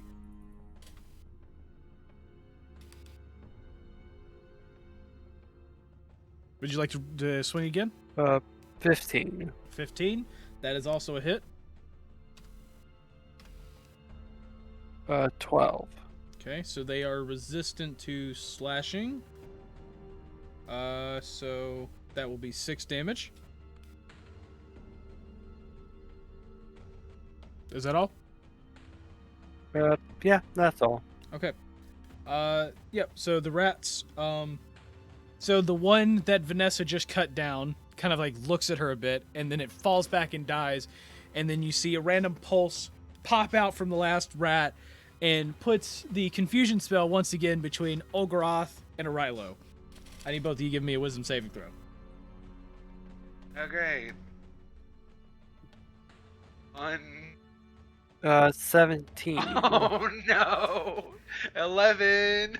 11, 17. So both of you are affected. The DC was 18. Oh, then I'll use Indomitable and roll again. Okay. And I still failed. Oh, Never mind. So, no. Yeah. That was like a reaction thing, right? Huh? Is Indomitable Oh, a wait. reaction? It says reroll saving throws. Oh, that just you free. failed. Okay. Wait, could reroll. wait. Is What? it too late for me to use that Bardic Inspiration Uh, that Vanessa gave me? the Bardic. That No. I mean, if you want to. Actually, thinking about it, it wouldn't help because it's. I just realized it's a 1d6 that would give him, and he had 11. Oh, that wouldn't. Yeah, even with a full 6, you Yeah. wouldn't. I just thought about that. Okay. Yeah. I didn't realize that. Okay, never Yeah. mind. Never mind. I'll take it. Yeah. Okay. Well, both of you have been hit with the confusion spell. And with that, the swarm of rats will attempt to bite the toes of Olgaroth. That is a miss, anyways. And now we're on to Olgaroth, who is now going to roll me a d10.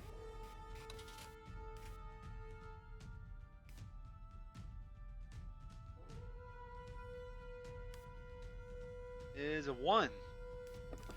The creature uses all of its movement to move in a random direction. Oh gosh. To determine the direction, roll a d8 and assign a direction to each die face. The creature doesn't take an action this turn. Okay, I'm just gonna roll this. This part I'm gonna roll. Because you're confused. You don't get to control that. 6. So you are going to move to the corner to your right, which is basically 5 feet. You're just literally just gonna walk over to that corner, and you do literally nothing. You just walk over there, stare in the corner. You basically walk right through the rats to walk in that corner, and you do nothing this turn. Okay.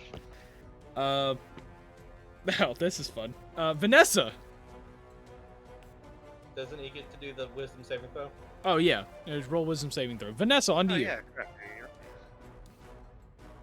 Gonna take a swing at the last Ooh. red-eyed rat. Okay. Oh. I didn't. Didn't rip.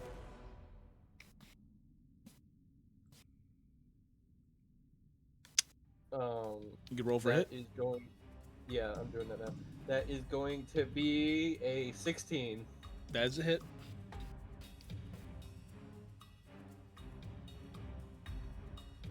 Dealing 6 damage. Yep. So you get a nice old slice, and as you basically slice it, you then see a pulse, where the beam basically shoots up like a foot, and then it blasts it right in the middle of you, and Orilo. Orilo's already under the effect, so he doesn't have to do crap. You, on the other hand, you have to give me a wisdom saving throw. Natural 20! Wow. Okay. Holy so, crap! So that's gonna be a 26. Yeah, that passes. So, wow, that's convenient. Yeah! My bad luck is gone! So, yeah, so it tried to get a hold of you, but you're fine. You're not confused. As for Rilo, on the other hand, you are. Roll me a d10, please. Huh? Roll me a d10, He please. is confused. Even the player is confused. Yep. 5. 5. You do nothing. The swarm of rats is going to run over to Olgaroth and attempt to bite him. That misses. Olgaroth, give me a d10. All right, I sick. love this. A 9. A 9. Oh, okay. You can act and move normally. Oh, really? Yeah, no, you can. Okay, You cool. can. Yeah. You can act and move normally this turn. All right. Where is the final one that's like shooting stuff out? The confusion spell. Oh, he's dead. Oh, so there's no more. There's no more of confusion those. Yep. Okay. It's just a swarm of rats at your feet, biting your toes. All right. I'm just gonna swing on those then. Okay. Roll for hit. Perfection. 21. That's a I hit. keep getting like 15s. Yep. 3, 4. It's 10 damage. Okay. You get a hefty hit, and you take out a good portion of them. Roll again. 19. Okay, that's a hit.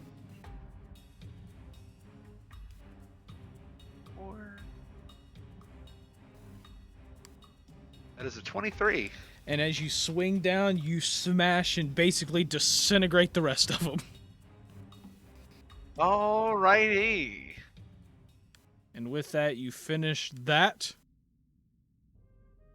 Wait, did the pixies leave? Oh yeah, them and the goblins dashed out the secret door. Like they like full on dipped after. They both like did like an action each and then dipped out the door. Let's see. Yeah. Okay. Yeah. Oh. Let's get to inspecting then. Okay. Yeah, we're obviously gonna wait a minute so that the confusion spells wear off. Yeah. Oh yeah, you're right. Ogroth. Yeah. You need to give me a wisdom saving throw. I think O'Reilly doesn't Do what? their wisdom saving throws? 7. Do they go back to the 18 or do they actually move up with the They third move- one that got casted? Well, it stays at the 18 from where he got hit. It's 7. I got a 7. A 7. A 7 A 7. on a wisdom save. Oh crap! I accidentally just took that off. Wait a minute. Okay, sorry, pulling this up. 7. Oh, that's fun. You're going to use an action to make a melee attack against a randomly determined creature within its reach. Uh-oh! I Actually, do it one time. there's nothing within your reach. So you do nothing. Give me a wisdom saving throw. And Nobody move. I got a 10. 10. You can move and act normal. Oh no. Oh, sorry. The wisdom saving throw. That 10. yeah. Wisdom saving throw. That failed. Okay. Look, I don't want to roll through all this. You're fine. Confusion is man. also a concentration spell. Yeah. Whoop-de-doo. It didn't work here, did it? Okay. So.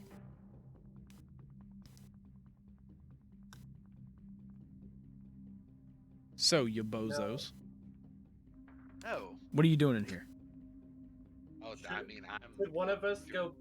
Should one of us go back and tell the others, No, or should we keep Right pushing now. forward and tell them at the end? I Well, guess he just one search the room we're in. Yeah. He just searched the room we're in first. Okay. I want to search the room. Yeah, I'm gonna search this room top to bottom. Give me any, anything specific or just looking around? Vanessa's gonna look for the missing books. I'm Okay. gonna look. I'm gonna look into the altar specifically. Well, that place, that little stone book and the Agma Eye thing that you were talking about before. That was the symbol on the robes. Okay. Well then, never mind. I'll just look around the room. Okay. Give me a perception check. Perception check. Both of us, or Arilo, what are you doing? Yes, both of you. okay. Arilo. Let's see. I guess I'm.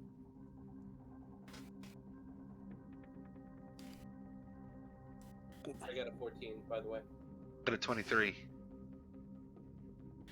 Okay. So, Vanessa, when you're looking around, you end up noticing, you don't notice any books that are in there, but you do notice that in the shelves themselves, it does look like, it doesn't look dusty, it looks clean, like it's been used recently. Like there must have been things there before. So clearly this is a place that like is used pretty often.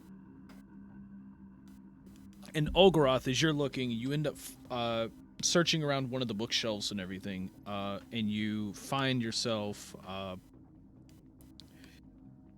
you find yourself like inspecting a particular bookshelf, where you notice that there is a small little like kind of like almost like a pressure plate at the bottom of it, and as you press it, you see you see like right beside the secret door that like appeared, you see like as it kind of flips around, you see like a basically another secret door kind of open. It's kind of like basically rotates the wall, and you see another bookshelf appear, and it's got a bunch of books just plastered in the side of it.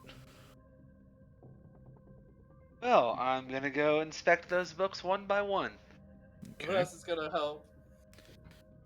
So I'm not going to read the names of all those books, but you go through it, and based on what it is, you can see that it's basically like they're kind of in order. You see it's the first of one set of volumes, then it's the second book of another set of volumes, and the third of another set of volumes. Basically the same description that the shopkeep was kind of explaining before. So we can presume these are the So, missing books. yes. Okay, Vanessa starts gathering them. So, Arilo, you wanted to look for something?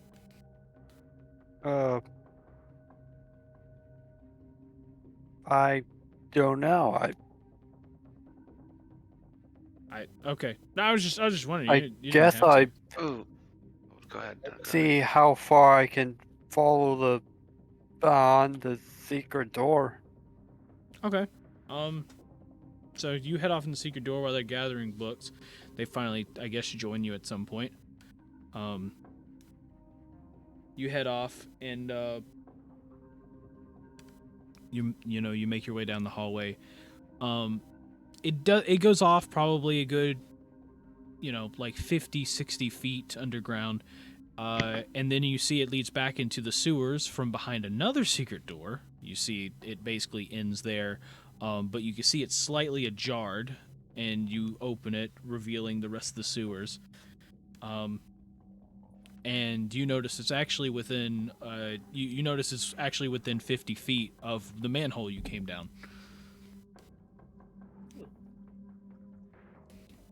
Yeah, we're definitely going back now. We lost it, right? We don't. Let's just go back. So, Yeah, I'm gonna go back into the main room for any magical items or like cool loot that might be in the room. I don't know why. I just want to look. Okay. Unfortunately, looking, you don't find anything. Okay, cool. That's fine. So Back to the man. all you find in there are dead rats. Okay. So, All right. Before we go, we need to torch the place. Torch it? Torch it. Hell yeah. I want no They were- record, no recollection of this place. you Cool. torch the place. And How now far we're is heading it for the away? manhole cover. Cool. Now, you head up the manhole cover and everything, and you're starting to head back, correct? Yes. Quickly. Okay. With that, I need all of you head to the corner, and I need you to bring him back. All right. Will do.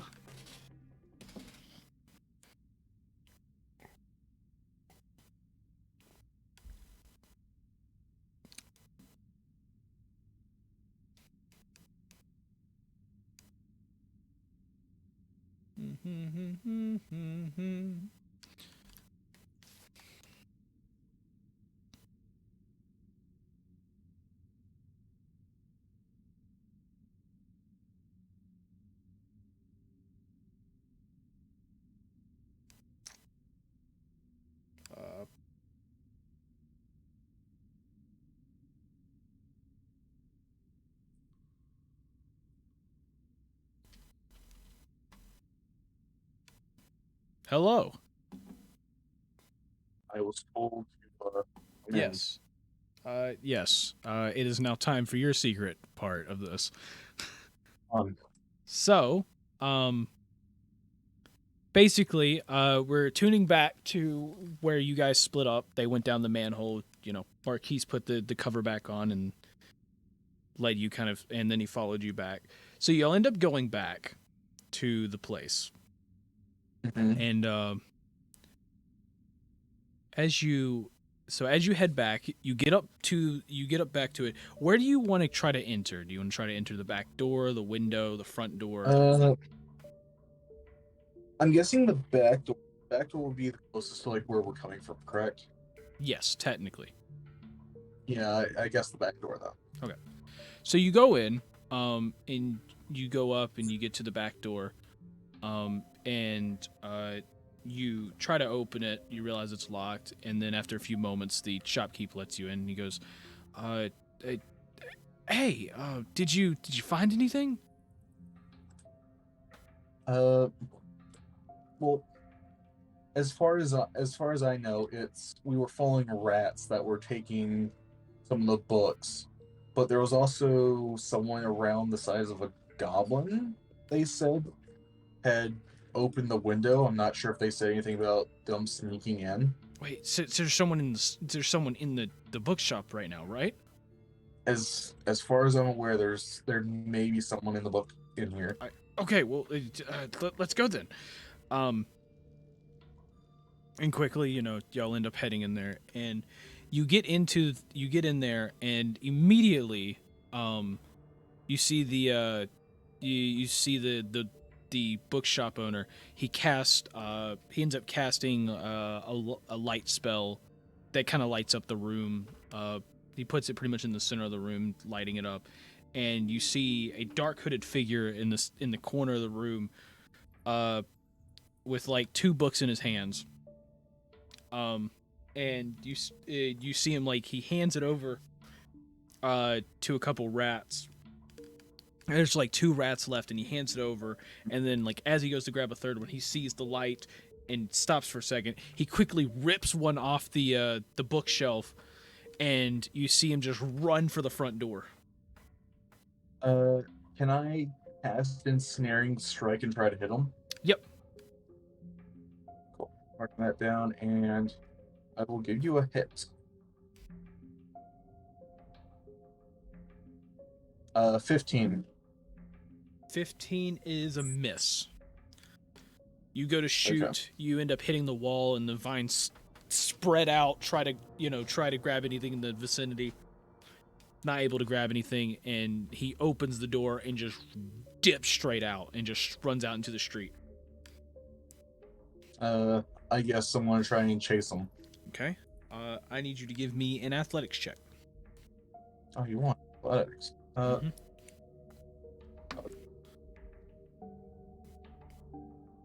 14.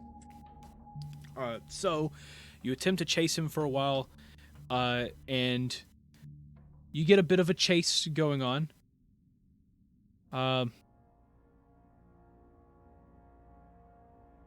don't think I have any chase music. I just realized that. Maybe I have some. Just throw on some Benny Hill.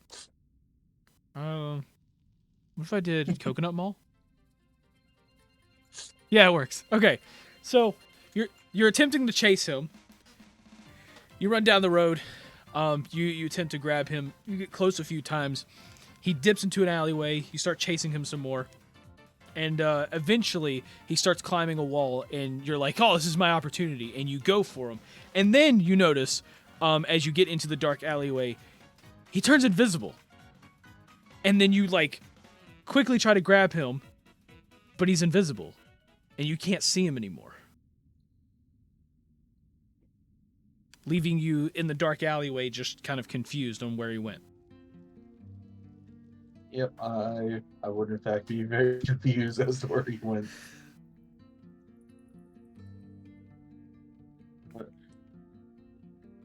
And then quickly, Yorn Marquise and the shopkeep comes around the corner to the alleyway and just like, did you catch him? Unfortunately, no, I wasn't able to quite get him. I almost had him, but by the time I caught up to him, he'd vanished. Ah, man. I thought you would have caught him. So I see the spell didn't work. Yep. Oh, man. Okay. It was Well, a good try. Yeah, definitely a good try.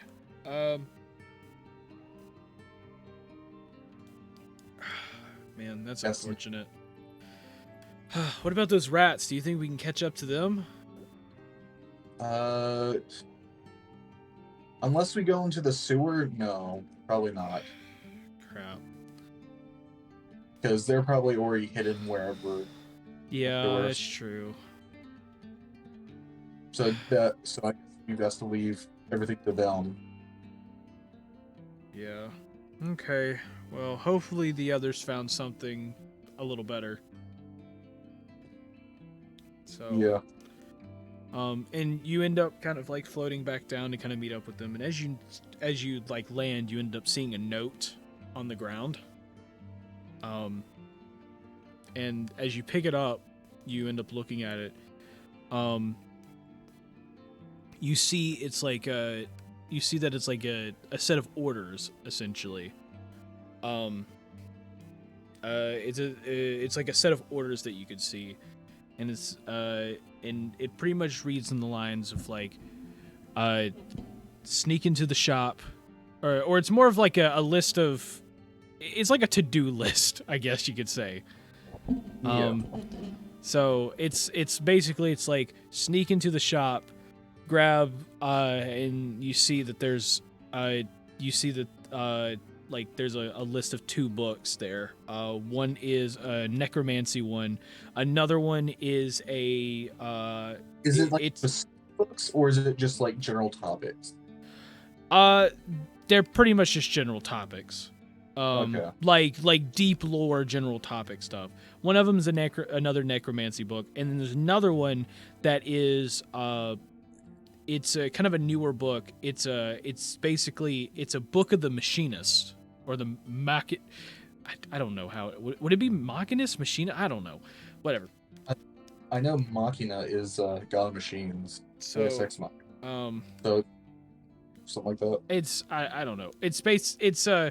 It's like a book of like the machinist or whatever, where essentially they take it's literally like you know about of the books. It's basically it's a book that teaches you how to basically take magic and imbue it within like devices and stuff to literally generate more magical power. And then right after that, right after it says grab those, it then says grab random books and give them to the rats as a distraction. And then it says then escape, then laugh hysterically. Well, we didn't quite get the laugh, but you know. Yeah. So but you know they're doing it somewhere.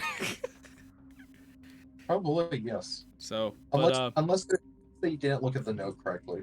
Maybe they didn't just look at found that. Yeah. that part. Maybe they forgot that part. In that case, I will laugh at them. So, but you do in fact, like as you're like looking at the note, you do notice something kind of strange about it though. Like as you're kind of like investigating it, you notice that the paper itself, like it's almost like the paper has been cut in half on the inside. It's almost like there's 2 layers to it, and you're able to slowly peel it open. And on the inside is another smaller note. And like you kind of like pull it out. It's almost like a tab. It doesn't pull out all the way. It kind of stops itself. And like you look at it and you see I gotta type this out or I'm gonna be confused.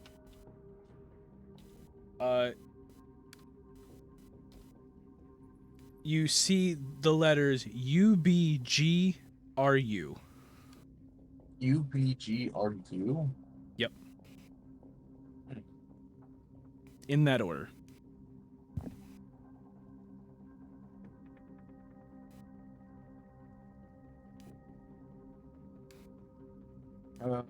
I guess I kind of show it to everyone to see like anyone can anyone make any sense of this or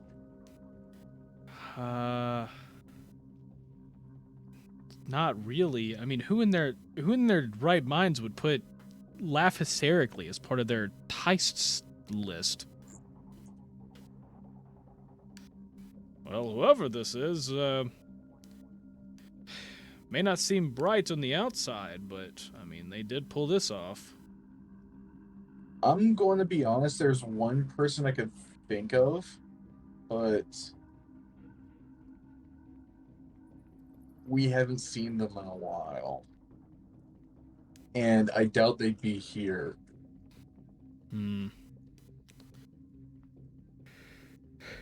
Well, so all these other books that just mysteriously disappeared tonight, like it's all a distraction.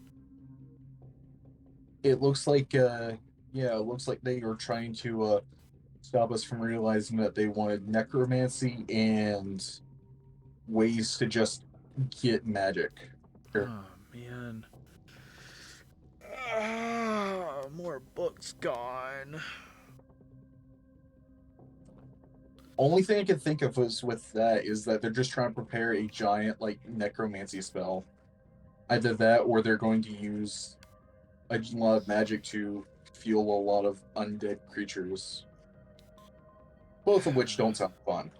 Yeah, it definitely doesn't sound fun.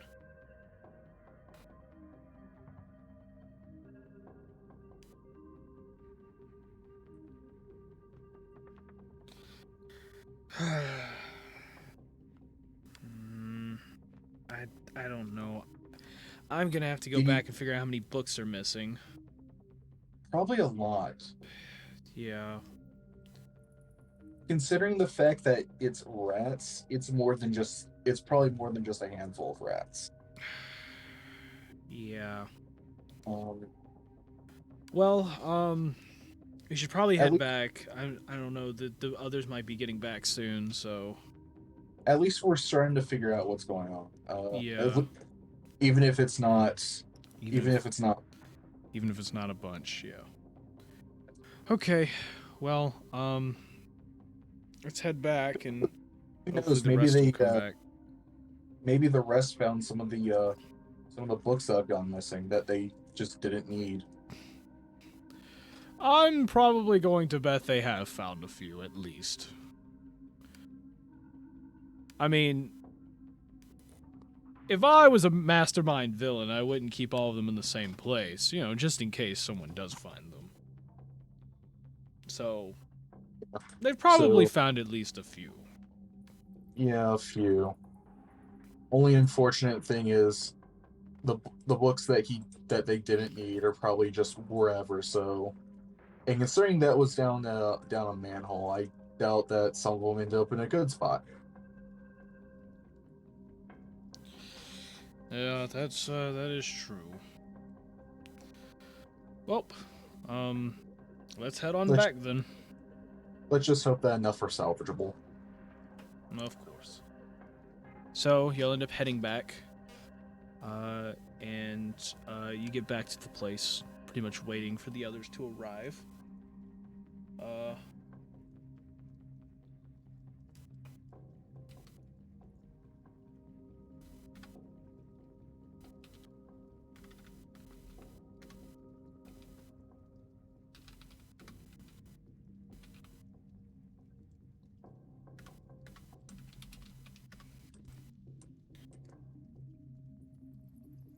So I just told them, oh, we're here. Heck yeah. So, all of you end up Alright. coming back to the, you end up all arriving back at the shop, and you come inside, and you see the shopkeep there, going through, trying to figure out what books he's missing and everything. Yorn's over to the side, like he's over to the side contemplating, different things. Marquise is trying to calm down the shopkeep as he's freaking out about the books. And he's Ugg.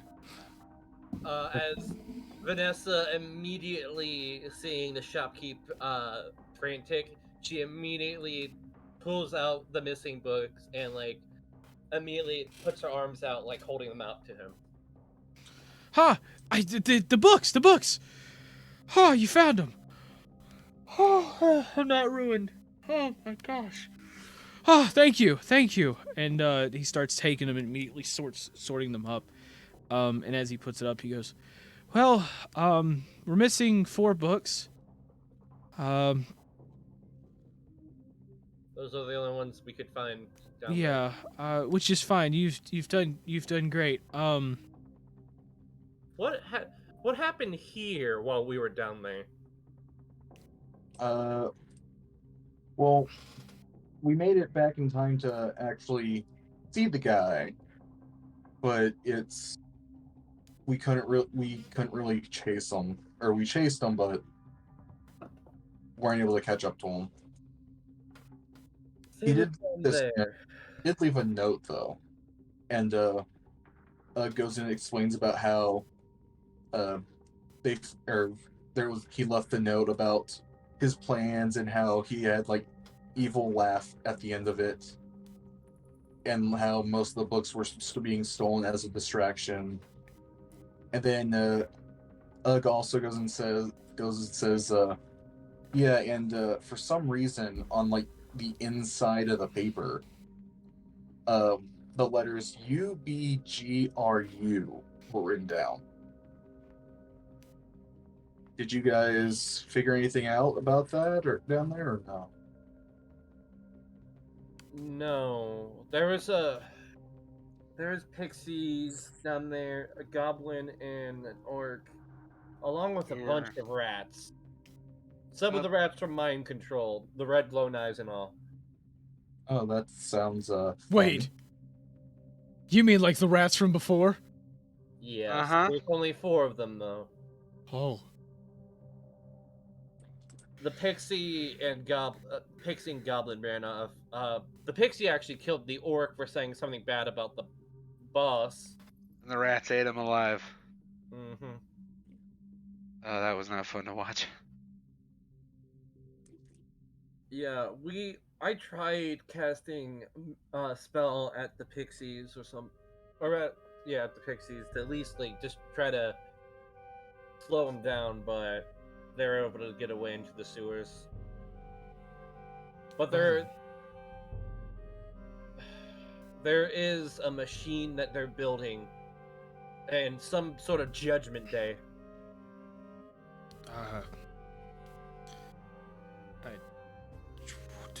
Something about some sort of extreme amount of power, and that his followers could possibly get some too if he could control it well enough. And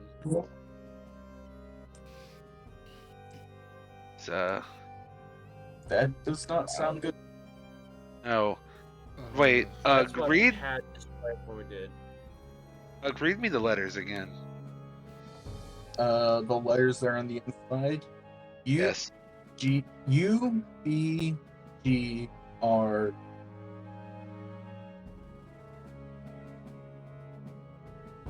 I believe that's the right letters, right, John? Yeah.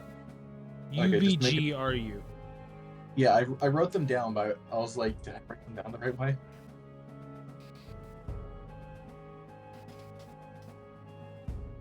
Oh. You said UBGRU? Yes. I'm just throwing out there. Do you think it's an anagram? Possibly. I'm spelling it out in my head, but backwards it. Ergboo?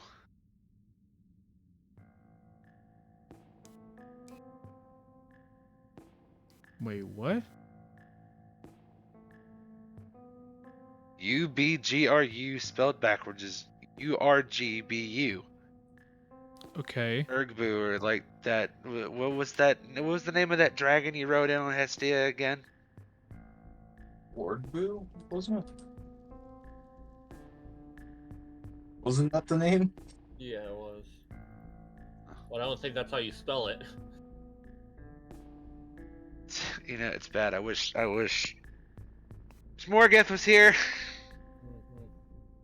That's why I said maybe it's an anagram. Maybe the letters are all jumbled together.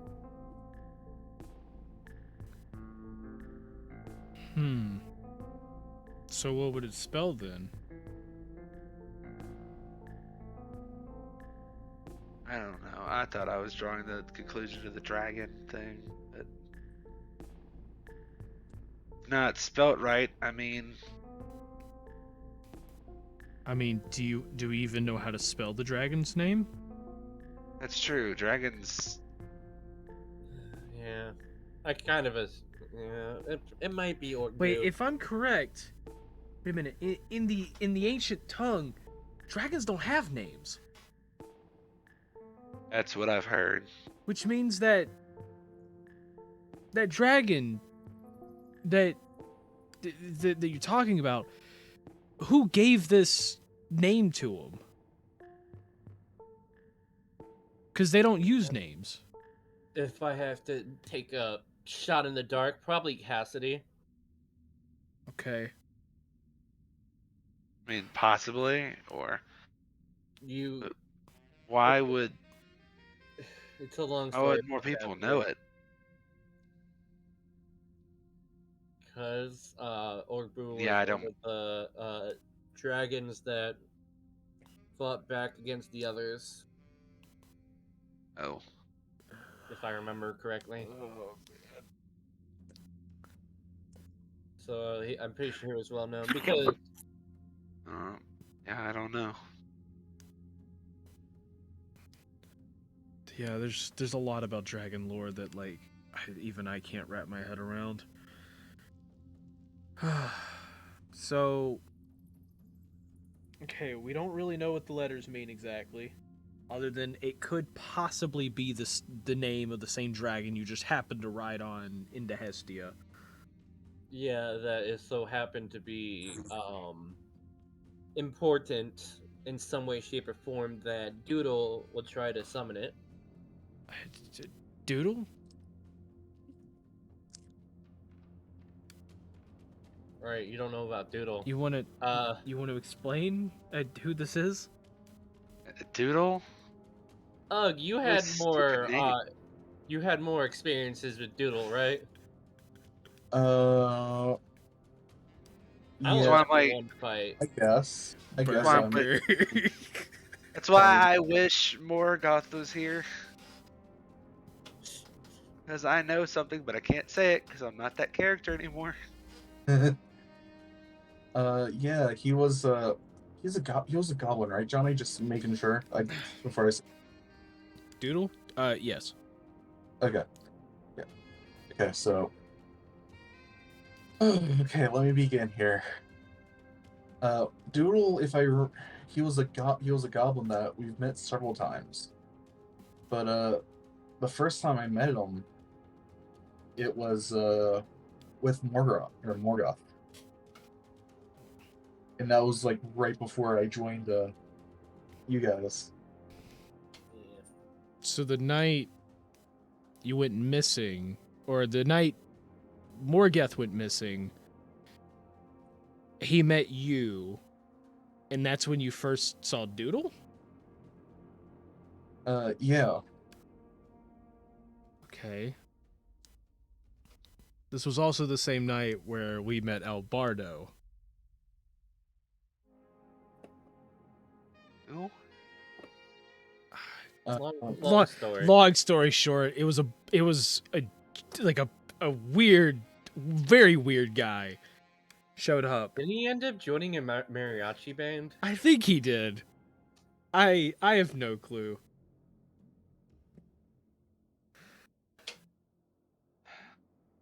Anyway, You guys meet some weird people. Either ways. after that initial thing with him,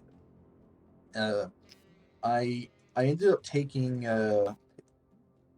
one of his possessions, a rapier, and he ended up running into us later, and try to take it, but he wasn't able to. And that rapier is the one that Jackie had before he left. Yeah. Okay.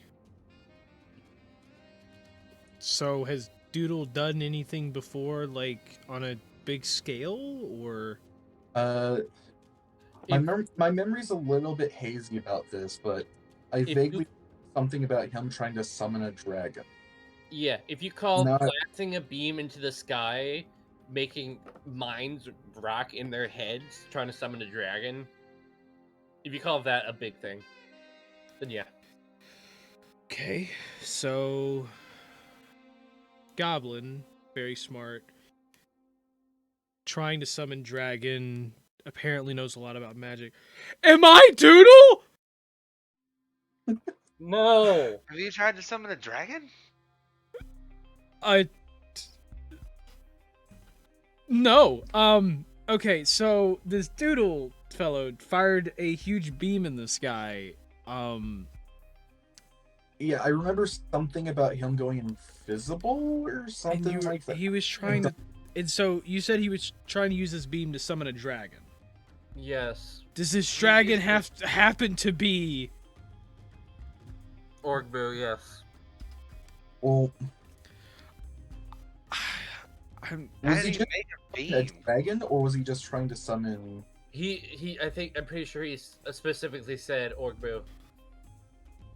If my memory serves me correctly, which probably doesn't.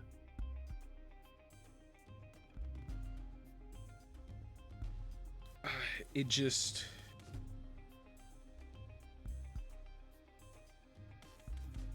I don't know. It just seems. It's either very coincidental or something's. Wait. Or pieces are starting to fall into place. I don't know. Alright, I'm trying to draw connections here. One of the books that was stolen was like how to make machines and stuff, right? Yes. He might be How trying did to recreate the device then. how did a little goblin send a big beam into the sky that rocked the minds of people? With a giant machine that we promptly destroyed. Oh shit. Well, it's a good thing we torched that one spot. Hopefully some of the research and development has been destroyed. Maybe set them back a little bit. Okay. But even so. It's gonna be obvious if he's making another machine. Yeah. Yeah. And if it's something on this scale, do you think we could do this alone? I don't think we know. I think we Well, gotta go back to Hestia. Well, if you guys said you found some sprites down there and goblins and an orc, Yeah, Pixies, like I think 3 to 4. It was just 2, wasn't it? I'm sure it was just 2, and then there was a goblin and an orc. Okay, there were some pixies. There was a goblin and an orc. Where did they go? The orc got his throat slit, and the other 2 went through a secret tunnel. And then we tried following them, and it led us into the sewers. so they could be anywhere now, and they could be warning anyone else that they're working with. Yep. Potentially, yes. Cool. And we don't know how powerful our enemy is, or what position they hold. That's fun.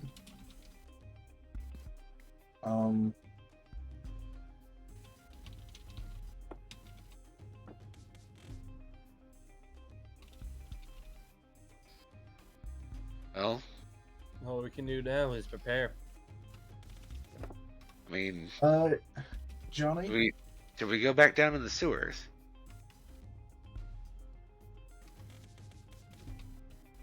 Johnny, I've got a question.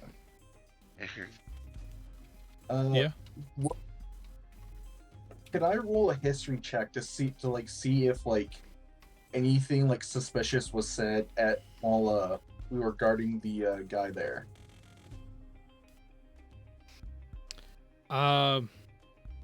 You mean other than when he killed somebody?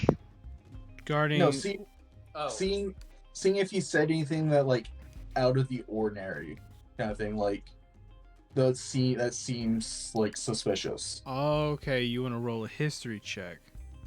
Yeah, to see if like Okay, roll history check. Johnny's laughing. Nat 20. So you do remember, as he is, you do remember there was a small moment, in which, as you were leaving the actual courtroom, Mhm. or you were leaving the actual the meeting room and everything. You do remember as you were all standing out there, there was a moment in which the head minister, the guy who the younger guy who called out the exports and everything. Mhm. You do remember that the guy, the new lead of the import and exporting of goods, was talking to him for a moment, and you remember you remember the head minister turning over, and he goes, do not worry. I have faith in you. Just make sure that you get everything ready for Judgment Day.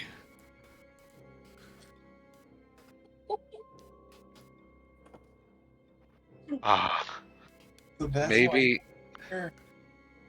maybe you should tell us that. Yeah, I'll kind of. Maybe you should tell us that. I was like, you should tell the rest of the group that.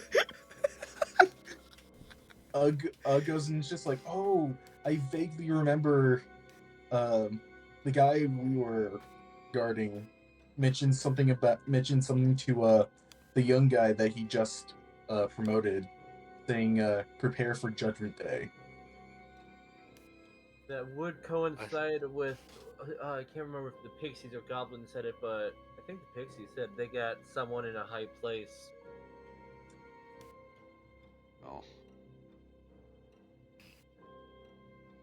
So him being here probably wasn't just for show. no. We just sat in on a plan for them to cause this Judgment Day thing.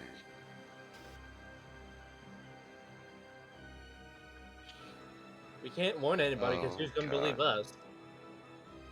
You can't tell the guards, Because they for probably. sure. We can't really tell the guards. No, We- we can't tell the guards.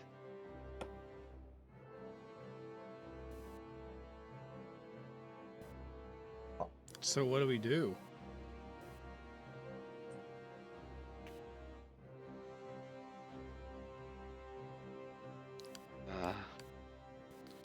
The only thing we can do, get ready.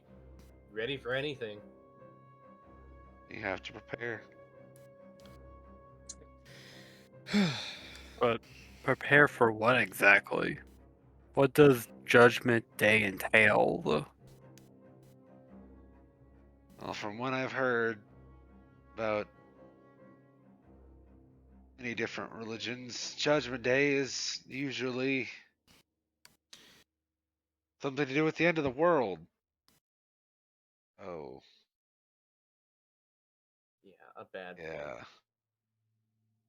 A very bad thing. Into life as we know it. Yeah. At least as we know it. Oh, Gruff. But We have to warn the priest at Agrabah. Yeah. you're right. We need to start filling out the note.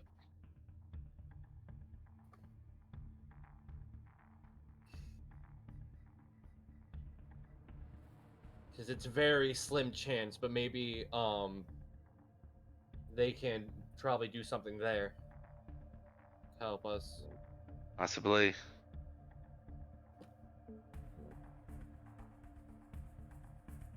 All we can do is try. So Yeah, Vanessa like opens up her journal, kind of like rips out one of the blank sheets of paper and hands it over to Algarath.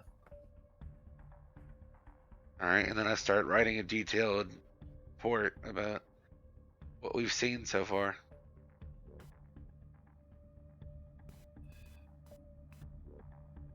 You know, I just realized something though. What if they try to like intercept the note and then just destroy it? Hmm. Yeah. You need a plan for that too. It's probably best Do you to think we should head back to Hestia? No, because it seems well, maybe not yet, because it seems like what's happening is gonna happen here. Uh, what were you gonna say? Either Yorn or Marquise? Because Johnny started talking, and then Yeah. Arilo cut in. It's probably best that we keep communication to a minimum until we figure out what this is. Yeah. Because overall, we don't know exactly who's watching. And not to mention, I don't know, it seems a little weird. Because you said you ended up in the meeting with the head minister. Yes, that's who we were escorting today. So, if he allowed you in a top secret meeting, there has to be a reason for that. Because I remember the one guy who gave us the job saying that we would have to wait outside the courthouse, but he invited us into the courthouse. Well, he did see us as the dragon rider, so and he gave us a hefty amount of coin. Wait, he recognized you? Yep. Yes. But we went to pay off our You bounties recognize. beforehand. Yeah, but that'd still take a bit before that actually goes in, though. Yeah. Keep your friends close and your enemies closer. He probably thought that even if we did hear something, no one would believe us. And he's right. Especially not in this town. How would he... So he recognized you. The Wait, how is pretty simple. You're Wait. you were wanted. but wait. What? Algarath, didn't he say he was sorry about your father? Yeah, he knew my father passed away. We Well, didn't tell him that. None of us told him that. We did kind of say that. We Not told to it him. to the we told it to the guy that gave us the job, not to the head minister.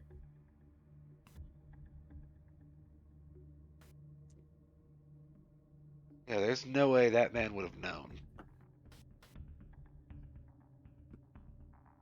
Not to mention he knew you it was your dad. And How would that's he not know that was my father?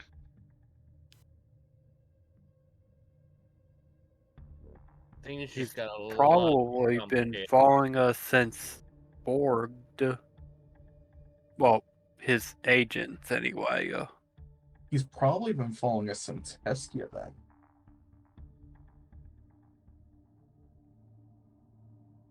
That just makes it so much more complicated.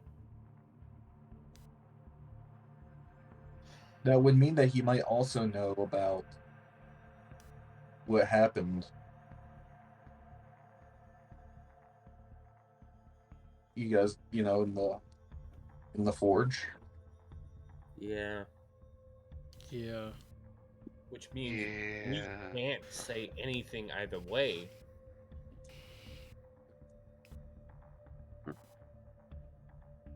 Is that what happened to Jack? You mean Jackie? Yeah. Do you No. think he'd been snagged by them? Jackie wouldn't have known Morgoth's death, though. Maybe. Maybe he did get snagged. Especially because he wandered off alone. Possible. Hmm.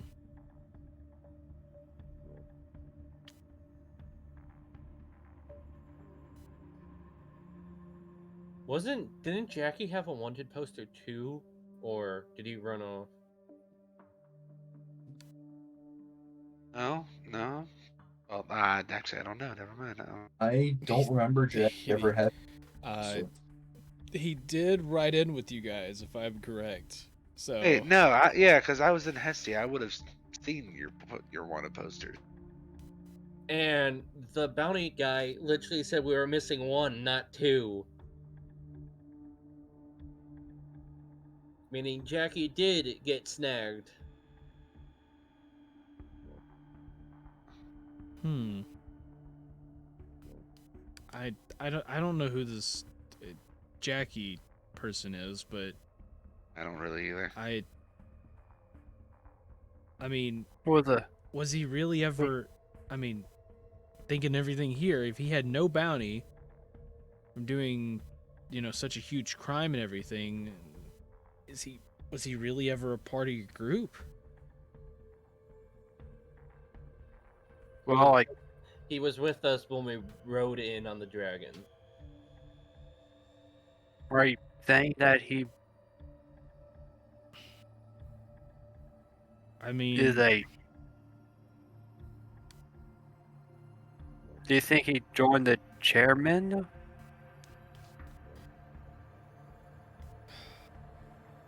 I don't think so. It did something to get out of it. I do remember the guy saying the one that was missing was. Pretty sure it was Your father, yes. my dad. Yes. Because he literally put out more the champion bounty poster. Wanted poster.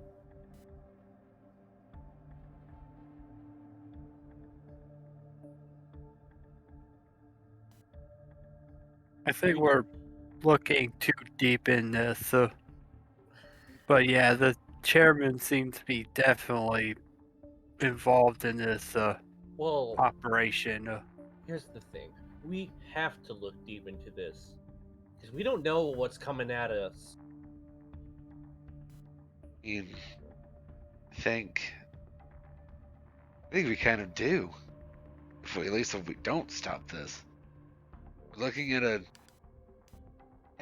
bare minimum, citywide conspiracy. Is That's there like someone we turn to that isn't another city away? probably not. I don't know if we'll be able to leave the city, honestly. I think we're on our own here. That's alright. Well, we got to invest into this situation. We beefed ourselves up a little bit, so I think we'll be able to handle ourselves decently well. We still need to prepare for everything, though. Yeah. yeah, that's true. Gosh. So much to this. I don't even know. Well, We're literally in a deep state theory. yes, and Late to the end of unfortunately, the universe. it is late. We should probably pick this up in the morning. We need to get back to the inn before they decide to close it down and not allow us in for the night. True. So, Well, shopkeep, it has been great. Thank you for having us. And he goes, oh yeah, your payment. Here, I don't have a whole lot, but this is what I've got. And you see him, he pulls you see him. He pulls up a little bag. It's got some coin in it, and you see roughly it's got about 50 gold pieces. And he goes, "Oh, actually, I do have this," and he ends up pulling up a ring. And you start to look at it a little bit. You're a little confused on what this ring is for at first. But then eventually, after searching for a while, he goes, this thing it saved me a lot when it comes to he's like, it saved me a lot when it comes to like searching for things around the shop. But you can have it as a payment for helping me get a lot of my books back and figure out what's been happening. And as you look at it, you all of you kind of figure out that this is the Ring of X-Ray Vision. While wearing this ring, you can use an action to speak its command word. Then, when you do so, you can see into and through solid matter for 1 minute. This vision has a radius of 30 feet. To you, solid objects within that radius appear transparent and don't prevent light from passing through them. The vision can penetrate 1 foot of stone, 1 inch of common metal, or up to 3 feet of wood or dirt. Thicker substances block the vision, as does a thin sheet of lead. Whenever you use the ring before taking a long rest, you must succeed on a DC 15 Constitution saving throw or gain 1 level of exhaustion.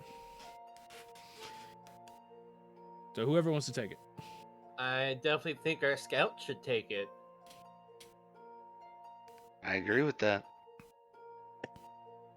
Am I the scout? Yes, you Yes, you're the scout. Okay, cool. I reach into my sack and I pull out the ring of animal influence and I hand it to him. Just in case if the rats come back. So I'm getting also. I think he's handing it to the shopkeep. Because he mentioned rats come back. Right, Aurelio, you're handing it to the shopkeep? Yeah. Dude, I've got 2 cool ones. Well, it has been great. But shopkeep, you have a great night. We are going to head back so we can go get some rest. Thank you once again for your help. And with that, all of you kind of get let out the door. You make your way out. The shopkeep kind of locks up again, and you end up heading your way down the street where you go to the tavern.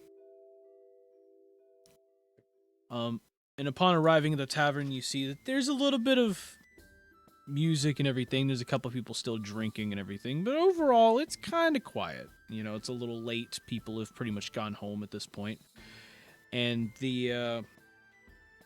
as you walk in, the barkeep just turns over and goes, "Wow, y'all are here y'all got here a little late. Y'all must have had a very adventurous night." You can say that. Well, rooms are all tied up and everything, and as for the kitchen, unfortunately, that's closed for now, so I can't do any of that. But I can definitely serve you some drinks if you want any of that.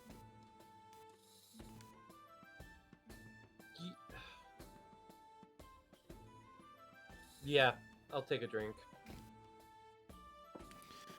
Okay, we got a drink for you. Any of the others? I don't have to, but I'll take one. Okay. So everyone that's taking a drink, going ahead and take out 2 copper pieces. He pours a drink for all of you, and basically, you have your drink. You enjoy your time a little bit as much as you can. You rest up. Before y'all decide to go rest up, Marquise does get you all together one last time, and y'all are sitting around a table, and Marquise goes, "So, before we all go to bed, I do want to bring up one thing. I do have a friend who might be able to help us.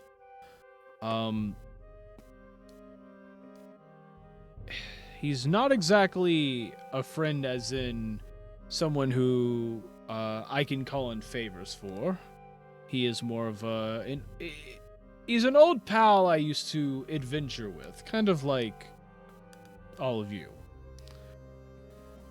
He runs a group of mercenaries somewhere in Athens.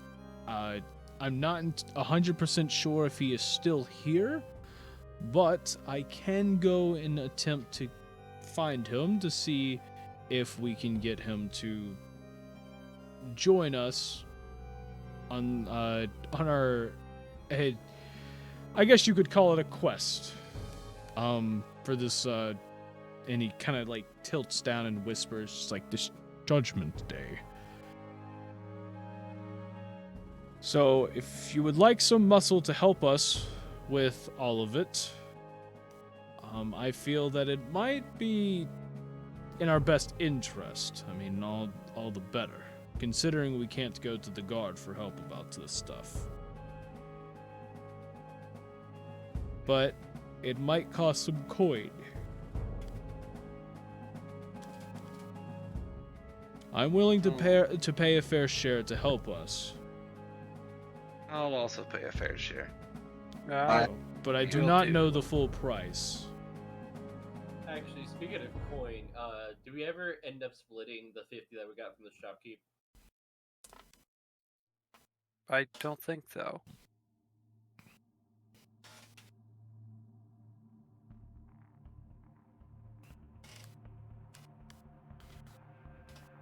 We should probably split that. that Yeah, I'll Have divide that. it. I don't think. What? I mean, we could have that as like part of like the fun. Yeah. Yeah, let's just make that part of our like, group fund.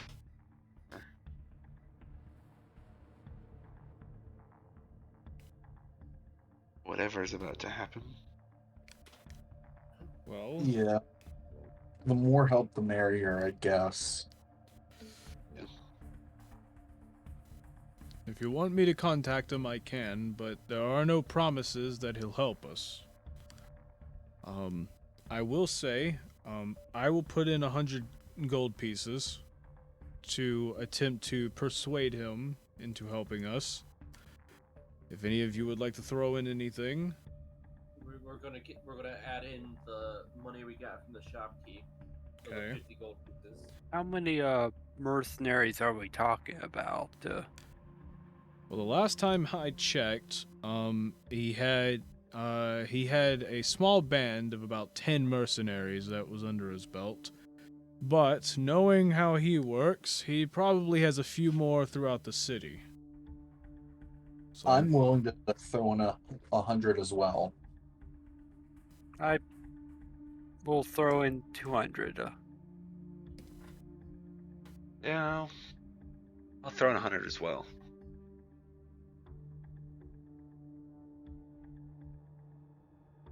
This is if they'll. All of you throwing in hundreds. Meanwhile, me with only 9 gold coins left. Vanessa has become the O'Reilly of the party.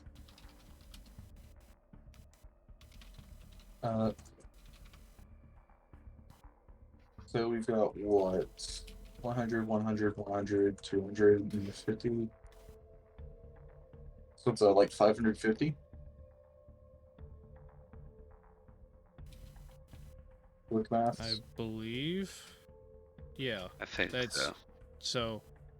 Yep, that's 550. Okay. So I will take these to help persuade him into assisting us. There are no promises. He may not help us. So, if it comes down to where he just full out rejects us, I will come back and return your money. Or I will attempt to return your money. As for if he does, I will see what I can do to get him to us so we can discuss any plans moving forward.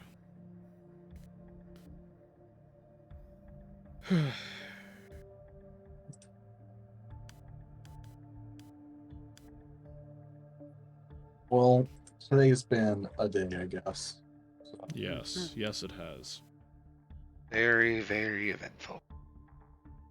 So, rest up. In the morning, I will head out to go and find my old friend and see if I can get his help. In the meantime, I guess get ready, and if you find anything else out, well, let me know when you get the chance. But for now, our best bets are probably to keep communication, whether it is by mail or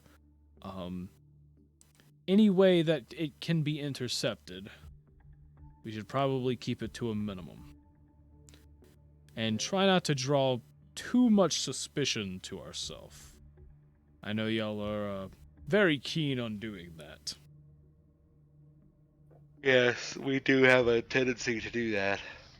We love you too, Marquise.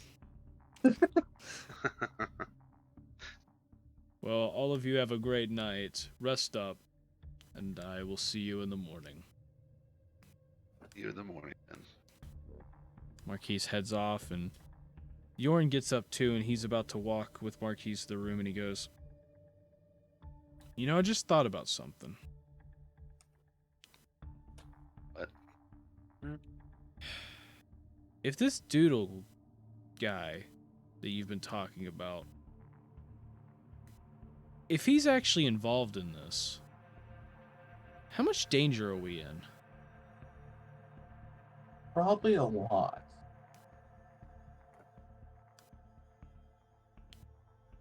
Yeah. I'm assuming a lot, I guess.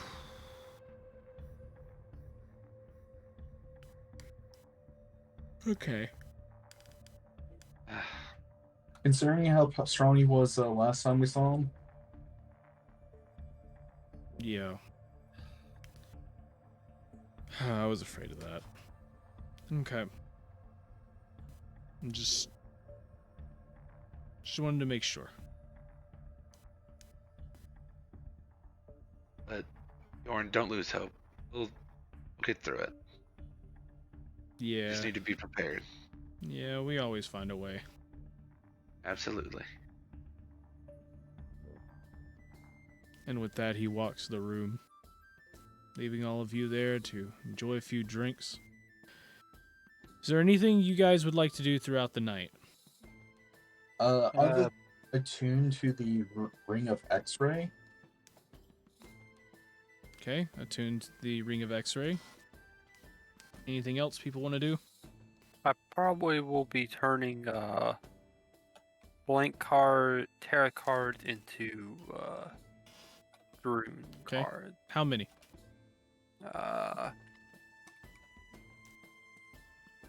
Guess I'll turn. I guess if it's not too much, I'll make 20 into fire cards. Okay. Is that all? Yes. Okay. So, Alright. Can I pull Vanessa to the side and talk to her for a second? sure. Alright. Kind of walk up to her and I go, "Hey, Vanessa, can I talk to you for a minute?" Yeah, of course. Sorry, I was lost in thought for you. But yes, what is it? Yes. Some armor and upgrades weren't the only thing I was looking for today.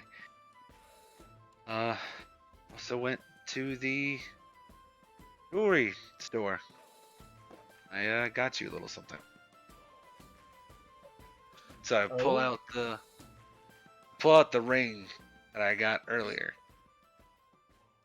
And I'm like, "I bought you this nice precious diamond ring. I even got a rose gold band around it. I thought it was really pretty. But giving you this is, I guess, sort of a promise ring. Two promises. That one, if one of us were to perish, and it's physically possible, I want you to use this diamond to cast Revivify. I made sure that the diamond was worth at least 300 gold pieces. So, possible. You can use it to save one of our lives if necessary. Of course. Two,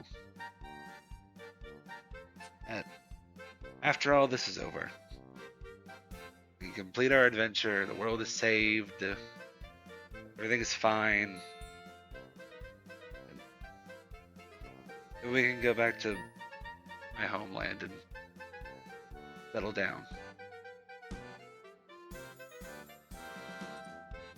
About the rest of our lives is,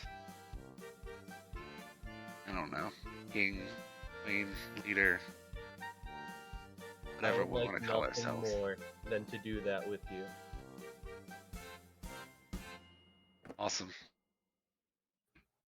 Awesome.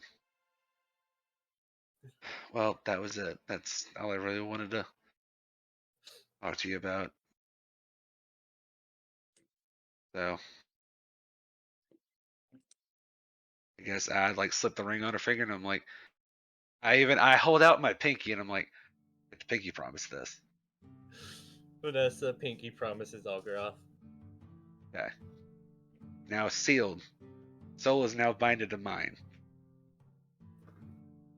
And I give her a hug, and then I'm like, you should probably go to bed. Yeah. A long fucking You always day. have the worst timings of things. Finding me the other way crying. And now, for the biggest thing. Yeah. This is been a Probably go wild to bed story. before the others start getting suspicious. Well, yeah, but it's okay. I'm tired. I think I will go rest my systems for a little bit. So I guess as I get ready to go to bed, I'd tell Rilo and Ugg, hey, good night, guys. I'm probably gonna go recoup a little bit. Oh. All right, yeah, I'm done with that.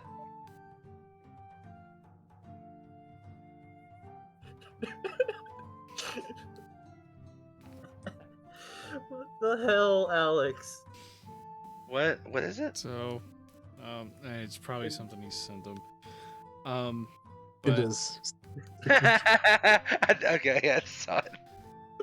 so, you spend the night relaxing, trying to rest up for what you know is an intense episode ahead of you. As we end this episode of eDIOCRACY here, and leave you all wondering what will happen once morning comes.